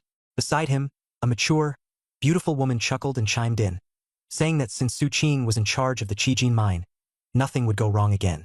The middle-aged man was unconvinced. He sarcastically said Su Qing was too young, which would affect production, and in passing questioned whether Su Qing had fulfilled his promise of producing 3,500 jin per month. Su Qing nervously said that initial results had already been achieved, and that the target would be met within 3 months. As soon as he finished speaking, the middle-aged man sneered. Perfect. This month's or has just been delivered too. Let's see whether your output has increased. The other elders all looked on indifferently, clearly unwilling to get involved. At this moment, a disciple hurried in to report that news had come from Su Shan's side. While transporting the ore, they were attacked by giant spirit sect martial artists. Everyone's expression changed. Su Qing turned pale, while the middle-aged man looked delighted at the misfortune. The sect master asked about the casualties. The disciple gave a strange reply. No one died. All the Rong clan spies were taken out by a 9th-rank ironclad constable from Qingshan City. Lai Jiwen suddenly looked up, as if unable to believe it. Su Qing was overjoyed and immediately said, "That man was the lion I invited. I'm already a 9th-rank ironclad constable." Everyone's expression changed instantly. They hadn't expected Su Qing to have someone like me, a top-tier helper. Soon after, another report arrived. The warehouse inspection had been completed, and this shipment brought back 3,700 jin of red gold ore. The hall went silent. Su Qing was almost delirious with joy. The middle-aged man's face darkened. The sect master smiled and said that, judging from those 3,700 jin, Su Qing had indeed shown good judgment in choosing me. The red gold ore would officially be entrusted to him for management, and any stewards that needed replacing should be replaced. Su Qing bowed and thanked him. The sect master then called me over and questioned me personally. When I entered the hall, the first person I saw was that purple-robed elder. Using insight to check him. Strength 63, Agility 43, Spirit 17. His draw-sword technique and fist arts had both reached the mastery level, and his inner cultivation was well established. My heart sank. This old man was far stronger than Sher Xian, absolutely at the level of a 7th-rank martial artist. I cupped my hands and said, "Ironclad Division Lai En, greetings to all present." The elders' expressions shifted as they remembered that my identity was no simple matter. I was a 9th-rank constable of the Ironclad Division. Liang Yu introduced himself and asked me to explain the reason the red gold ore output had surged from just over 2,000 to over 3,700. I said bluntly, "Before, the mine overseer was secretly causing trouble, scaring the miners so they didn't dare go down into the mine. Solve that problem and production will go up." Liang Yu looked at Lai Jiwen beside him, and Lai Jiwen lowered his head without saying a word. The middle-aged man snorted in disdain, questioning how there could be any sabotage when all the supervisors were from Shanhe sect itself. I wasn't flustered and told them everything about Fang Qingyang using the essence of the red gold or to lure the red gold mantis into killing miners. I had handed this case over to Captain Qing Shanlin to handle, and originally didn't want to embarrass Shanhe sect. As soon as those words came out, the atmosphere in the hall immediately turned tense. The mature beautiful woman and the second-generation disciple both looked ugly, and the middle-aged man was suppressed by me to the point that he couldn't say a word. Liang Yu asked the middle-aged man calmly whether Fang Qingyang was a distant relative, and the middle-aged man could only nod. Liang Yu instructed, "Be more careful with your tricks in the future." The middle-aged man lowered his head and didn't dare make a sound. Once the situation became clear, Liang Yu praised Su Qing, saying that being able to find me to manage the red gold mine was a blessing for Shanhe sect. The beautiful woman said it was just Su Qing's good luck. Liang Yu then looked at me and said he had heard that I had single-handedly fought more than 10 bandits from the giant spirit sect and wiped them all out, asking whether it was true. Everyone's attention immediately turned to me. Su Qing and the third-generation disciples looked surprised yet conflicted, while the second-generation disciples He Choubai and Hong Ying also seemed deep in thought. For the first time, Lai Jiwen really fixed his gaze on me. I knew his strength was extremely formidable, about on par with Shi Xian. If I fought him, it would probably be a 50-50 match. I had the advantage in speed but was at a disadvantage in strength. I didn't exaggerate and said lightly, those giant spirit sect guys hadn't properly trained their martial arts. They were only a bit stronger than the mine guards, nothing worth mentioning. Liang Yu shook his head and said, no matter how weak they were still warriors of the giant spirit sect. If not for you, the red gold mine would definitely have been lost. If the mine's dealings with the Rong tribe were found out by the Iron Armor Division, it would be hard for us to explain ourselves. He changed the subject. Our Shanhe sect clearly rewards and punishes. It's a pity you already hold an official position. Otherwise, I could take you as my disciple. With your talent, being my disciple would be more than enough. He Choubai and the others changed expression drastically, never expecting the sect master to value me so highly. My feelings were complicated. If he really took me as a disciple, that would naturally be a good thing, but I already had my Iron Armor Division identity, so it wasn't easy. At that moment, Liang Yu smiled again and said, a while ago, I exchanged a 300-year-old blood ginseng with Master Zhang for 5 cultivation building pills. I've already taken 4. I'll give you the remaining 1 as a reward. There was a stir in the hall. He Choubai was the first to urge anxiously, Sect Master, the foundation building pill is meant for you to break through your bottleneck. You can't casually give it to someone else. The others chimed in, saying that alchemy was already remarkable and that 5 foundation building pills in exchange for a 300-year blood ginseng was precious enough. Someone said that even though I had made meritorious contributions, I still shouldn't receive something like this. Hong Ying remained silent. Su Qing and the others were stunned, and some even said in a low voice that with the pill, their Mountain River Heart method could also break through to the second layer more quickly. Hearing this, I was moved. This pill was only effective for inner cultivation methods. The Vajra Bright King art was still over 400 points short of leveling up to the second layer. After taking the pill for 3 days, I would certainly break through, and its value was far too great. Ignoring the obstruction, Liang Yu said calmly, my aptitude is ordinary. Even after taking 4 pills, I still couldn't break through to the 5th layer, which means I have no hope. Rather than letting me take them all myself, I'd rather use them to cultivate the younger generation. After speaking, he stood up and handed me a wooden box. Take the foundation building pill.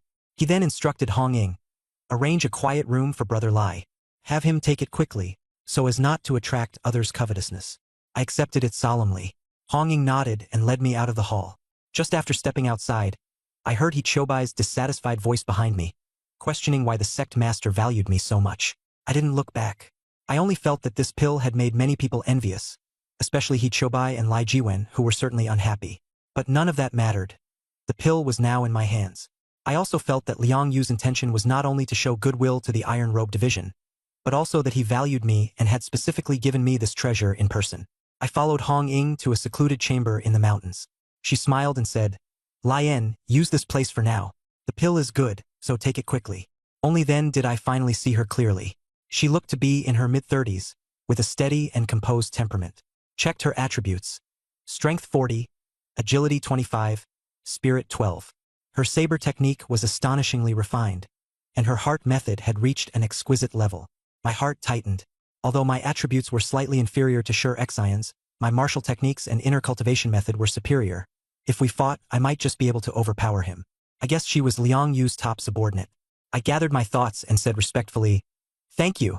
She smiled and said, No need to be polite. You're friends with Su Qing, so you count as a junior too. Come by often when you have time. She turned and left. I pushed open the door and entered the quiet room, then locked it from the inside. The room was simple with a meditation cushion. I sat down, opened the wooden box and saw a round pill inside. I checked the system prompt. Peiyuan pill. Increases inner cultivation experience by 500 points. After taking it, you'll be immobilized for 3 days. My heart skipped a beat. 500 points of inner cultivation experience, even more than I had expected. The Vajra Bright King art was only more than 400 points away from reaching the second level. Once I took this pill, I'd break through directly after 3 days. I quickly pulled up the description for the second level of the Vajra Bright King art.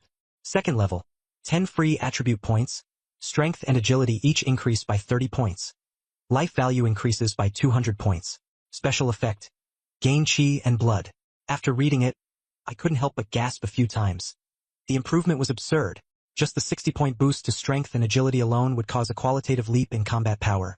Not to mention the extra 200 HP and that mysterious new attribute, Qi and Blood. I thought of Liang Yu. His Shanhe inner cultivation method was probably at the 4th level, and trying to push to the 5th would be terrifyingly difficult.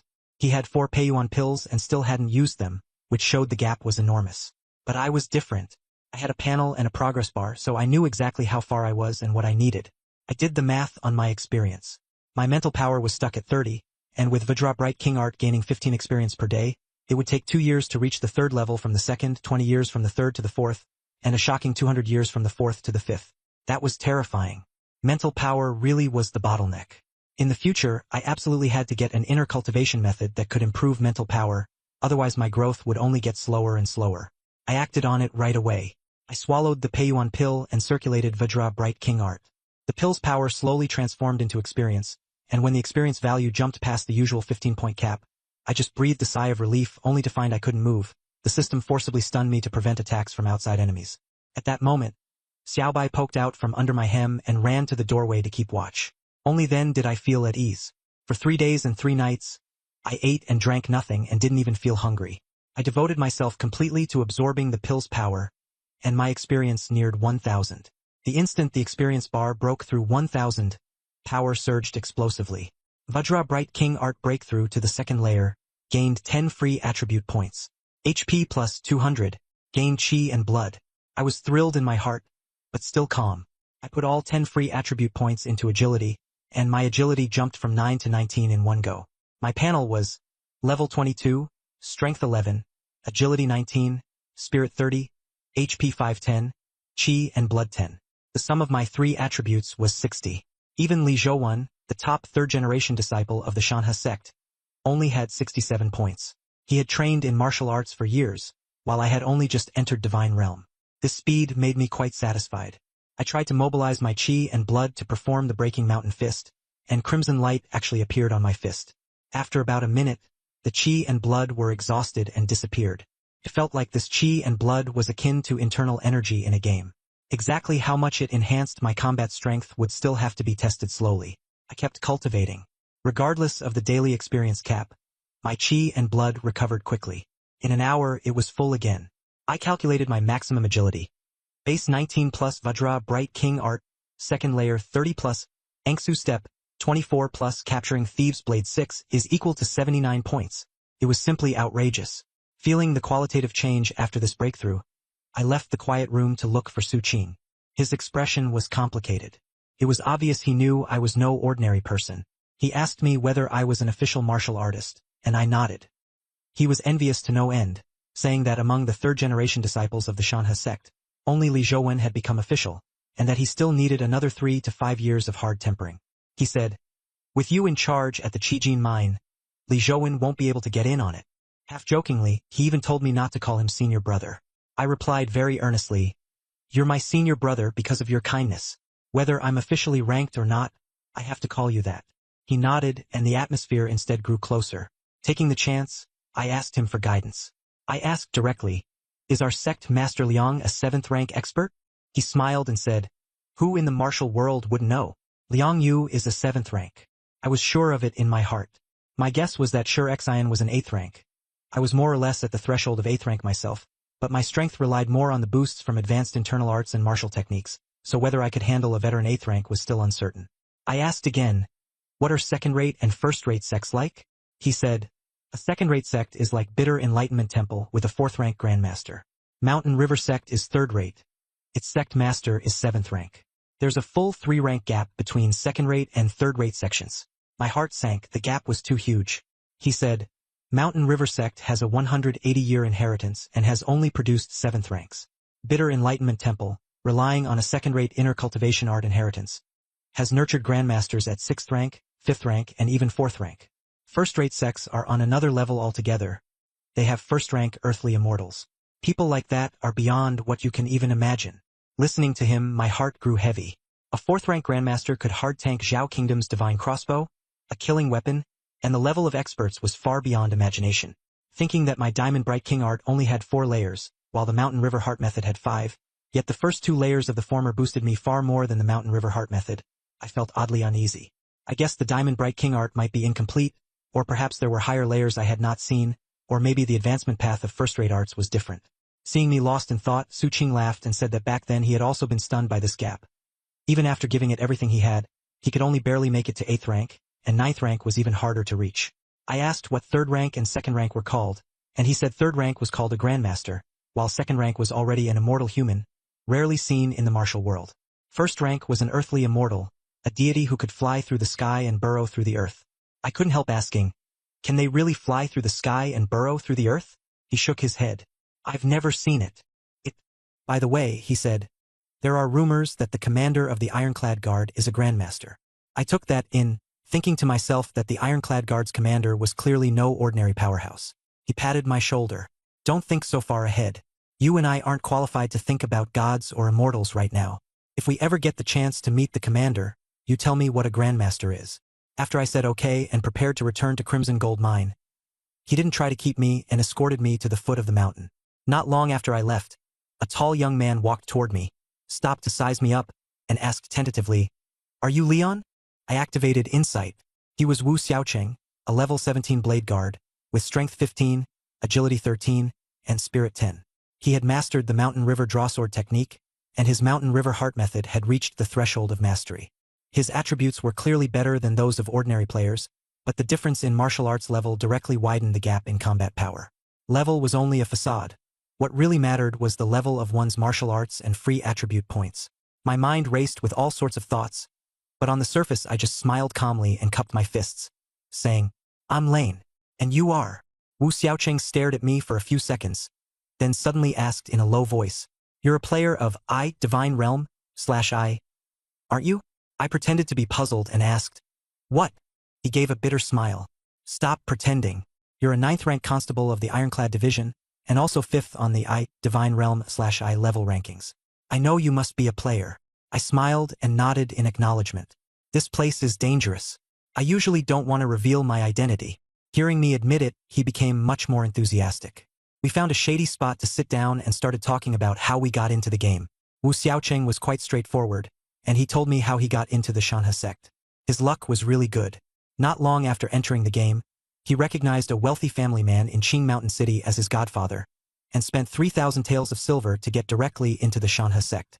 I sighed with emotion. "Old Wu, your luck is really something. You didn't suffer a bit. Otherwise, if I hadn't stumbled onto the Fire Crystal Rock Vein and gotten the Vajra Bright King art by sheer luck, I'd probably still only be a miserable mining laborer." I asked him how much he had spent, and after thinking seriously for a moment, he said 3,000 taels. I fell silent. 3,000 taels was a fortune in Divine Realm /I. Even my current net worth of over 1,000 taels already counted as a lot. Yet he actually asked me, "Is 3,000 taels a lot?"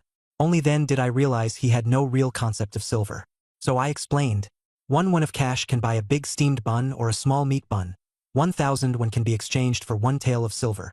He subconsciously said, "In reality, a steamed bun is 2 yuan. Then he froze. "So 1 tael of silver has about the purchasing power of 2,000 yuan? I nodded. "At least in terms of food, roughly." He began muttering, 3,000 taels, 6 million. Then, excitedly, "If only I'd known my godfather would leave me the silver. Once I get back to reality, 3,000 taels could be exchanged for cash." I smiled. "Old Wu, that idea isn't very realistic." He asked, "Why?" I said seriously, "We probably won't be able to go back." His face stiffened. "No way. It's just a game. We just haven't found the exit button yet." I smiled. "You've guessed it yourself. You just don't want to accept it." He fell silent, then asked in a low voice, "Really can't go back?" I said, "Most likely not." Added, "We may have come in with our physical bodies. This isn't an ordinary holographic game. Even birthmarks and old injuries came with us. If we die here, we may really die. Silver is more valuable than cash. Use it to save your life and buy cultivation resources. The 3,000 taels your godfather spent weren't wasted. They were worth every bit." He froze. How many players now can't even get their hands on ordinary martial skills, let alone the Shanhe Heart method? I nodded. "Shanhe Mental method is only 3rd-rate internal skill." He gave a bitter smile. "Spent 6 million yuan on a 3rd-rate internal skill." I stopped provoking him and shared some information I had about Divine Domain. He had a straightforward personality, unlike Zhang Wei, and we chatted very well. Half an hour later, his eyes began to light up. Ryan, so you're saying I've shot up the ranks in one leap? I smiled. Why do you think you made it into the top 10 on the leaderboard? There are 1 million players in the whole game. Only a few hundred truly learn martial skills, and only a few dozen cultivate internal power. Shanha mental method isn't ordinary. With just the 4th layer, the sect master can become a 7th rank expert. He was curious about what a 7th rank expert was, and I nodded seriously. 7th rank means superhuman. Way more powerful. He couldn't even imagine it, so I didn't explain further and instead asked him how he leveled up. He said he went to the back mountain every day to chop Vajra bamboo and practice the Shanha drawn blade technique, gaining experience. I believed him. After he had trained it to mastery, it increased his agility by 8 points. He said martial skill training was very slow. Training martial skills for 12 hours a day increased proficiency by 12 points, and the remaining time was spent training internal skills. I told him his strength was already greater than that of ordinary disciples who had joined for 7 or 8 years. He said I was leveling up aggressively, and I said, mining. He looked at me strangely. You can level up by mining too? I said that mining was inefficient at first, but once your level went up, the gains got faster. He didn't care about efficiency. He squeezed 1 day's worth of my 10 coppers. He was shocked and begged me further. Ryan, there's no one left at Shanha sect. I'll go mine with you too. The Shanha sword technique can't break through to masterful perfection in the short term. Focus on leveling first. I smiled. I'd been waiting for him to say that. I agreed, sure. Come back to Qijin mine with me. I'll keep you on as a foreman with a salary. He was overjoyed. We returned to the mining area and ran into Old Zhao, who was leading 300 to 400 refugees. Half were players, all in tattered clothes and pale-faced, clearly having gone hungry for a long time. I called out to Old Zhao, and he immediately came up with a few constables, calling me Lord Lei. In front of everyone, he said Captain Lin had predicted that I would be promoted to captain in Qingshan City, and even to the rank of 8th grade ironclad constable. The atmosphere changed at once, and everyone's expression shifted. I asked Old Zhao whether the refugees had been sent by Qingshan City. He said Captain Lin had given the order that refugees were to be sent to Qijin Mine first. I took out 5 taels of broken silver on the spot and persuaded him to split it among his brothers. Although he didn't dare accept it at first, he eventually took it. After he led the others away, I announced to the 11 foremen, I just went to Shanha sect. The sect master gave Lei Jiwen a severe scolding.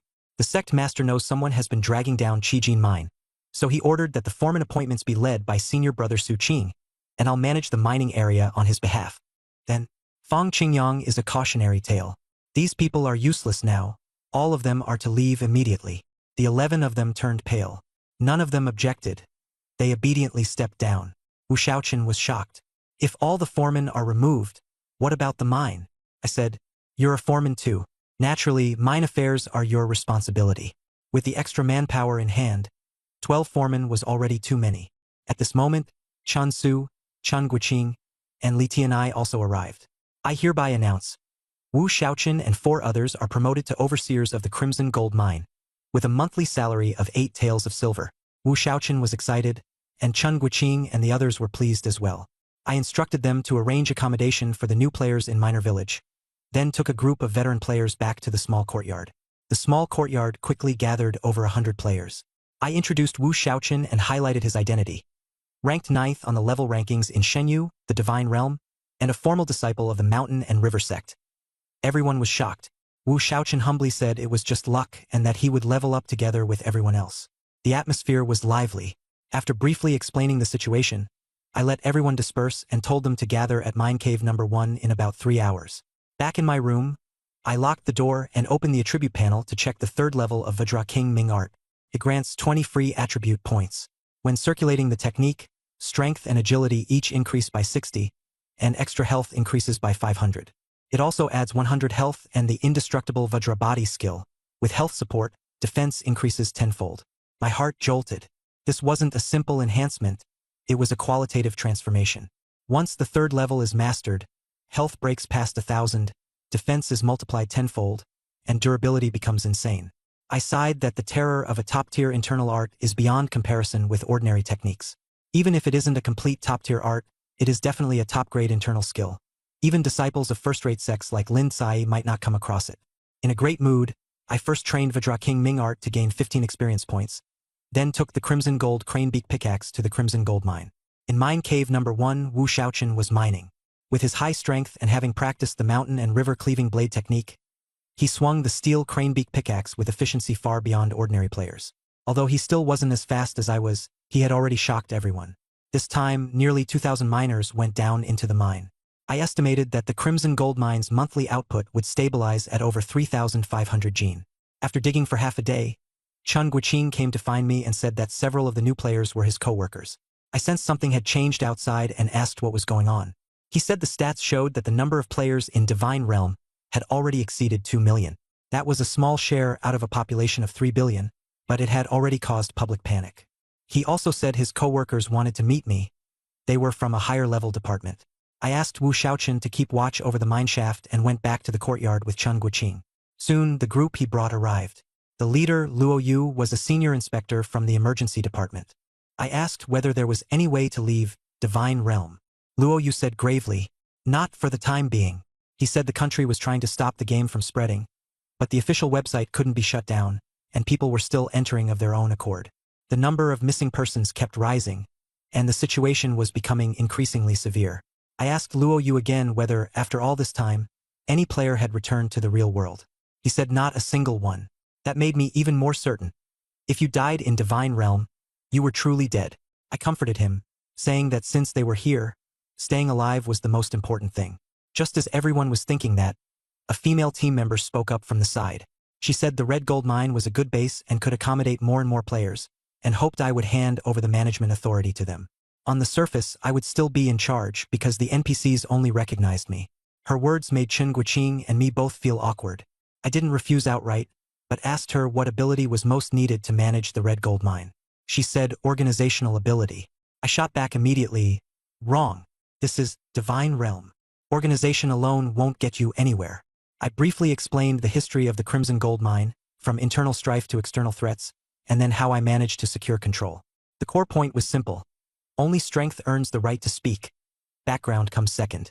Right now, they weren't even real martial artists, so they had no qualification to manage the Crimson Gold Mine. My conclusion for them was mine with Chun Guiqing first, make money, fill your stomachs, level up, and then talk about everything else. The female team member was unconvinced and said I should cooperate with them. I told her I already had been cooperating. Qingshan City was prioritizing sending refugees here in order to take in more players, so our goals were actually the same. Then I asked a crucial question. If everyone could never go back, and more people got trapped in Divine Realm, what would happen? At once, Luo Yu and the others understood that all the external powers would have to go through a total reshuffle, and whether they could even continue to exist was still unknown. I told them they had to adapt to the rules here, and see themselves as part of Divine Realm, if they wanted to survive. I reminded them that they were still undocumented refugees. Even if they were killed, no one would care. They had to spend 5 taels of silver to buy identity status. Only after handing the money over to Qingshan City could they practice martial arts, grow stronger, and then talk about managing things like this. As soon as I finished speaking, that female team member and the others fell silent. Chun Guiqing took the opportunity to persuade them to accept reality and stop looking at Divine Realm through the lens of the outside world. Luo Yu finally agreed, saying his earlier demand had been too abrupt, and also admitted that I had done well in keeping the Crimson Gold Mine stable and ensuring there was food to eat. He hoped I'd take good care of any players who came here in the future. I agreed. Since things didn't turn ugly, after Luo Yu left, Chun Guiqing apologized and said he hadn't expected the other side to try to seize management rights right away. I said it was fine. They hadn't adapted to the rules here yet. Given time, they'd naturally learn how to survive. I smiled. Come on, let's keep going underground. Leveling up and mining are what matter most. For the next few days, I stayed in the mine and grinded levels. Several martial techniques were on the verge of fully integrating. After that, each one would require well over 10,000 proficiency points, so I couldn't improve them much in the short term. It was more cost-effective to focus on leveling first. I used Berserk 10-hit combo to dig out 14 or 15 gene of red gold, or in a single day. Doing the math, that or could fetch 30 taels of silver a day, nearly 1,000 taels a month. Buying essence-nourishing pills at 500 taels each could convert into 1,000 points of proficiency. But if I practiced martial skills for 20 hours a day, my proficiency would rise by less than 60 points. Compared with that, although mining gave proficiency more slowly, it could increase my level and grant free attribute points, making it more cost-effective. My goal was clear. First, push my level back to the top of the Divine Domain leaderboard. Soon, I leveled up and casually put my free attribute points into agility. I opened the leaderboard. Lin Cai and Jiang Tianai were both level 25, while I was level 23, ranked 5th. 2 levels behind, not much. Catch up soon. Just as I was about to keep mining, Chun Su hurried over. He said that while he was leading people to inspect for mine bugs in the number 2 mine tunnel, they discovered iron spine spiders. I immediately stopped what I was doing and asked for the details. Mine bugs are black spiders crushed flat by rocks, covered in iron spine bristles, venomous, and their stings can cause paralysis. At the thought of the Overlord ghost spider I'd encountered in number 36 mine tunnel before, my expression darkened. I felt the underground river might be connected, and that the Overlord ghost spider could come tunneling out from somewhere else. I immediately told Chun Su to take me to the number 2 mine tunnel. At the entrance, I told them to stand guard and not let anyone in. I'd handle it alone, and I released Little White to scout ahead. When I reached the place where the iron spine spiders had been found, I looked around and suddenly felt something was wrong.